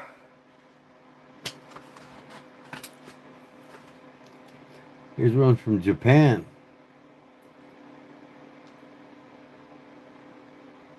Kokobolo handle.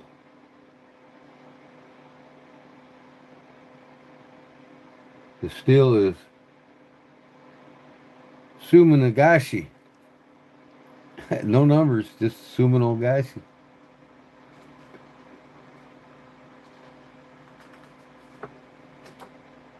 Another Japan knife. Pretty cool. It's made from VG10.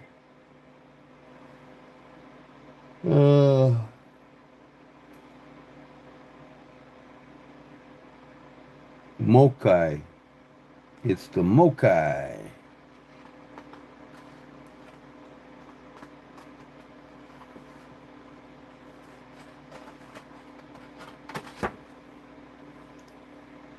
Another Japanese knife. Stainless steel mother of pearl handle.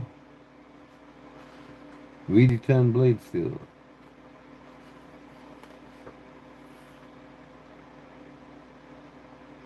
Titanium handle. ZDP 189 blade steel. Oh. This one's from Cambodia. Cambodia. Made from N69 OCO blade steel. Maple burl wood. Pretty cool.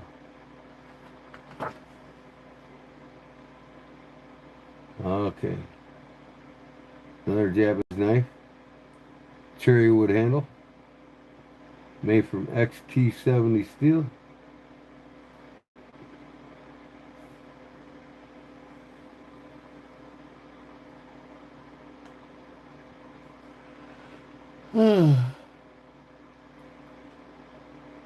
Bobcat. Here's one from Sweden, man. From Sweden. 12C27 steel.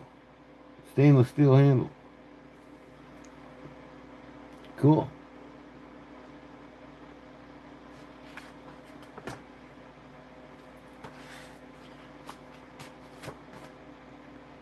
One from Sweden. Coca bowl handles. Blade steel lamb COS.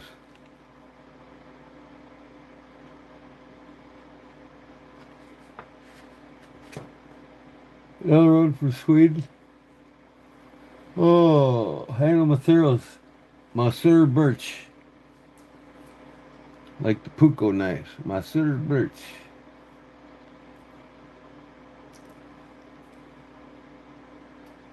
It's even got a Scandinavian grind, doesn't it?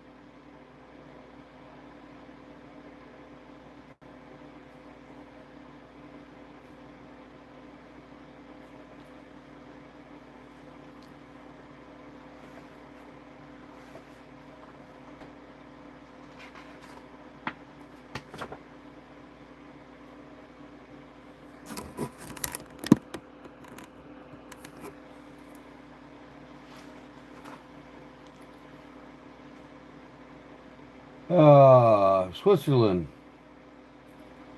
ATS 34 steel.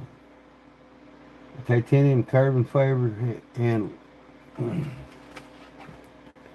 Oh, the good old A-Locks by Victorinox.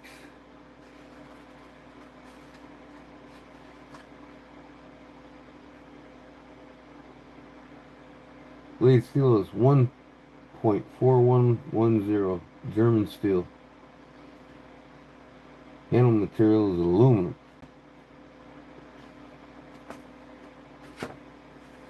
Good old Benchmade, right? That's the 940I's one, I believe.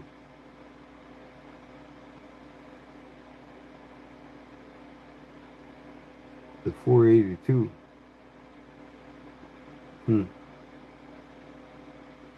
Warren Osborne and Bob Lum.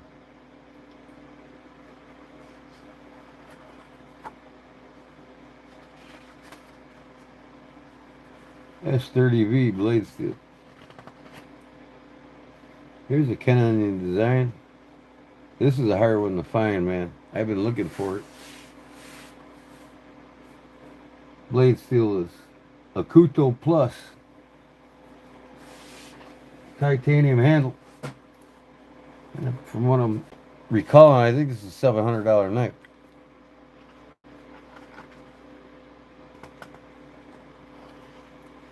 S30V on this bad boy. Titanium. Guacum wood. Guacum wood. Never heard of it. Sure does look cool though. Spyderco. S30V. G10 carbon fiber scale.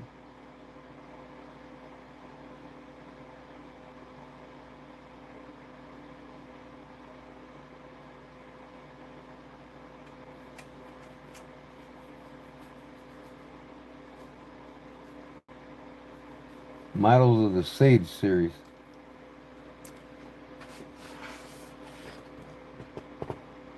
Functional jewelry. United States.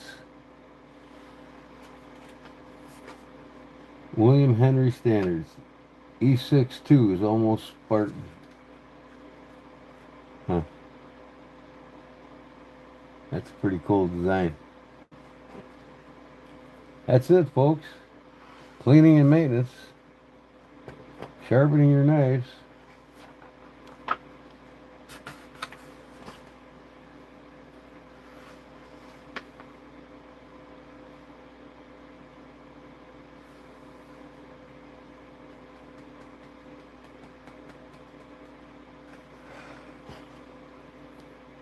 All terminology.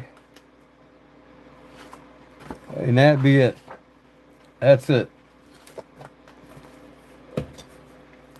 Well worth a buy if you want to read it more in depth of the knives. I bought this book a couple years ago. The Gentleman's Pocket Knife. You got to check into it. You can probably get one. They got Amazon over there, Leon. You can order on Amazon. eBay, you could probably find one on eBay.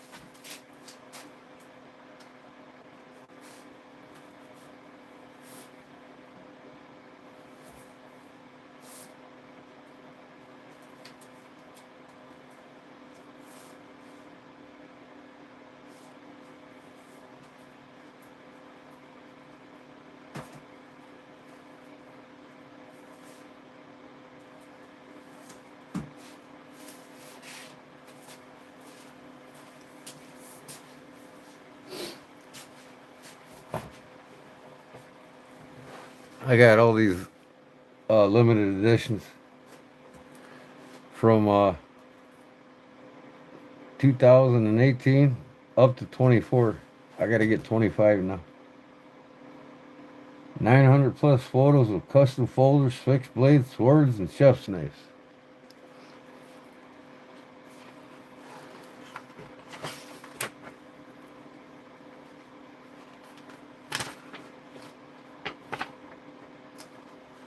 Here's a guy we see all the time. One of the judges on Forged in Fire. World famous. Jason Knight.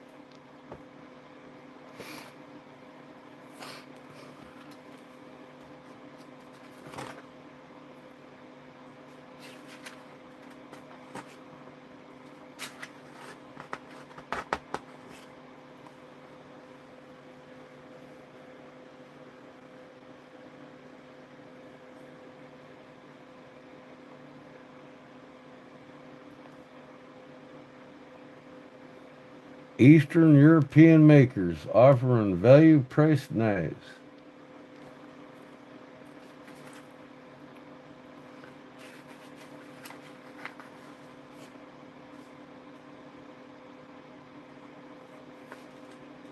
That one's cool. Jessic and the toe of the Winchester Tactical Blade. Bowler N690 stainless steel. Black G10 handle, custom Kydex sheath. Pretty damn cool. I love the shape of that blade. I'm gonna have to make one like that. That's badass, man.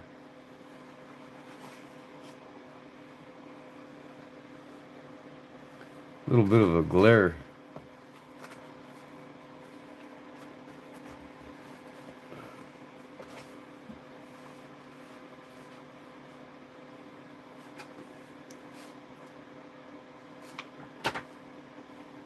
Man, there's some crazy builders around the world.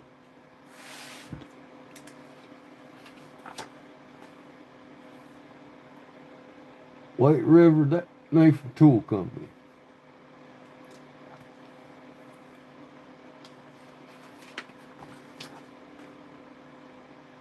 Rescue Knives, saves lives. Benchmade, Hogue, Spyderco.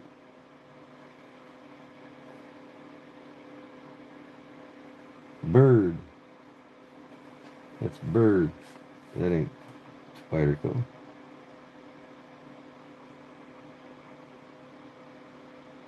Huh.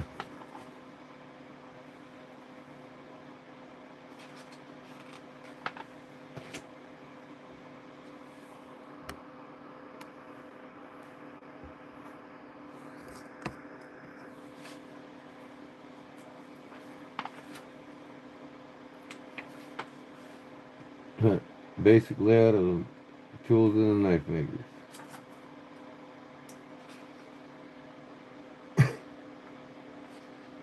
Layout tools of the knife maker.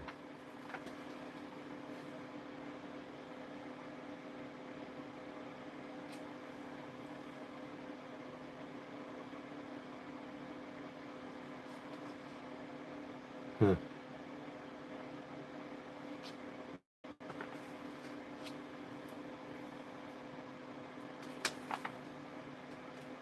Collecting Randall knives. The Randall knives.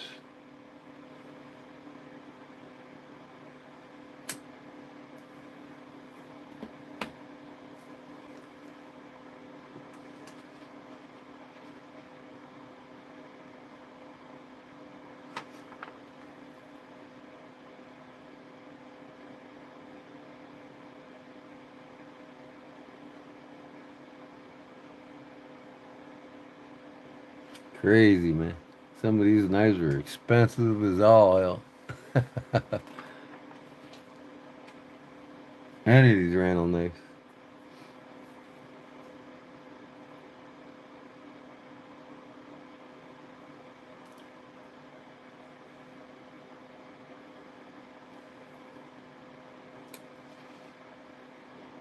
This knife was first offered in 1997. There were 860 knives made. It's a slightly smaller version of the Randall 50th anniversary commemorative knife.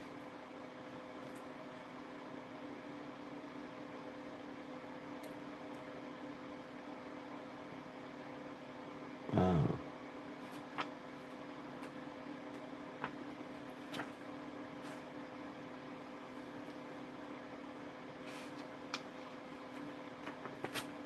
Polishing Japanese swords.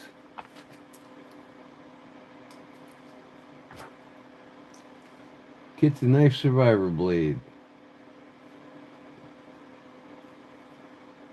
The old hickory.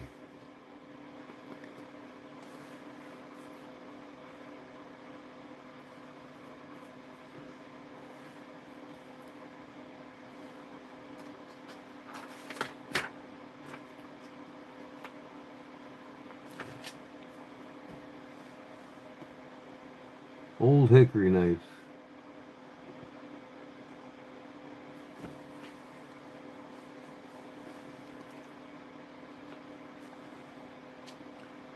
Cleaver creations, huh? Wow.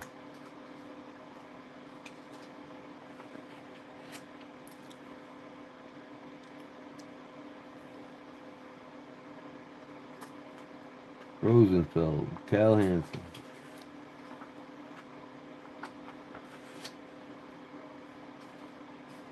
Cody Hossoner. That looks cool. Got a shell casing in the back of it.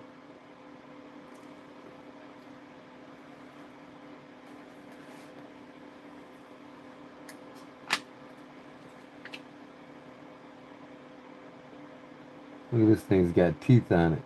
Coyote jaw. Oh, the whole handle's made out of a coyote jaw. That's crazy, ain't it? How in the hell would that be comfortable to even hold? It's all for looks there, brother.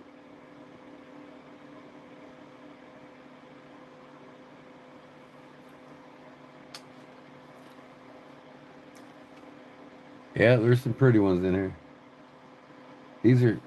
A lot of these are makers from all over the country.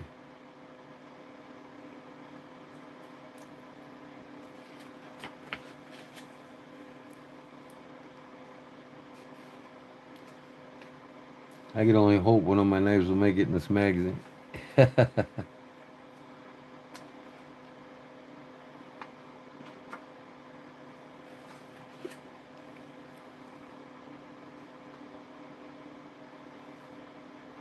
Jim Dunlap. Folding knife.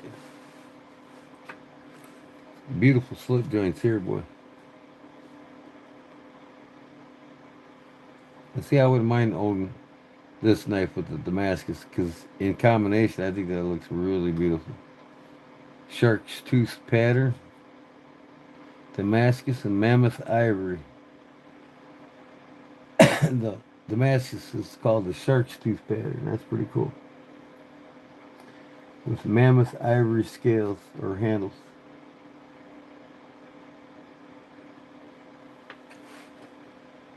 Cool. This one's got a guitar on it.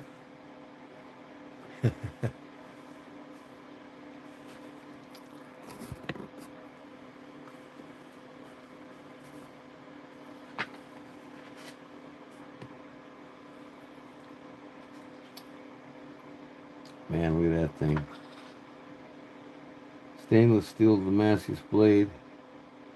Black lip mother of pearl handles. Scales 18 karat gold highlights. And jeweled titanium liners. Wow.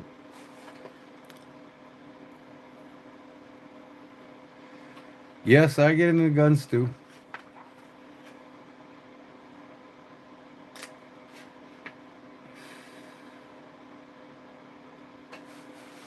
Wow.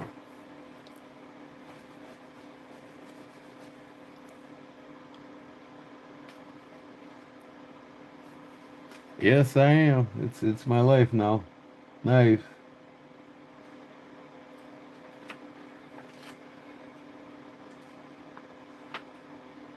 Crazy.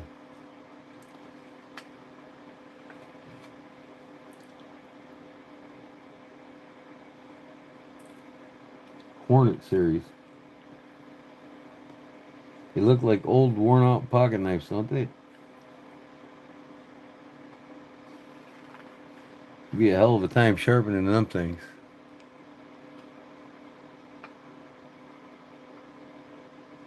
Yep.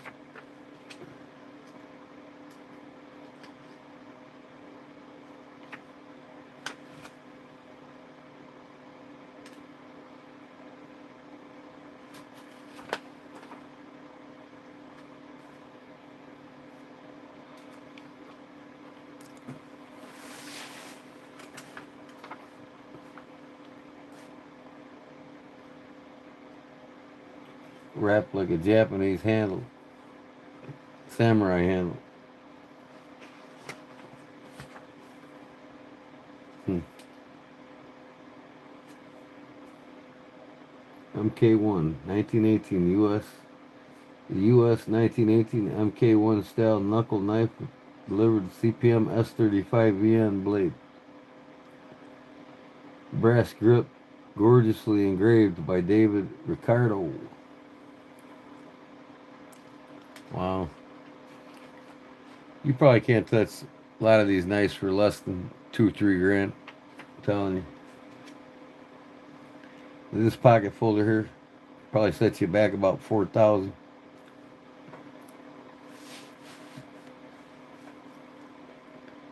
Like this knife here, that's every bit of $6,000 to $7,000. You know what I mean? Chris Farrell.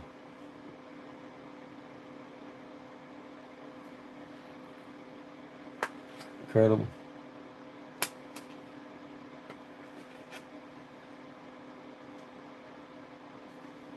The Australian knife maker. The Crocodile Dundee Bowie. In a 200 layer sunrise ladder pattern, Damascus blade, brass guard, and stacked leather handle.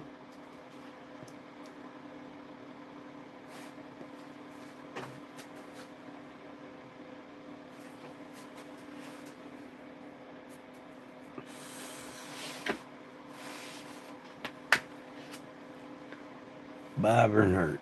Look at that thing, man. Jesus. I love me a good coffin handled knife. And then there are the ones that just have Bowie written all over them, like this frame handle piece, 5160 steel, nickel, silver, and ironwood.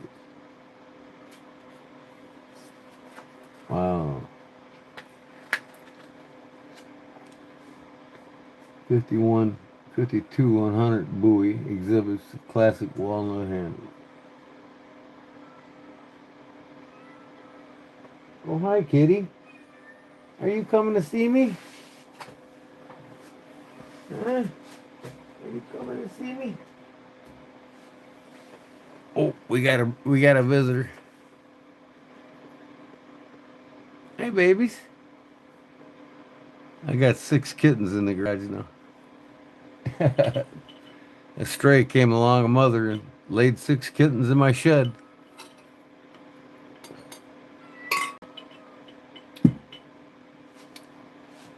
You want down, huh? How about you lay up here? Ooh, look at that. Look at that. Oh, you want down, huh? Okay.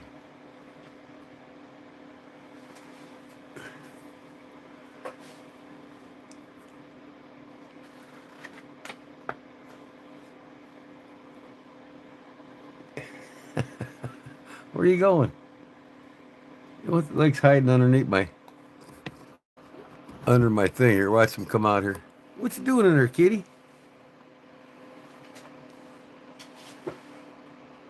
Hey, what are you chewing on? What are you chewing on?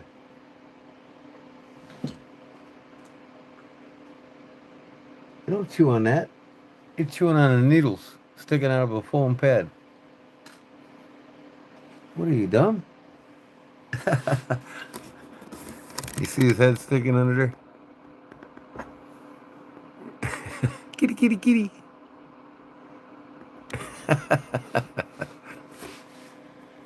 Oh, you're killing me, kitty.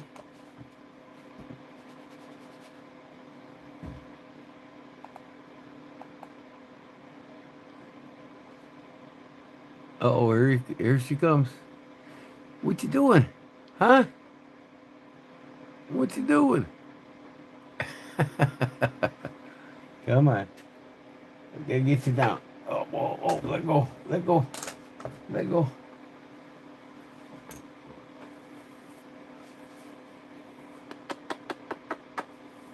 He's kitty, huh? Oh, you still want to go under there, huh? Okay, night. He's like, what is that?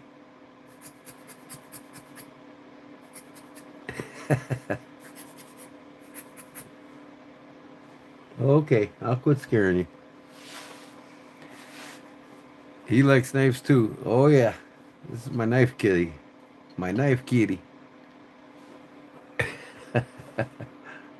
All right, here I'll put you down. Oh,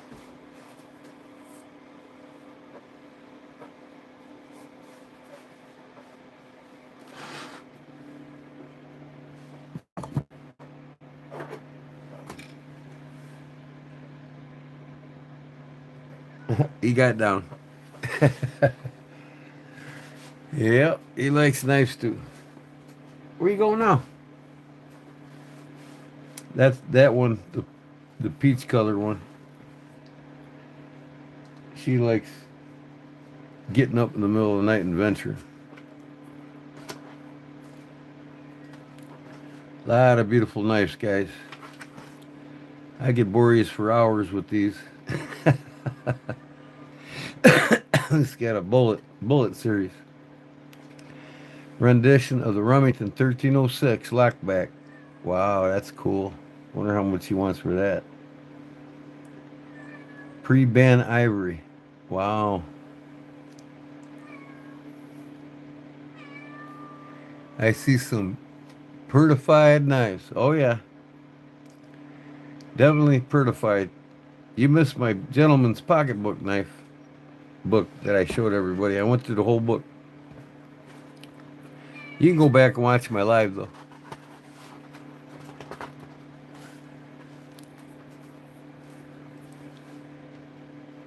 All these are custom makers, mostly in America.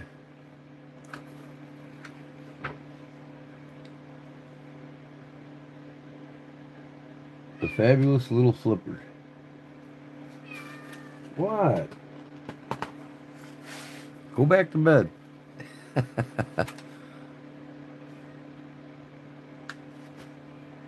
Chef knives, huh? Some beautiful chef knives, that's for sure. Look at that thing.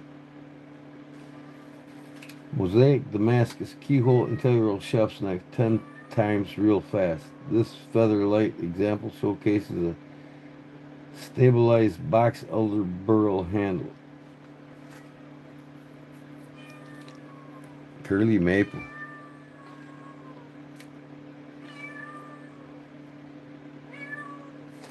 What? Why are you so loud? Huh?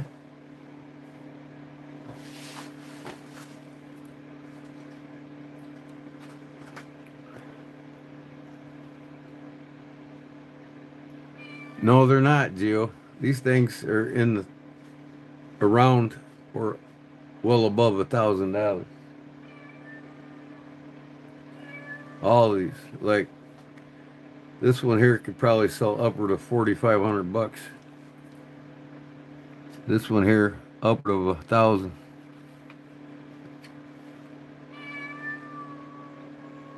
Jason Ritchie, that could sell for an easy $800-900.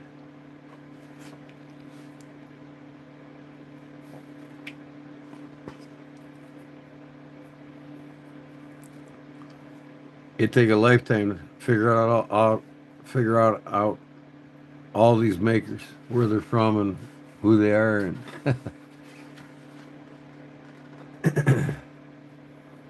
that's pretty cool. A harpoon blade, the Warble fixed blade sports W2 blade with a wavy temper line and a red stag handle scale.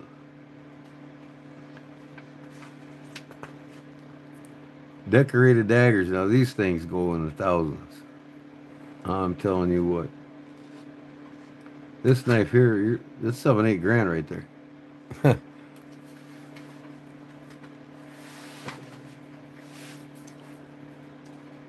Wow. Crazy good.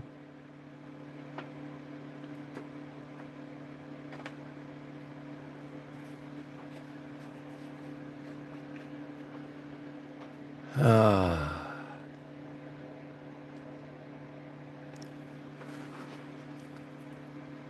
Bob Earhart. Man. These people with their Damascus. Unreal. Look at these patterns, man. It's just crazy.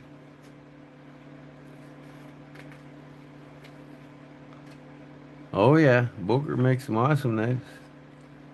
I love my Bokers.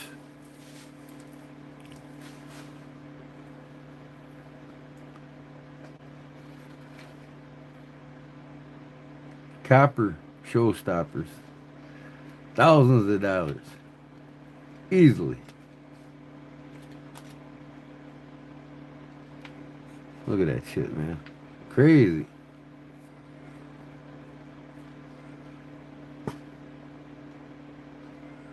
The mosaic matrix. I mean, pounding that steel to do that pattern. It's crazy.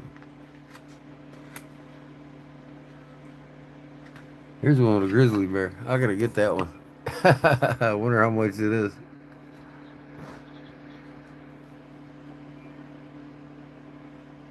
Isn't that cool? Etch my Kodiak edge right on the blade, right? Jimmy Smith, Scrimshaw, an ivory and CPM 154 clip point. Fixed blade with water buffalo on one side of the handle and line on the other. Oh, that's this.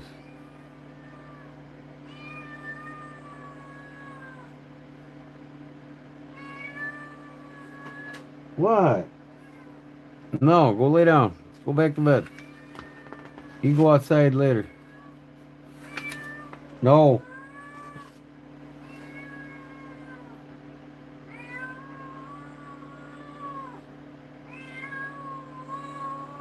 I think she wants her mama.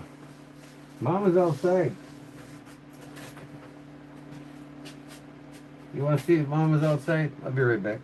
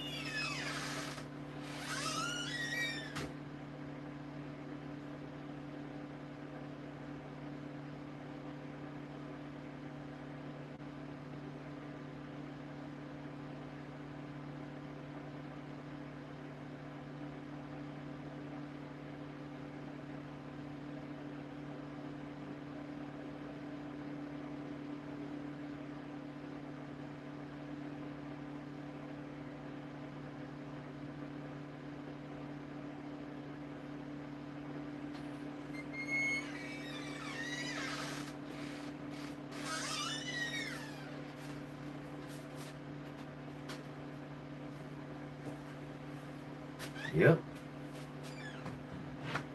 Mama's right out front by the door. She was wanting her mama. He's the only kitty left that's still licking on her mama. I think she's mama's baby.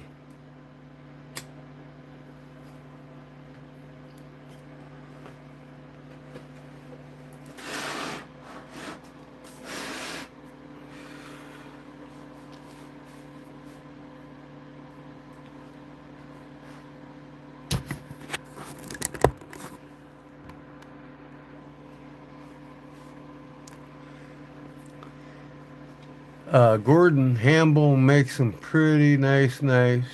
Not too bad priced either. He's up there though. I see his folders fetching $400 or $500. Some of them $6. I mean, he ain't no dummy, that's for sure.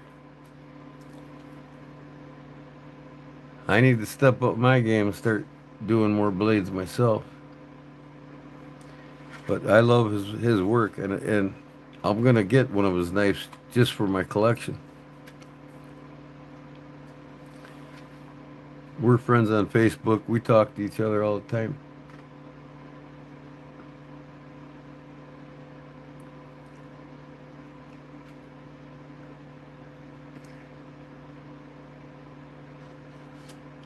And that's my first name too, Gordon.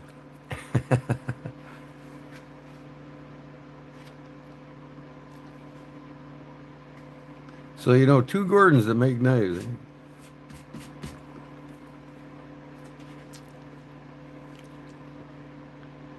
I need to start getting busy on knives. I've got my sow busters I've been putting off for a few months now, and I got to get going back at it.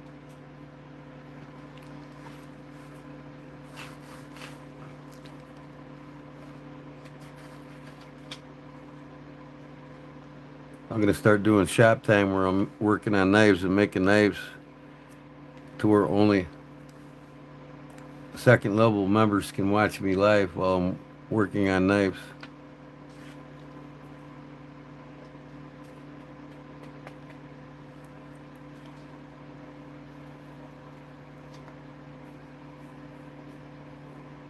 Oh, you just looked up Jimmy Smith? Which knife was that? Back here? With the water buffalo?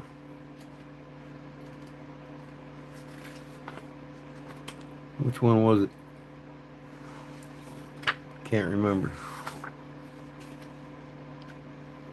Jim McGuinn? No.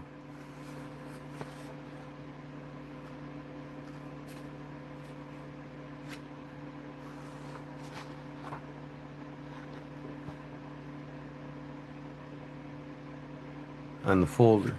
On the folder. I gotta see if I can find it. Right here? Jimmy Smith. Yeah, yeah. Okay. The scrimshaw folder. Or the scrimshaw, yeah, the scrimshaw in ivory.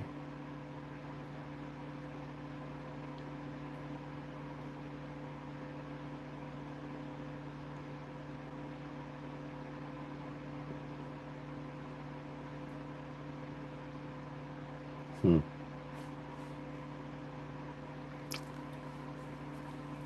600 bucks, and the knife you like, the folder is about 1100. Well, that's reasonable price, really. Of course, Hambone would be half the cost, but he don't do no scrimshaw, and people just don't realize the time that's put into that. You know what I mean? It's worth the money. I'm gonna have to get one of his knives.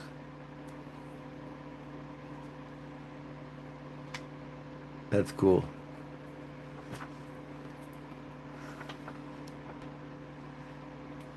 Oh, it's on Arizona's knives website. Cool.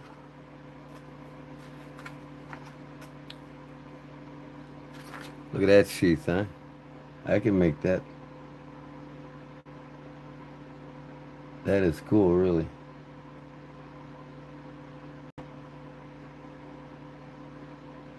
Wow, I'm gonna have to do something like that.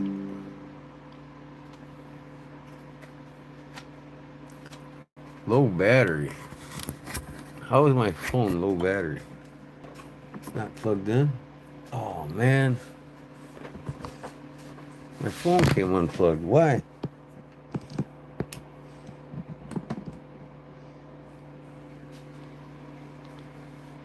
8%. Holy cow. Here I thought my phone was plugged in the whole time. Jesus. Good thing my computer warns me.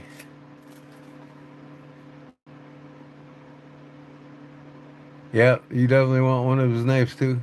Yeah, you gotta have one for your collection, especially when it's a little more personable to know the guy.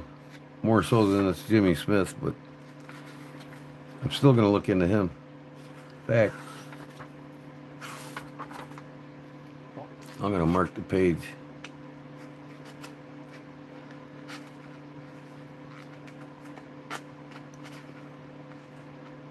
Maybe I can get them to put Kodiak edge on somewhere on it.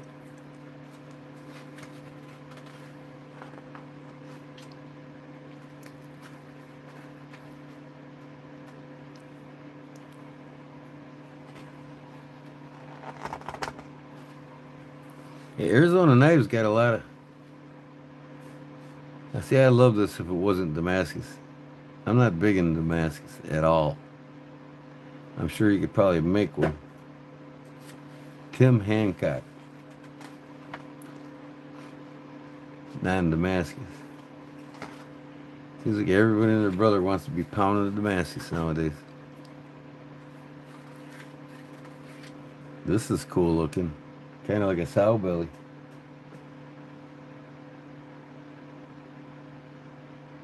Amber stag handle sow belly. Yep. See, this is what I want to do, and I'm gonna get tooled up to it soon.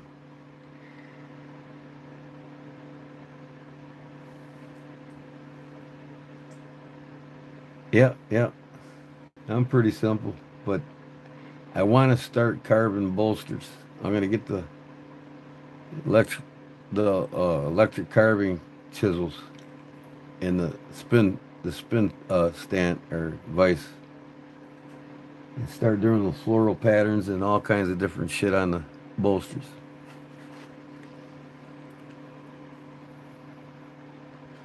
I want to carve the sheaths for like the puko knives I make.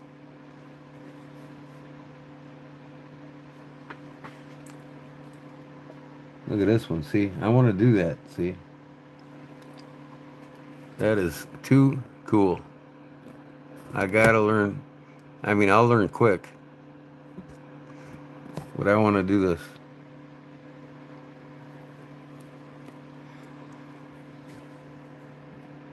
Hey, Keith Molbeck, what's up?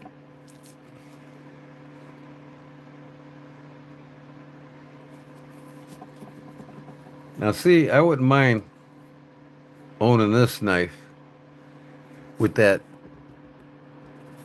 the way that blade is. See, carries the bolster, carries on into the bolster, both bolsters. You know, it's just cool as all hell, man. Bubba Crouch, a mammoth ivory handle.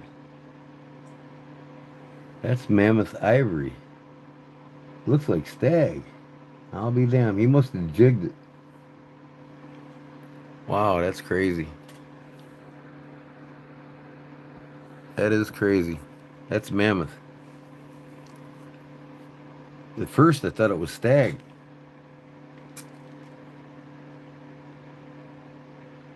Yeah, it does. And like I said, I'm gonna get tooled up to do them bolsters like that. I got a couple of my own pocket knives I've done. I'll probably carve on too. And then I can do it for like when I do Buck 110 mods right for people.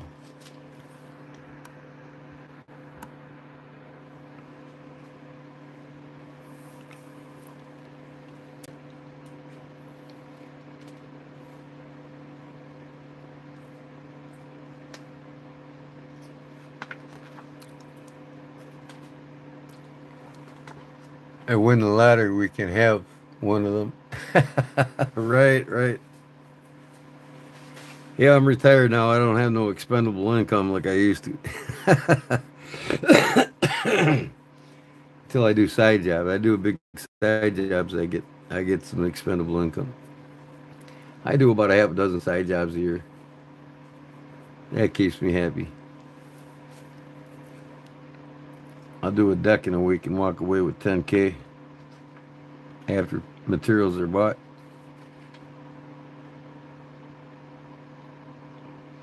That's usually when I buy my more expensive knives. When I finish a side job.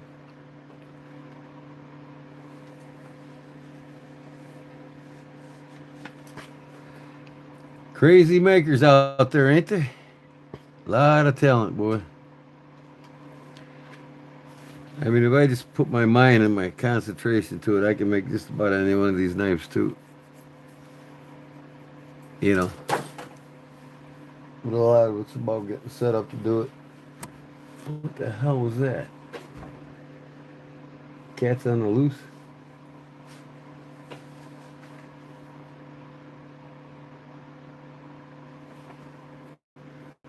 What the hell is that? White carbo quartz attire. What the hell's in the bag of that? Oh, that's the lock, the lever. It's not buried in the handle. That's cool.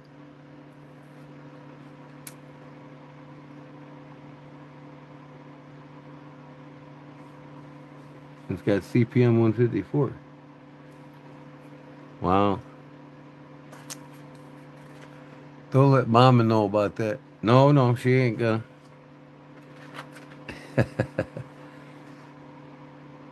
But I really do need to start like making high end knives like this. You know what I mean?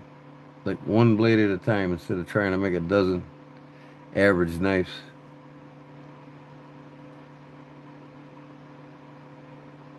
I mean, make individual showpieces and demanding higher prices for them.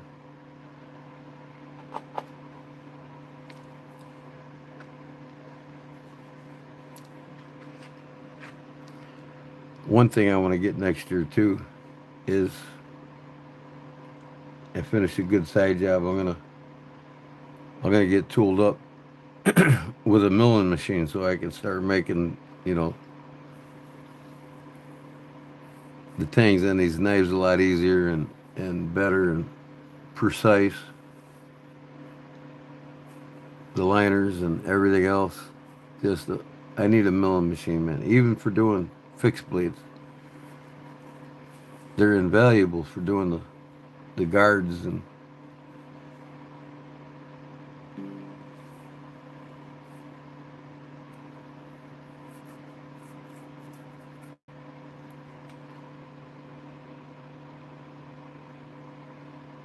no, it's 5 o'clock where Big Jim's at right now. Elbow Knife Show. It is today. We'll be seeing them boys live all over YouTube.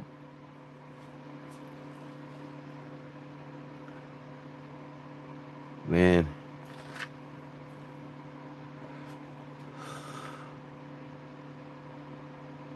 Damascus and ivory. Look at that acorn. That's cool.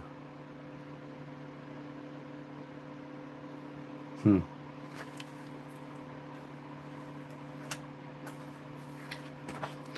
Yep, I gotta get the 2025 edition of this magazine now. 24 is gone. 25 is gonna be gone. Then I'll be getting probably be getting the 25 and 26 issues back to back.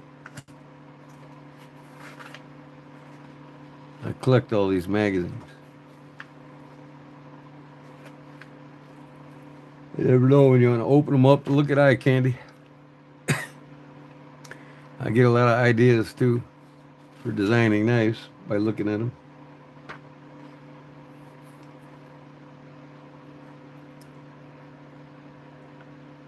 I love it. No, like that design there. I could easily make something like that. Of course, it's not going to be Damascus. Little Turkish twist. What in the hell? Ivory and what? Oozing dripping. Cracked gold bolsters. Will touch a folder in a pearl handle and ladder pattern Damascus.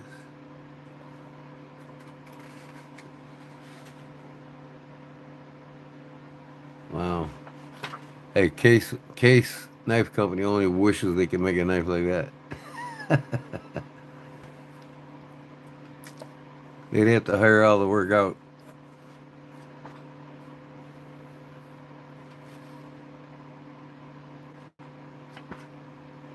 Look at that thing.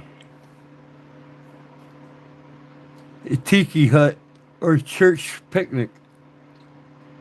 The Damascus folder featuring mammoth ivory handle closely carved by Alex DeBrois.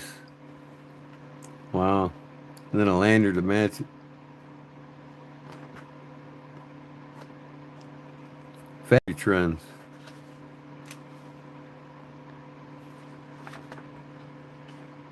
CRKT's M14. M16, I'm sorry. I've got both of them knives. I have them both. Let me see how close mine look to 'em.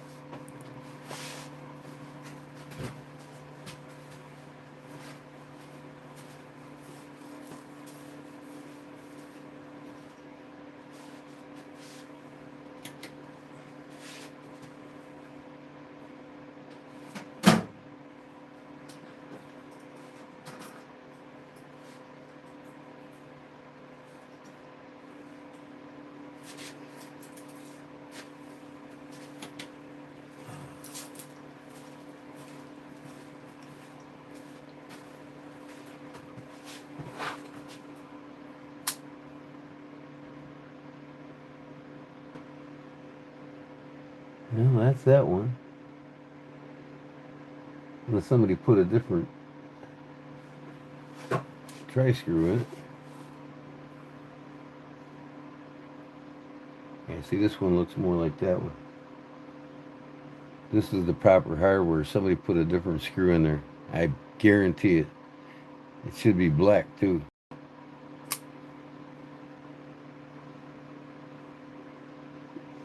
That's it. No, this is a katana. This one is that one in blackout.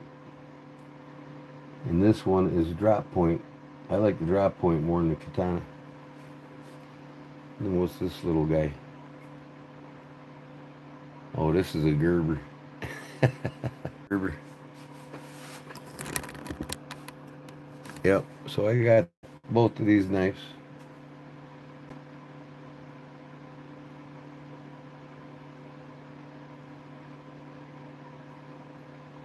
Plastic knives? I don't really.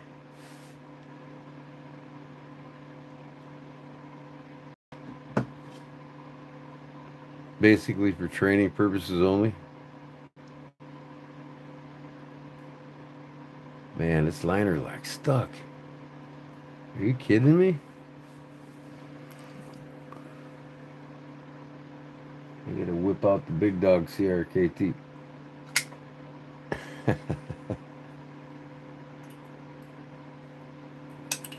Man, that thing got stuck. Now it's going back up there again. Why is that? Oh, okay. Well, I gotta unfold these. 12 LE, M16 12 LE.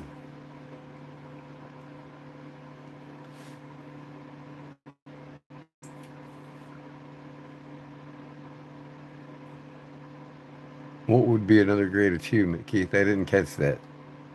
Did I say something?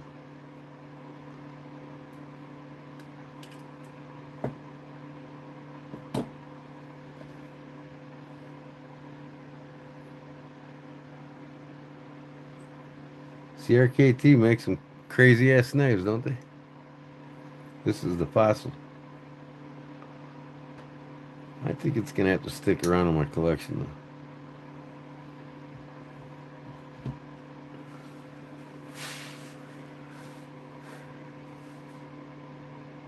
Yeah, I'm starting to make a collection.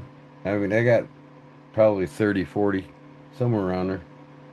Close to 40. CRKT knives.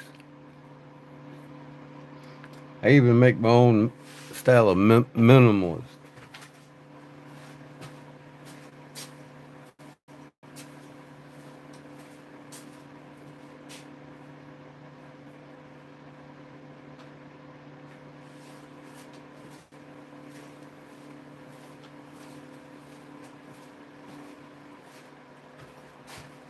Here's a CRKT's minimalist. Ever since it came out, the day it came out, I was the introduction of the minimalist. I'm like, oh, that's just cool as shit. So I had to get one. And then I wanted to make something similar. I actually made one with a blade with a drop point like this, with a straight across handle, one choil. And I sold it. Somebody wanted to buy it off me. And then I made this one with the same style of handle that I designed to be similar to, but not exact. This is mine. And then this is hybrid neck sheath, half Kydex, half leather. And I did a cleaver blade on this one. You can see it's got that one finger choil up front. That's the same.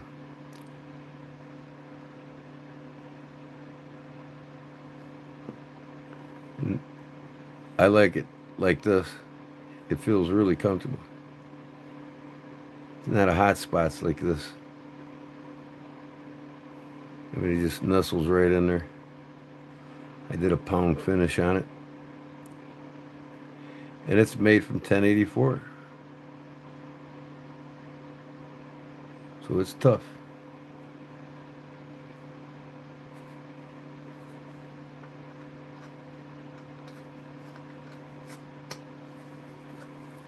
There's mine.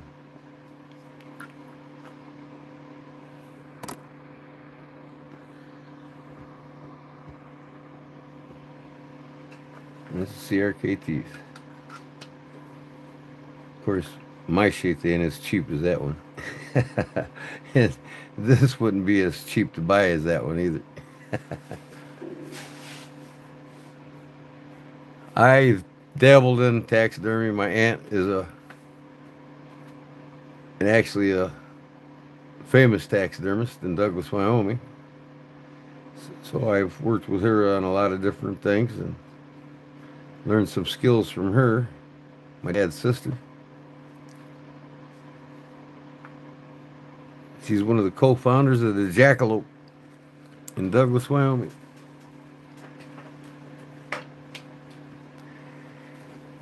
And if I need to and have the time to, I can mount just about any animal I shoot. Caping it out, prepping mannequins, and I've done it for a little bit, but nothing to, just I've done some bird mounts and a few other mounts personally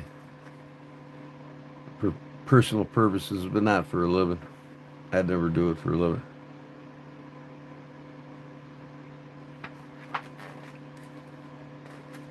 The Ojimbo.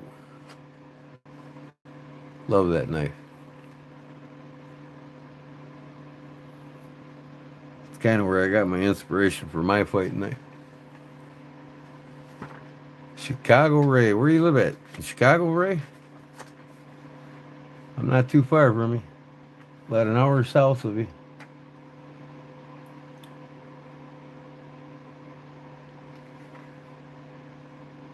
I-55 South. Essie. I traded one of my case folders for this knife here that never got to my house. It tore out of the package and got lost in the mail.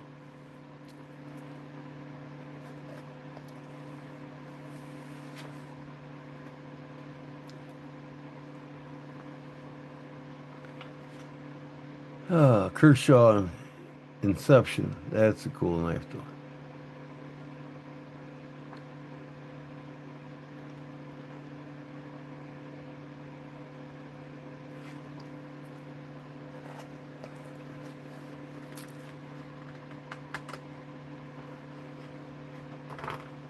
Food and Field Knives. FMS. And Spider Cove.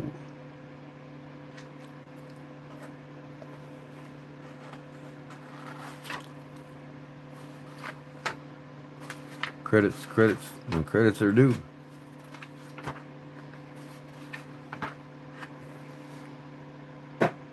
Farina Fine Arts.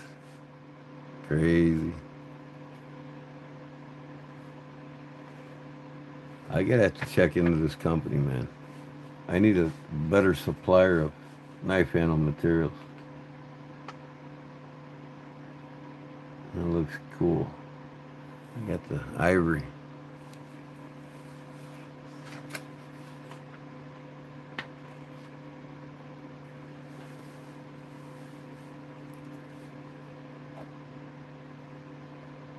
QSP.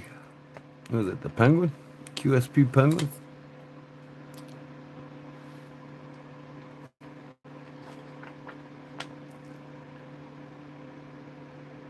I remember when this came out from Tops. A Border Patrol cop designed it.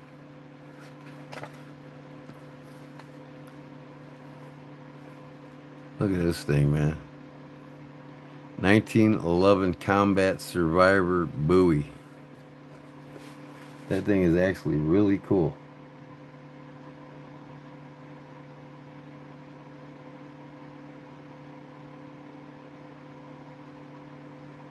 .154 cm high carbon stainless steel.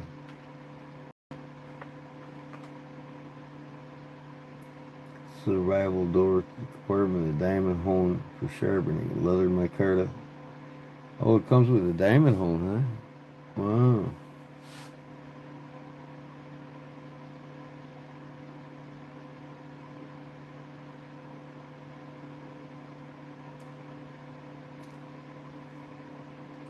Oh, wait. It comes with a survival clip. Look at that.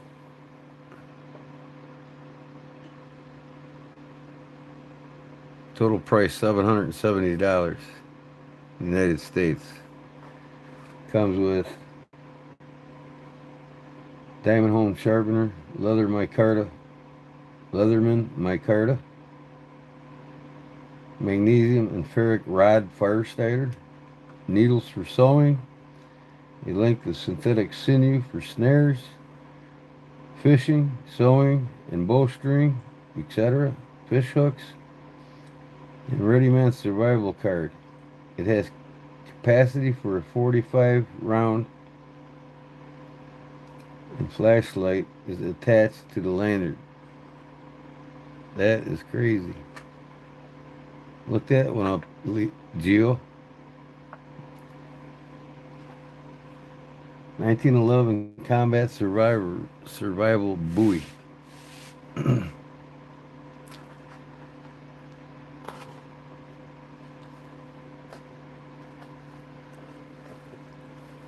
What in the hell? Get away from me, fly. Oh, be right back.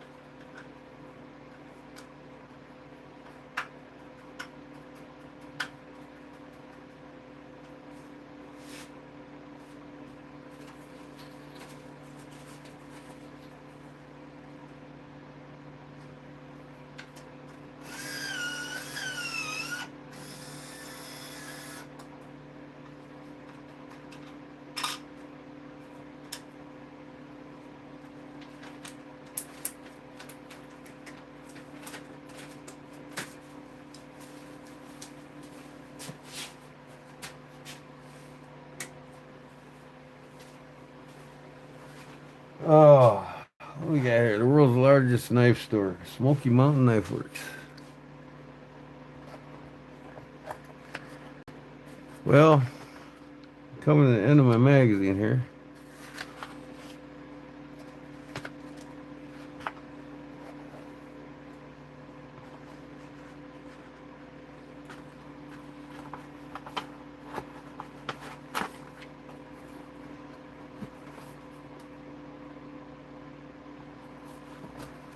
Knives 2024.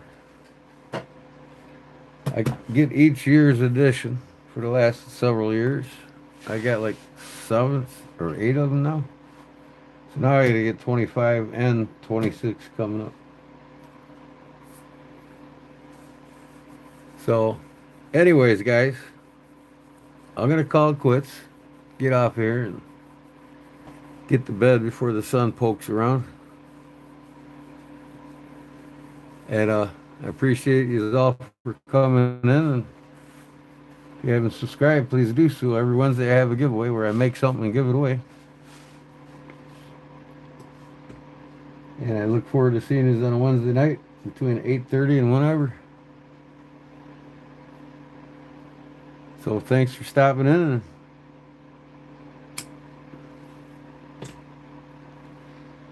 we'll see you on the next one, huh?